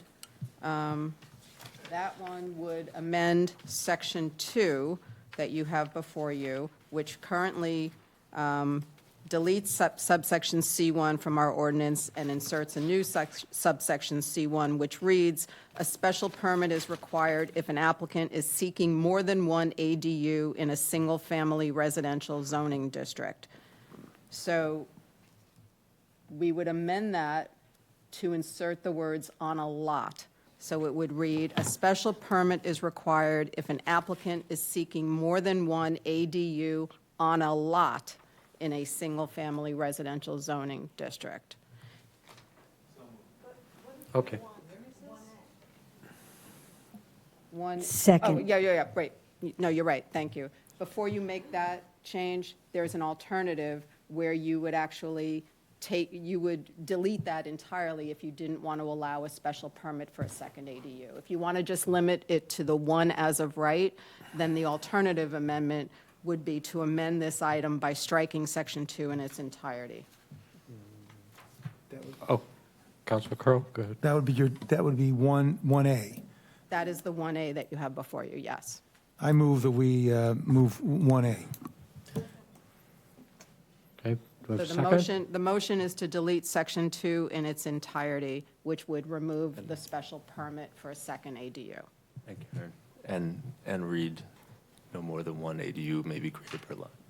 Right, no more than one ADU may be created per lot. This is not subject to a variance. No, we're just amending this, which inserted this new subsection C1. So what is if we delete this, we're back to C1, which says, no more than one ADU may be created per lot. This provision is not subject to variance. So that's what we revert back to. You're right. This would maintain the current town council language previously adopted. Correct. That says no more than one ADU per lot. Correct. Okay. So that's the amendment that's before you, is to Okay, not so- allow a second ADU by special permit. Okay, so moved and seconded that we would not, to amend it to not allow more than one ADU on a lot. Is that correct? Okay, any discussion on the amendment? It's to delete Section 2, but yes, we said that, yeah. The Okay, motion is seeing- to delete Section 2 that is before you from Correct. this item. And renumber, which we'll get to. All right. Okay, seeing no discussion, Madam Clerk? Councilors Mendez, Yes. Neary,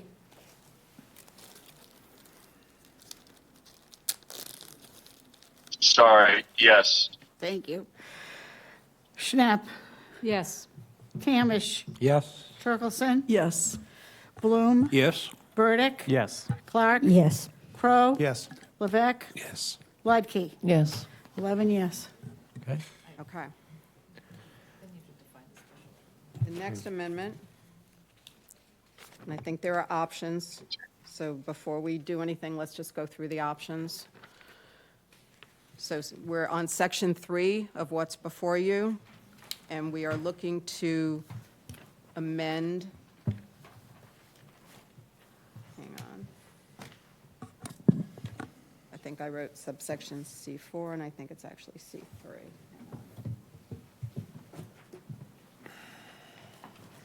No, it is C4. It is C4. Okay, so we're not doing Section 3. Section 3 is fine. We're looking at Section 4. Want me to drive? Section 4. It's Gary. C4. Okay, so C4 currently has the language, and it's up on the screen. The ADU shall contain no more than 2 bedrooms. That needs to come out. Then there's a sentence that says ADUs with more than 2 bedrooms and/or a maximum habitable floor, maximum gross floor area, because we're changing that. So more than 2 bedrooms has to, and/or has to come out. And then the option that you have is whether you want to add that language, only existing structures with a gross floor area greater than 900 square feet shall be considered for a special permit. So you would, and then your third option, let me see, alternative amendment 2B, you could delete the first and third sentences in their entirety. So I'm looking at what that is. The first and the third is, Could you continue scrolling down? I believe it's Jim. sorry.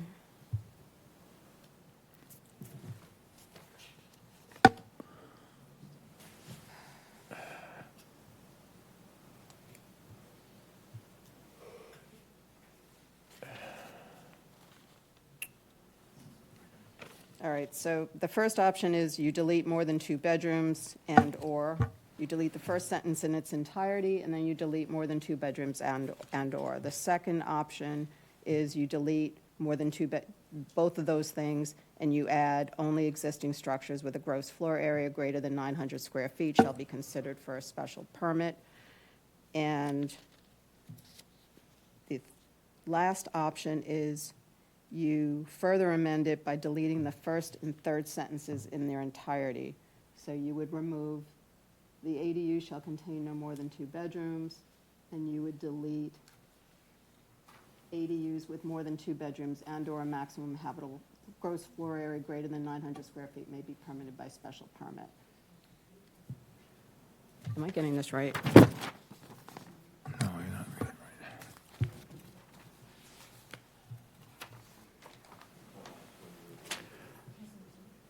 Okay, so the last one removes that option for the special permit. So I move we strike the bedroom sizes and add only existing structures with gross floor area greater than 900 square feet shall be considered for a special permit. okay, that's 2A. Okay, moved and seconded that 2A has been,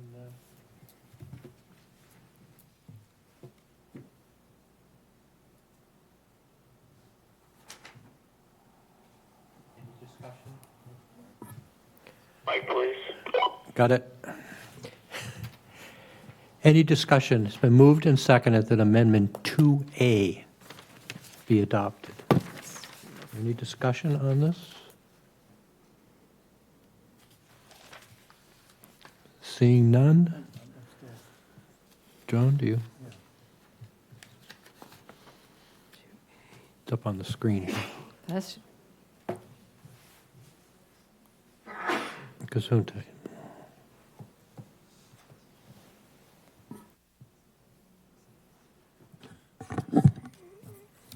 Council Crowe, you have a question? 2A allows for a special permit for something over 900 square feet.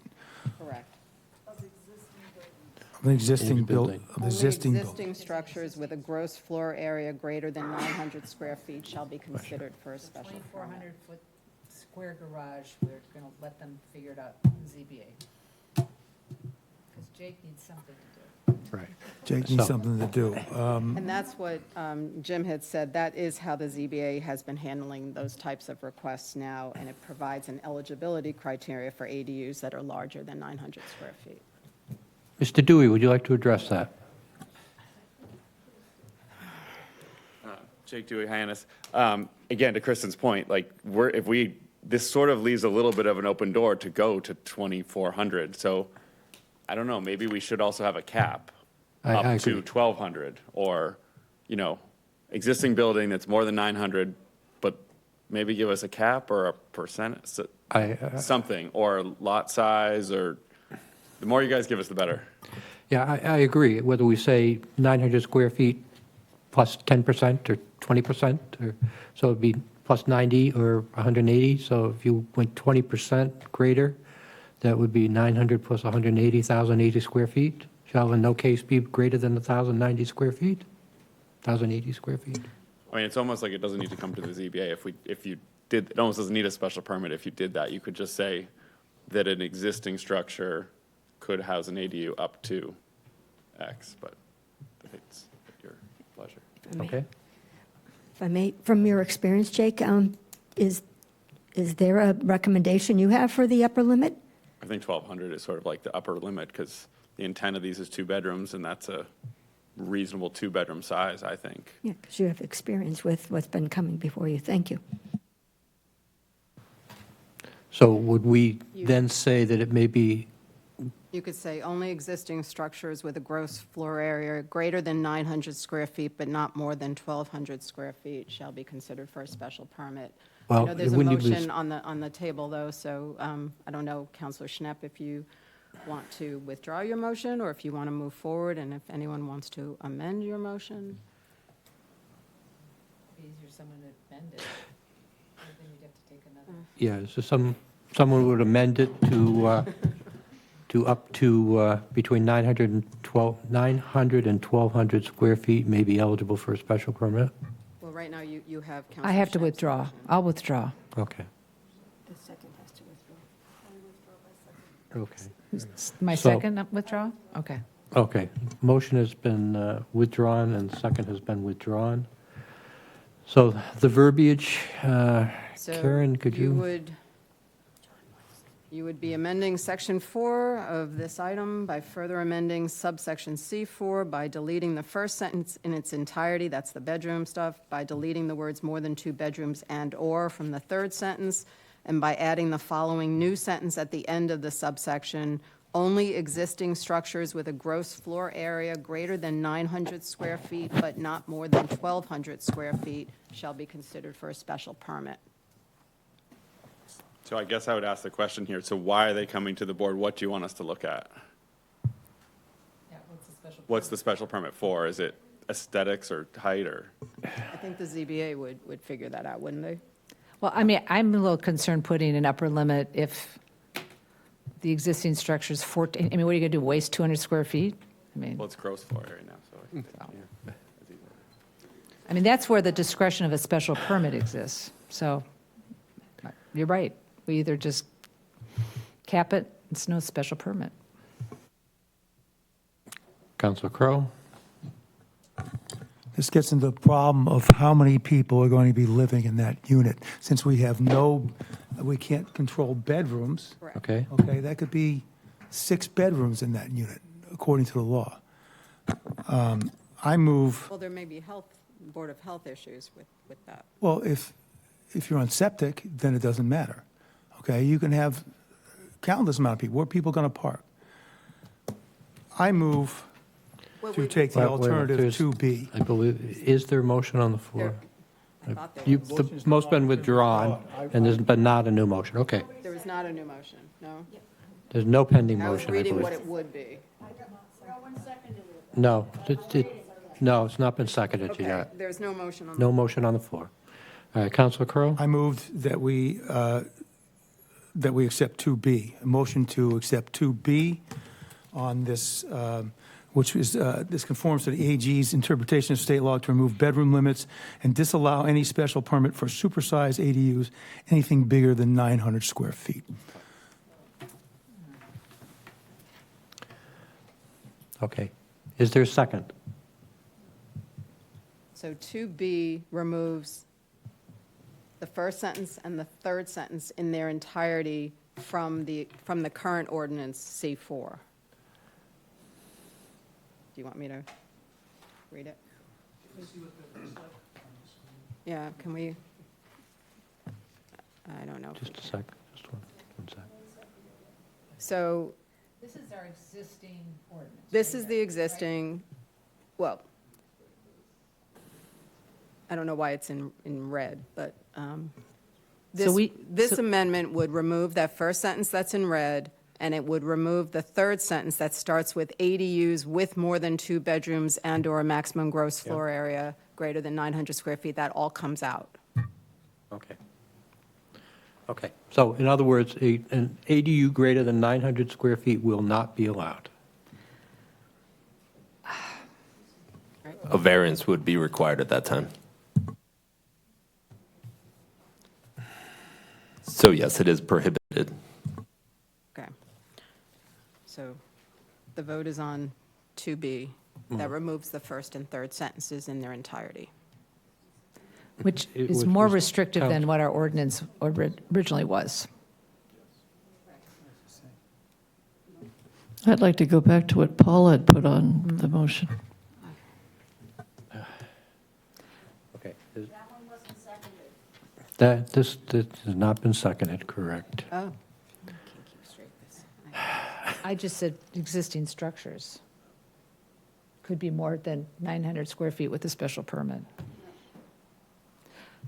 All right, so I mean, we could leave that in there, and you guys just have to use your judgment. That's what we've been doing. We've been using, Yeah. going back to the intent of the initial, was your comments, really, Yeah. that was the ones that sort of led us to that it was existing structures for the most Mm-hmm. part when we allow them. And it's usually close to 900. We don't want to go Yeah. huge, so. But again, like, at some point, we have to workshop some guidance here of like, what a But special permit is before, allowing. it just wasn't size. existing. If it right? wasn't, yeah, like someone Some- came to us someone with came a in, would ask for- 940 square foot. Right. They were going to build on the back of their lot, and we said, you can chop 40 square feet off, come on. Yeah. But if we talk about existing, it gives you a little bit more. Yeah, I mean, the example is above a garage that already Right. exists, right? Okay, all right, so, Counselor Schnepp, are you, I'll make that motion. okay. What was it, Counselor B? Burdick? Which one was it? To B? A. To A, okay. I move option A. Okay, is there a second? Second. 2A. All right. Any discussion on the amendment? Seeing none, I hope. I shouldn't say that. Madam Clerk? Counselors, Neary, Yes. Schnepp, Yes. Tamish, Yes. Turkelson, Yes. Bloom, Yes. Burdick, Yes. Clark, Yes. Crow, No. whoops, Levesque, Yes. Ludke, Yes. Mendes. Yes. That's 10 yes, 1 no. Okay. Okay. Next amendment? Getting there. This is number 3, just adding that one term, is that correct? Yeah, so Amendment 3 is to amend Section 5, to further amend Section 5 of Item 2025-060, to further amend subsection C7 of Section 240-47.2 by inserting after the words bus station the following, as those terms are defined in 760 CMR 71.02. So moved. Okay. Ooh, Second? Second. That was fast. Moved and seconded, any discussion? Seeing none, Madam Clerk? Counselors, Schnepp, Yes. Tamish, Yes. Turkelson. Yes. Bloom. Yes. Burdick. Yes. Clark. Yes. Crow. Yes. Levesque. Yes. Ludke. Yes. Mendes. Neary. Yes.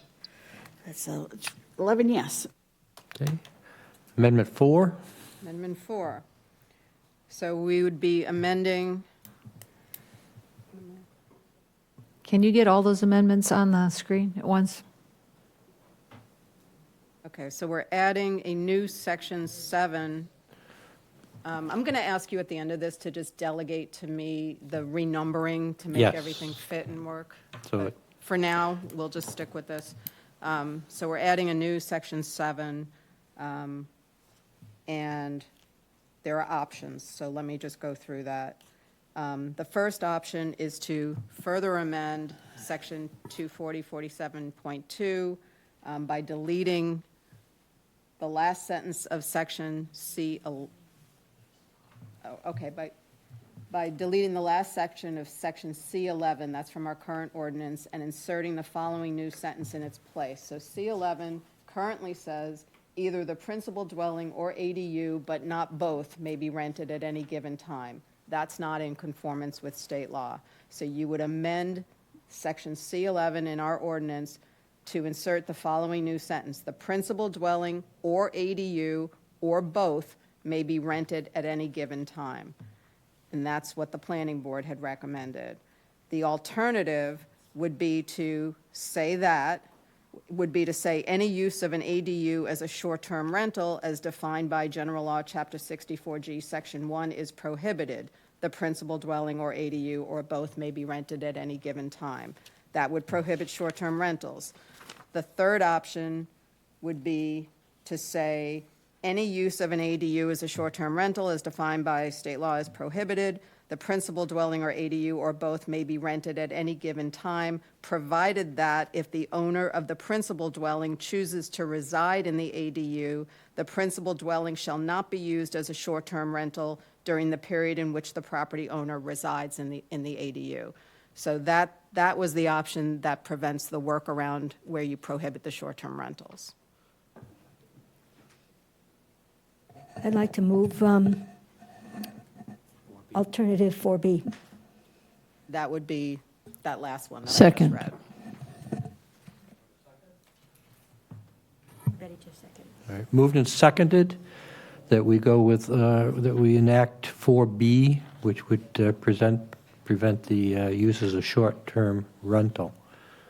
Any discussion on this item? Seeing none, Madam Clerk? Oh, sorry. Could I have a point of order just to repeat that so that Yes. we're all Sure. on target? Of course, thank you. Yes.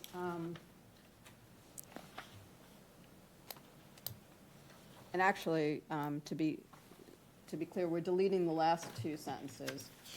So we're deleting from C11, and I'm not sure I was clear on this. The rental period for an ADU and for a principal dwelling shall not be shorter than 12 consecutive months. We're deleting that, and we're deleting either the principal dwelling or ADU, but not both may be rented at any given time. So that's what would be deleted, and I don't think I was clear on that, so I apologize. And then the new language would be any use of an ADU as a short-term rental as defined by General Law, Chapter 64G, Section 1 is prohibited. The principal dwelling or ADU or both may be rented at any given time, provided that if the owner of the principal dwelling chooses to reside in the ADU, the principal dwelling shall not be used as a short-term rental during the period in which the property owner resides in the ADU. So we are taking out the 12 consecutive months as a requirement for the rental period, and we are taking out that, the requirement that you can't rent both at the same time, because state law says you can.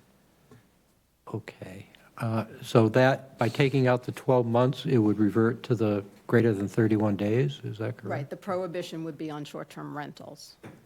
But not anything, Not anything between the 31 days and a Between a year. year. You could do what you want. Counselor Crowe? I think what this does is it goes against the year-round. We voted as a council for year-round. We have a choice here as for the legitimate public municipal purpose, okay, that I was talking about earlier, okay? We can argue that, I think, with strength and say, according to the state guidance, it allows us to argue that it absolutely does, having year-round over 12 months, serve a municipal purpose. So what we're doing is going from our original purpose was to have more year-round rentals to now allowing this month-to-month rentals. I would say that's a bad idea. So Is there? you would want to, just in terms of Leave framing that. an amendment, you would want to only delete the last sentence of C11, not the last two sentences. Correct.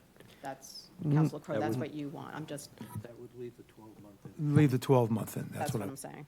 So, did anyone make an amendment? Okay. Counselor Burdick? We have a motion on the floor, right? I'll move the question. Okay, so the motion on the floor is to delete the last two sentences, is that correct? It's deleting the last two sentences, so you're deleting the Well- requirement that it not be shorter than 12 consecutive months, and you're deleting that you can only rent one at a time, and then you're inserting the language that says you can't use it as a short-term rental, that they can, one or both can be rented at any given time, and that if the owner lives in the short-term, in the ADU, then the owner can't rent the principal dwelling as a short-term rental. So that's what you would be voting. Okay. Question's been moved. Council has been moved. I would like to put in an amendment. Well, Second. excuse me. That's it? We have to vote on the amendment. It's been moved. He moved it. Councilor Burdick moved the question. We have to vote on it. So if you are, just to be clear, if you are good with this, then you would be voting to move the question. Or you could vote not to move the question, which would allow us to continue debate on it. Okay, so the vote is on whether to move the It's question. it's just to move the question. Correct. Okay? And the question is the amendment. Correct. Madam Clerk? Just So- to clarify.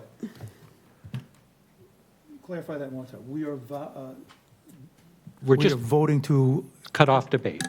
So if you vote no, we can continue a discussion of the And amendment. then you would have an opportunity to amend the amendment. Right. So, Madam Clerk? Councilors, Tamish, No. Turkelson, No. Bloom, No. Burdick, Yes. Clark, No. Crow, no. Levesque, Yes. Ludke, Yes. Mendes, Yes. Neary, No. Schnapp. Yes. Okay, give me a second. 1, 2, 3, 4, 5. 1, 2, 3, 4, 5. Okay, 6 noes makes it. Okay. Okay, so now Okay. you can. So make a now, motion to Counselor amend. Crowe, you want to do an amendment? I would like to amend the motion on the floor to make this, tell me the right language, to delete, To only delete the last sentence of C11 and to insert As printed. the rest of the language. yeah, as, that these would be 12-month rentals. Right, so you would only, the rental period for an ADU for a principal dwelling shall not be shorter than 12 months. That stays in there. Yes. And then either the principal dwelling or ADU, but not both, may be rented at any given time, comes out.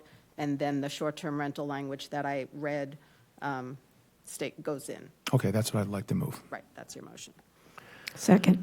Okay, moved and seconded. Any discussion on the amendment as amended? Counselor Letke? Well, I think you've just really muddied the waters. If we don't recall what Attorney Nober said, and I think we've also muddied the waters for Commissioner Florence, yet again, something that's unenforceable. So I'd be against this. So you're going to have to take 2 votes. It's going to be whether to approve this amendment, and then you will vote on the amendment as amended. Okay. Is everyone clear what we're voting on? Counselor Turkelson? Didn't we already earlier remove the year-round part? And now we're putting year-round back in? Am I correct, Attorney Nober? I don't think we removed it. Under purpose and intent? Oh, we haven't done that yet. We have not done anything with that because that wasn't in my original set of amendments, so we'll have to do that at the end.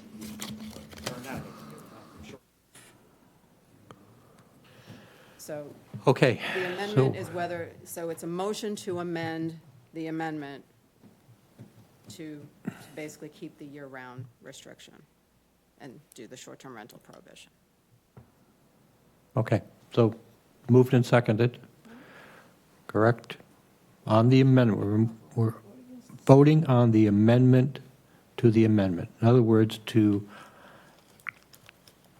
keep it at a year-round rental. All right, Madam Clerk? Councilors, Turkelson, Yes. Bloom, Yes. Burdick, No. Clark, Yes. Crow, Yes. Levesque. No. I'm sorry? Thank you. Ludke, No. Mendes, No. Neary, No. Onerous. Schnapp, No. Tamish. Yes. Okay. The noes get it. 1, 2, 3, 4, 5, Okay. 6. Yep. So Okay, so the we will amendment go has back been to amended, and now the, you need to vote on the amendment as amended. correct, which is to remove the last 2 sentences and insert as printed, correct? No, to remove the last sentence and to insert, No, the noes took it. That did not, the amendment, oh, it didn't pass? no, Oh, did not okay, pass. Sorry. So it's to remove to the last 2 sentences and Not the to amendment as amended, it's, you're voting on the amendment. the amendment, okay. All right. All right. It's to remove the last 2 sentences and to insert as printed there. You're back to 4B, 4B. 4B as printed right there. as printed, yep. No, it's 4B. 4B. We're only down to 4B now because we're voting on that one. That was what was moved. That's the amendment that's currently being voted on.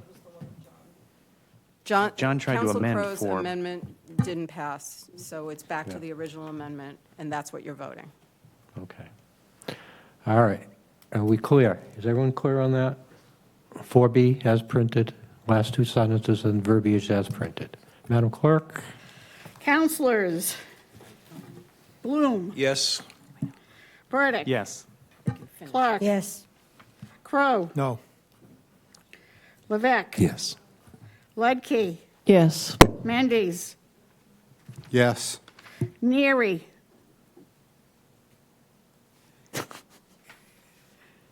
Paul.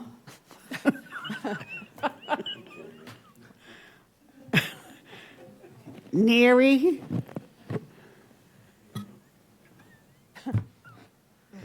Okay, I'll come back to him. Schnapp. Yes. Tamish. Yes.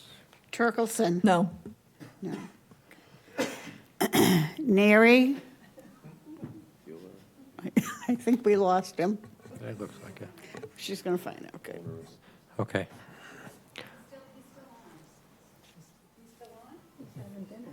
Paul Neri.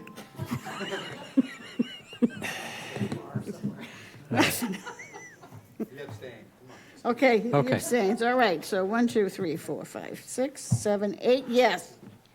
Okay, All right. So that, okay. all right. Okay, number 5. So we're Yeah, adding a we're gonna- new, Well, we can, Okay, do we have to vote to go past 11? yep. If no, we are you- no, within you're in the this middle of an article? item, you don't have to, you can complete No. the item Right, number. you're right, Yeah, you're right, exactly. you're right, Thank you. No, we're good, you're right. we're good. All right, Amendment 5? Amendment 5, ma'am. All right, you are further amending item 2025-060 by adding the following new Section 8.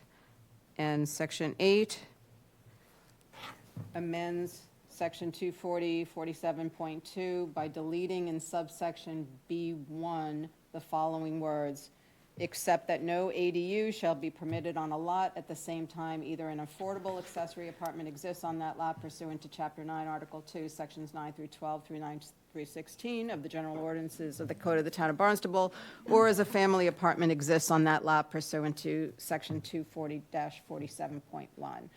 You're deleting that because the ADUs are as of right, and you can't have this requirement. Okay. So moved. Okay, motion made and seconded. Question. Do we have to remove the single family in that? Removing the whole thing. I'm reading an ADU that conforms to the requirements contained herein shall be permitted as an accessory use to a lawful single-family dwelling use. And I think it needs to take the single Yes, family and out. further amending by removing the word single family. Thank you. Do I need to make that as an amendment? I withdraw my No. motion. Or can you just strike it?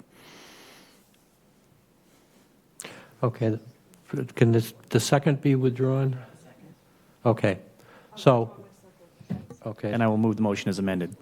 The motion has been withdrawn, so Second is withdrawn. the second is withdrawn, so if we could Removing right now. proceed further, just take out the word single family and then as printed? I make the motion as amended, as written. Second.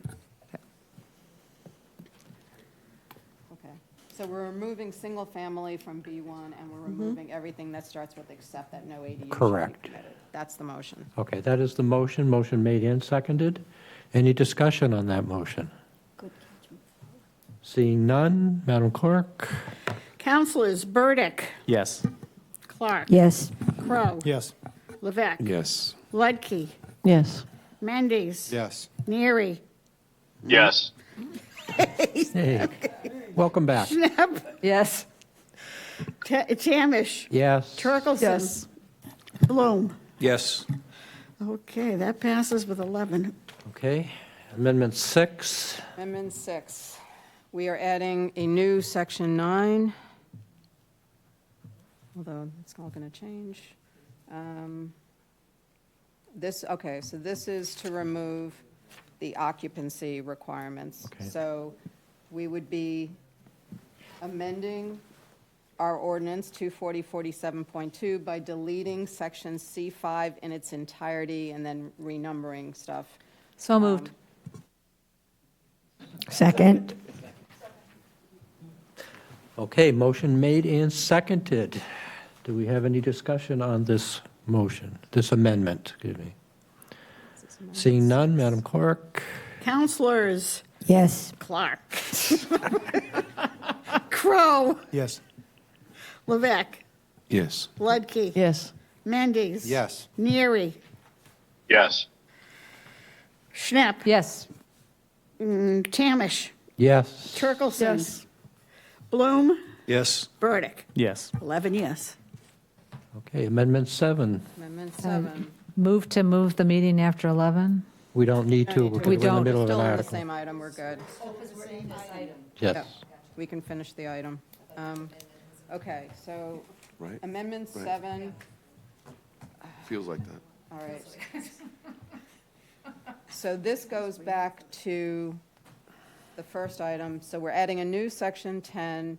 It would further amend to section 24047.2 of our town code, and it would delete the words year-round from subsection A1.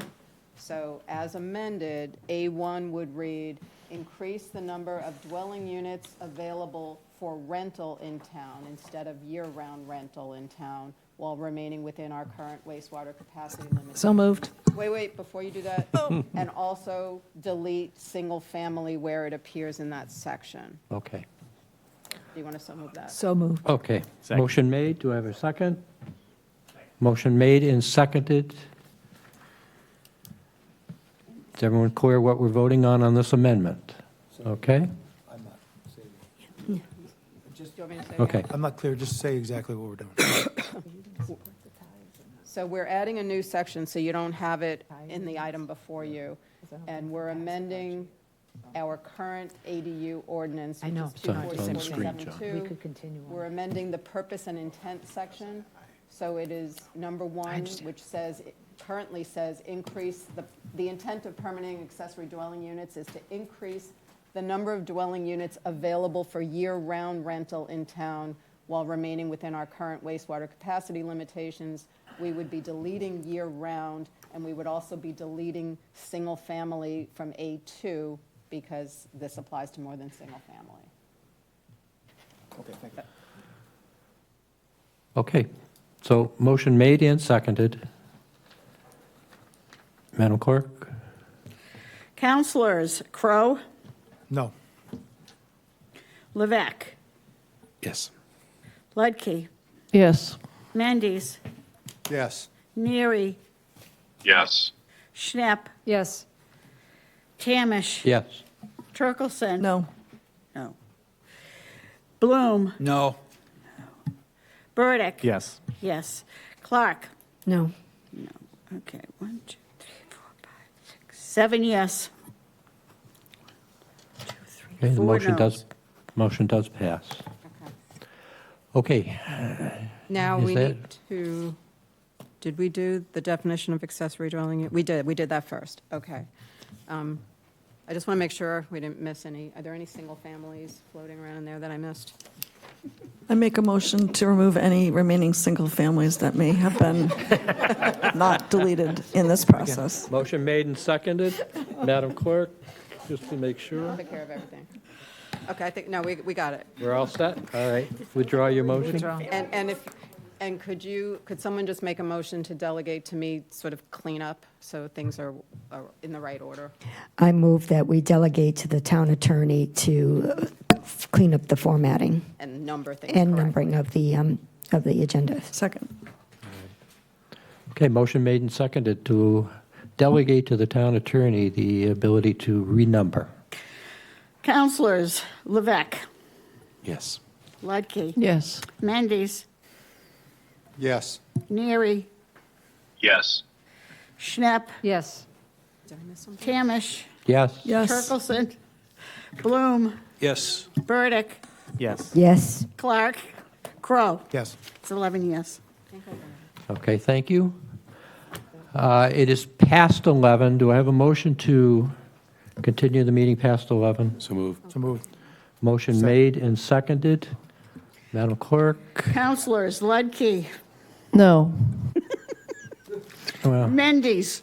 No. Oh, my word. Neary. Oh, wait, Yes. wait. Yes, Before wait you a do minute. this, you got to vote on the item as amended. Oh, right. You haven't actually. Yeah, we just voted on the amendment. So we voted on the amendments, okay. Right, you need to All right, vote so on we're- item. we're going to have to back up. All right, so now we are voting on the item as amended. Voting on item 2025060 as amended. Okay. So, Wow. Okay. okay, so we have the motion as amended is what we're voting on. Is there any discussion on the motion as amended? Seeing none, Madam Clerk? Ludkey, No. I mean, yes. Yes. Mendes, Yes. Neary, Yes. Schnapp, Yes. Tamish, Yes. Turkelson, Yes. Bloom, No. Burdick, Yes. Clark, Yes. Crow, Yes. Levesque. Yes. That's 10 yes, 1 no.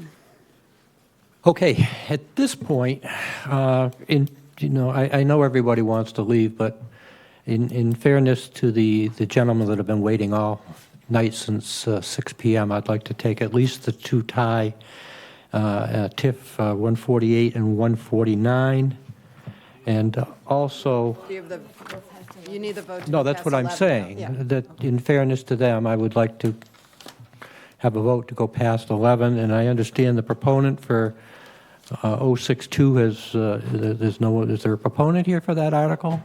I don't believe there is. I believe he's left.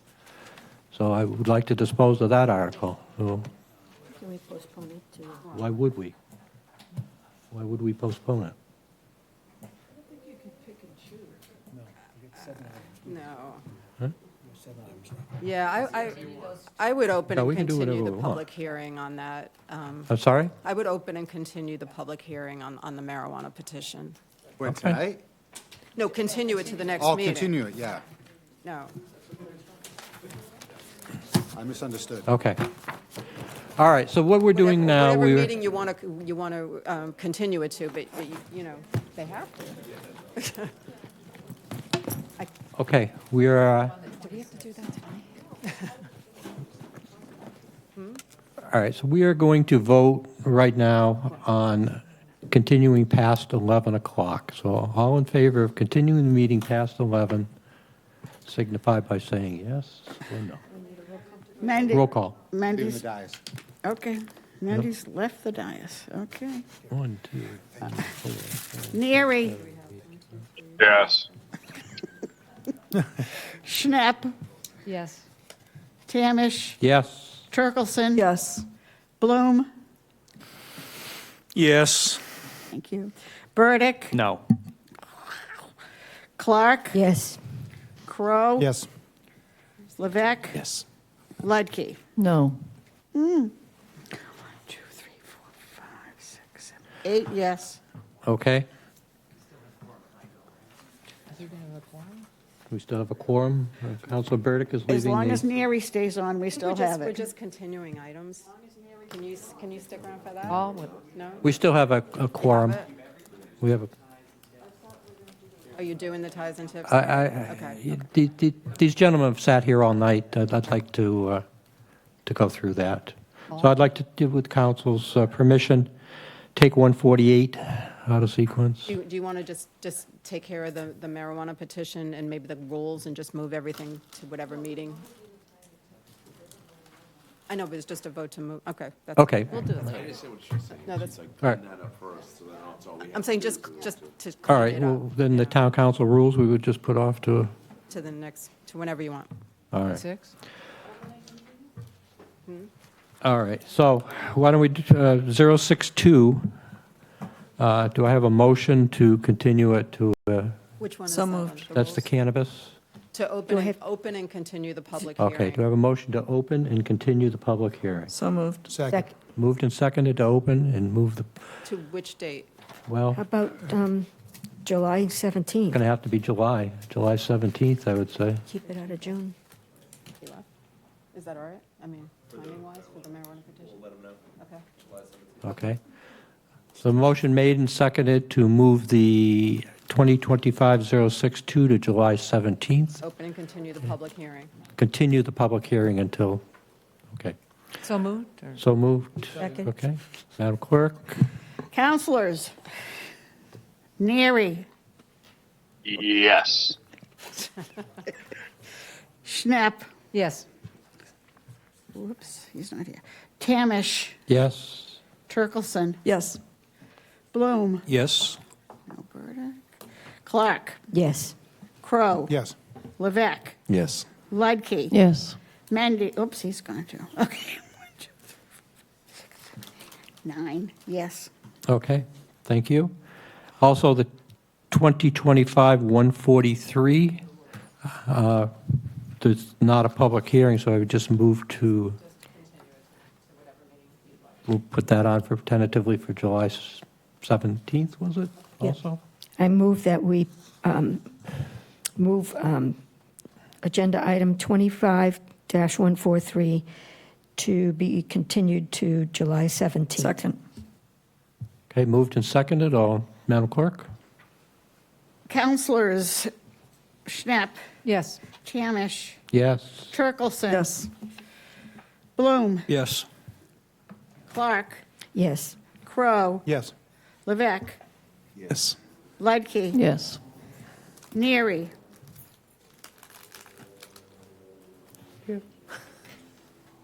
Oh, come on, Paul. Counselor Neary? I know. Pictures there. Still there, though. You're muted. Yes. Okay. Yes, thank Thank you. you. Okay, passes. Okay. All right, 2025-148. Mr. Kupfer, are you presenting? Could, Councilor Bloom, could you read in 2025-148, please? Certainly, thank you.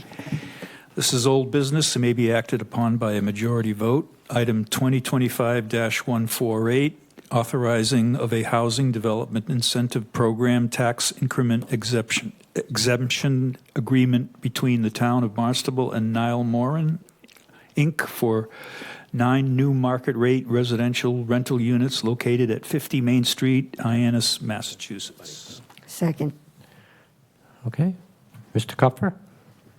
Good evening, Jim Kupfer, Director of Planning and Development. The Tax Incentive Committee of the Town Council recommended approval of the Housing Development Incentive Program tax increment exemption request from the developer Niall Moran, Inc. for the property located at 50 Main Street in Hyannis.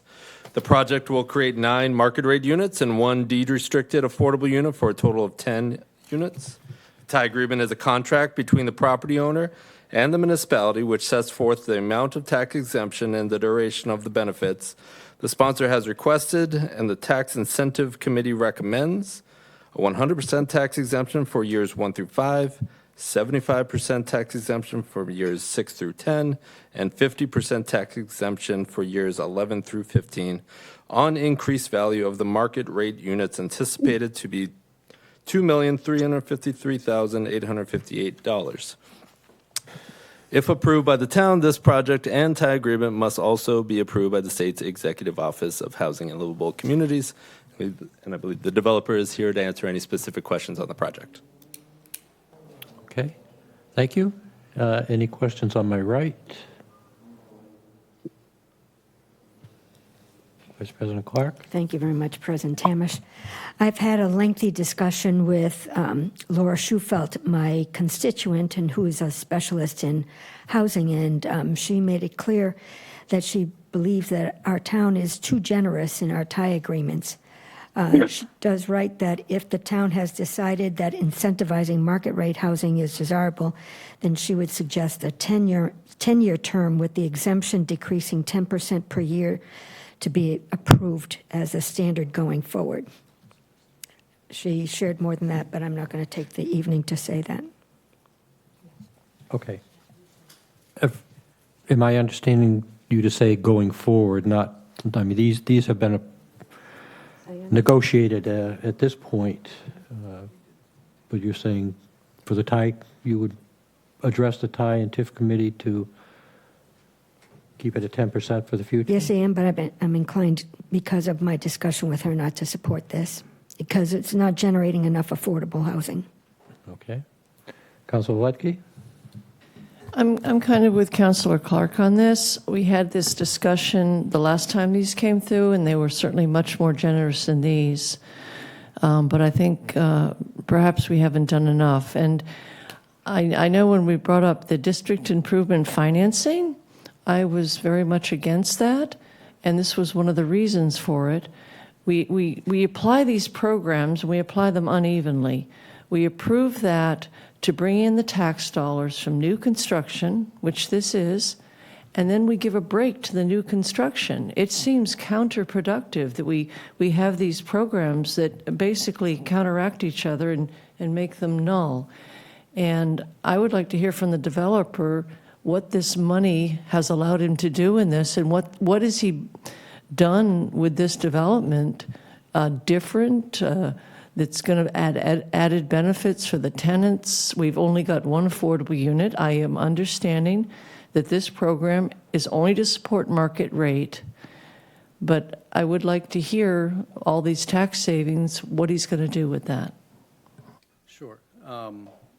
So within my development, all of them. Is that mic, is the green light on the mic? Yeah, sorry. Okay. I'm not very good at this type of thing. So anyhow. Could you just identify yourself for the Kyle record, Moran. please? Okay, thank you. So I am doing upgrades throughout the property, and a lot of the units in town are quite small. So they're all over 1,000 square feet each. So it gives ample living space for everyone. They have central AC, granite, Anderson windows, the design of the units, everything that I've done, I've taken a lot of time and money and put additional money into it to make it somewhere that I would live myself. So it's not just a little shoebox. It is a place that most people would be comfortable living.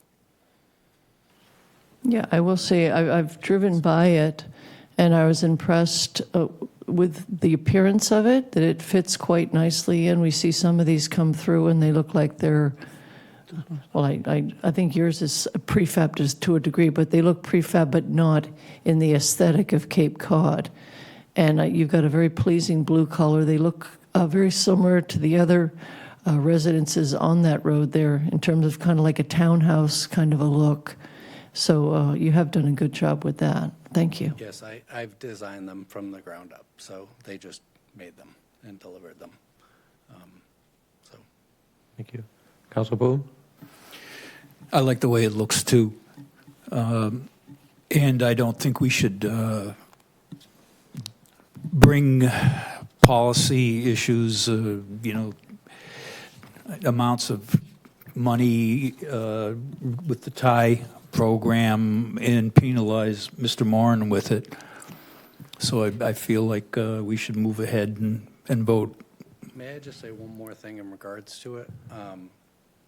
By having that, I keep all of the rents lower than most rentals. So that does help me with that. So a lot of the rents are very high that I see out there, 3,000. I'm typically 25, 2,600 for something that I think is better than some of those.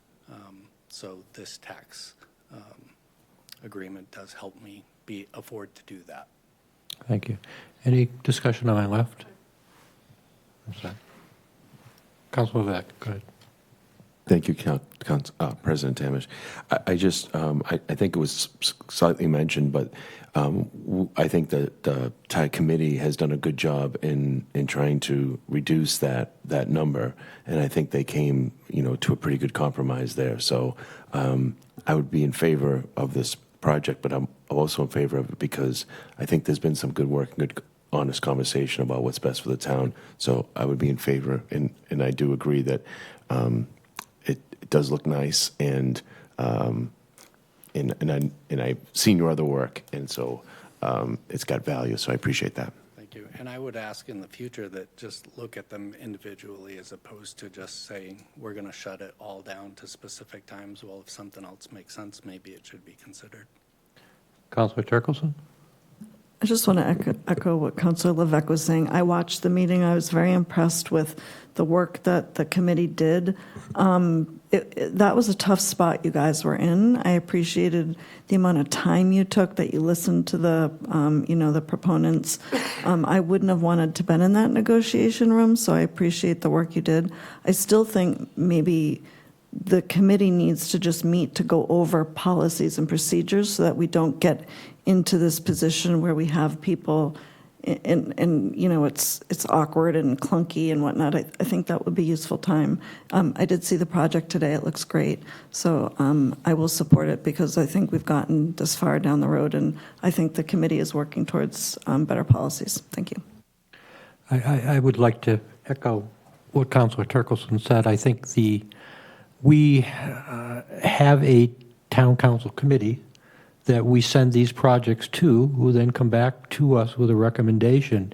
If we think that the basis that they are using for granting these incentives is wrong, then I think we should have that discussion at the committee level, not at this level. But Councilor Crowe?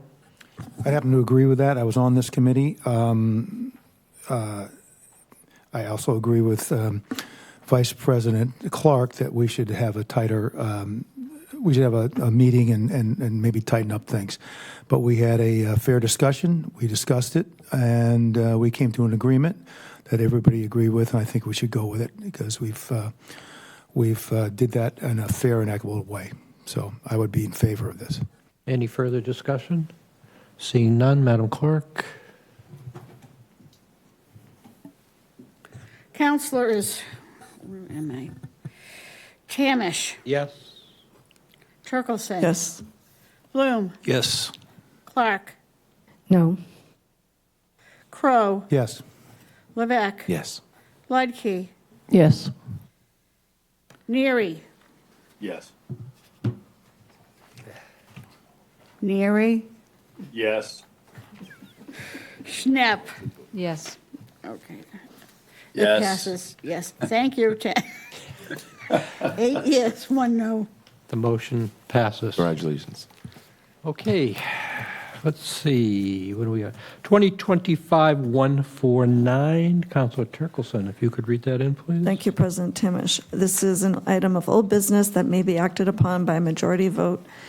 Item number 2025-149, the authorization of a housing development incentive program tax increment exemption agreement between the Town of Barnstable and 94 Stevens Street, LLC for 36 new market rate residential rental units located at 94 Stevens Street, Hyannis, Mass, as written. Second. Okay, moved and seconded, Mr. Kupfer. Good evening, Jim Kupfer, Director of Planning and Development. The Tax Incentive Committee of the Town Council recommends approval of the Housing Development Incentive Program tax increment exemption requests from developer 94 Stevens Street, LLC, for the property located at 94 Stevens Street in Hyannis. In addition to the 36 market rate units, 4 units are proposed to be permanently deed-restricted and affordable, and the project has a total of 40 units. The tie agreement is a contract between the property owner and the municipality, which sets forth the amount of tax exemption and duration of benefits the sponsor has requested, and the Tax Incentive Committee recommends 100% tax exemption for years 1 through 4, 75% tax exemption for years 5 through 7, and 50% tax exemption on years 8 through 10, on an increased value anticipated to be $10,680,600, which excludes the value of the 4 affordable units. If approved by the town, this project and tie agreement must also be approved by the State Executive Office of Housing and Livable Communities, and the developer is here to answer any questions. Okay, any discussion on my right? Councilor Ludke. Yes, on this one, I don't think I can support this one. And my reasoning is, again, I look at this holistically.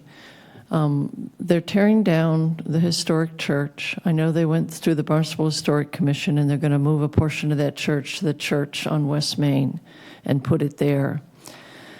But it also, in addition to tearing down an historic church, some meetings ago we had a woman who made a joking comment, but I thought it was well made, that, you know, she has a 4-story apartment beside her and they can see her in her outside shower. And this is right at the transition, and we had Bob Schulte speaking earlier about the downtown zoning. This is right at the edge. And that church was a beautiful transition to a residential neighborhood right there. And I think, I haven't seen the latest, but I know the first iteration of this was just enormous and really out of scale. I think the second iteration is a little bit smaller. But they've gotten what they need with the zoning to do this construction, but I don't see the extra mile to try to blend in with the community. And I think a lot of this downtown zoning is based on trust, that, you know, we have a trust that we're going to work within the community.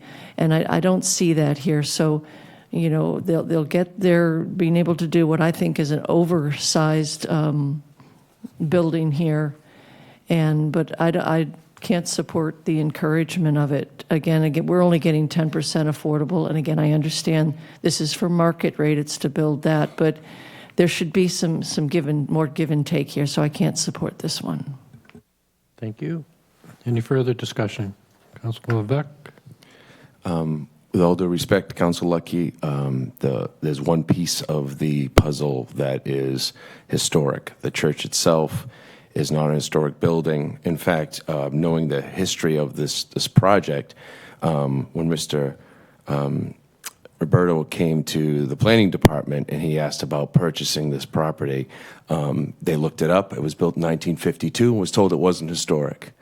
So he bought the property thinking that he wasn't going to have to do mitigation through the historic. Then somebody came and said, you know what, the piece of that church was historic. So then he paused, held on to that financing, kept that money, had to pay interest on that, and then went forward and went through the Historic Commission and did everything he could to move that piece of property to West Main Street and offered that. That's commendable. So thank you for doing that. And you've done everything you possibly can. Your original plans, again, we're talking about something where if, you know, the town council said and that this can be done. And they came up with plans and said, okay, this is what it is. And then when the planning department said, there's not going to be an appetite for this, you're going to have to reduce it. You're going to do something else with it. And they came back with other plans, paid more money, again, tens of thousands of dollars more. You know, this is something where when they first bought this, that maybe they could get it possibly even breaking, you know, ground a year ago. And it's been extended. Now, I'm not saying that we just roll out the red carpet and we work, but to say that they didn't work with us, that's false. That's not true. So I actually think that they've actually had more of a hazard than most projects. And I think also, too, they're only getting a 10-year tie agreement, so where everybody else was 20, right? Am I right? Yeah, everybody else was 20, then we reduced. We just gave out 15. Now we're giving them 10. And I'm sorry. It really upsets me because the name of this group is the Brazilian Six. And I think that people need to think about that. Thank you. Thank you. Councilor Neary. Thank you, President Tamish, and thank you all for my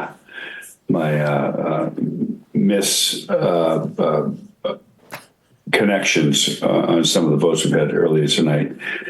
I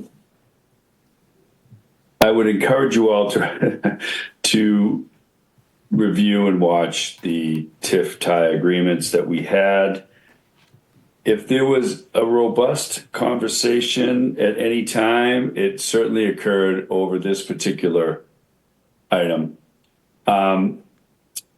The proponent has complied with virtually everything that we could have asked for and presented. And frankly, in terms of how the Thai committee has approached things historically, we understand that there's been a considerable, let's just say, a change or a modification in terms of what was done prior to terms of what is being done now. And in deference to Councilor Lucky, I agree. But at the same time, considerable, let's just say, compromises were discussed at our Thai agreement. And I think the other members of the Thai committee will certainly agree with this. It was tough. I know they were under duress, the contractor, the builder, to try to make the math work on this. I understand the location, across from the Belize dealership, next to our fire department, in close proximity to our youth and community center. This is a tricky one. And some of the conversations we had with the proponent was, or with the requester was, this isn't going to fly based on what we're hearing. Let's call it in past history. So to their credit, they have somehow penciled the numbers and are trying to move forward with the project. I know it's difficult now in this particular environment on these TIF and ties, and I know that my fellow members of the committee really we're at kind of like a crossroads, trying to determine where we're going with these agreements. But with that said, and again, as Councilor Lebec mentioned, there were some serious changes to the offerings that we finally came to agree on, and maybe we didn't agree on it with the developer, but we agreed on it with our members of the committee. And with that said, I feel we did all of our due diligence to at least give them an option, give them a chance to go before HDIP, and if it goes, it goes. But I think that I would be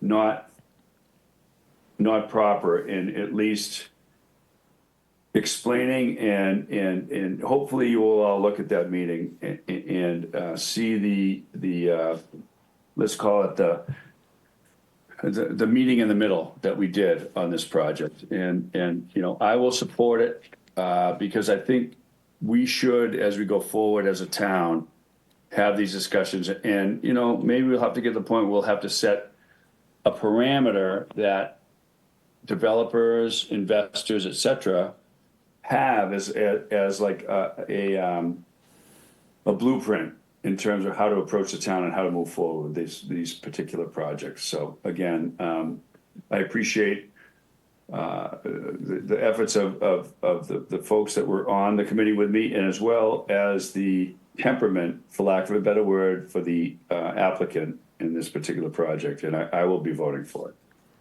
Thank you. Any further discussion, Councilor Schnapp? Thank you, Mr. President. I just wanted to make 2 points.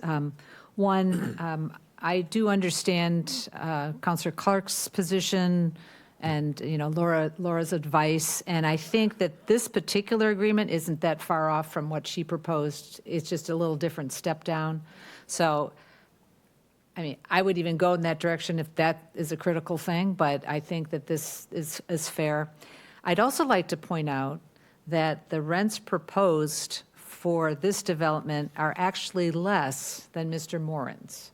So his 2-bedroom rents are proposed at $2,750, and this proposal is at $2,400, and the 3-bedroom rates are at $2,600, and that's actually, to me, quite a bit lower than what I'm seeing for 3 bedrooms in the market. And I think that these are the rents that he's going to be offering. I don't know if I felt confident in some of the other agreements that we've had out there, but, so, you know, I think the hardest part is that it's a replacement of a beloved structure that was in our community. But unfortunately, that church closed down. It wasn't going to remain a church, unless, I guess, somebody decided to try to buy it as a historic, to preserve it. So, and I think that's a really hard thing to separate from this decision. But I think that what's being proposed, again, is housing in an area that is, complementary in many ways, and provides some rents that I think are a little bit more affordable than we've seen in some of our other market rate developments. So I just wanted to add that information to the discussion. Thank you. Any further discussion? Councilor Crowe? I happen to agree with Councilor Schnepp and some others that have spoken on this, and Councilor Levesque. And also Councilor Neary, we had a robust discussion about this and in the TIE committee, and I think it's, I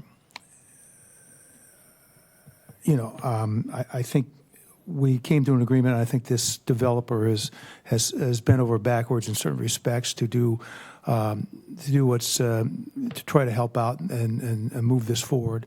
So I appreciate you doing that, sir. And I'm not sure what the bazillion six is, but the fact is we treat everybody the same here. I don't care where you're from. And so I would suggest, I would say yes, let's vote in favor of this agreement. Thank you. Any further discussion? Seeing none.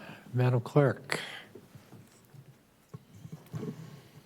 Councilors Turkelson, Yes. Bloom, Yes. Clark, No. Crow, Yes. Levesque. Yes. Ludke, No. Neary, Yes. Schnepp, Yes. Tamish. Yes. 7-2, so 7 yes, 2 no. And I appreciate the due diligence that the TIE committee has done. Thank you. All right. First of all, I'd like to thank the staff that is still here at 11:37. And not all staff. And the public. And I would like to entertain a Move to motion adjourn. to adjourn. Second? Second. Madam Clerk? Councilors Turkelson, Yes. Bloom, Yes. Clark, Yes. Crow, Yes. Levesque, Yes. Ludke, Yes. Neary, Yes. Schnepp, Yes. Tamish. Yes. Yay. We are adjourned.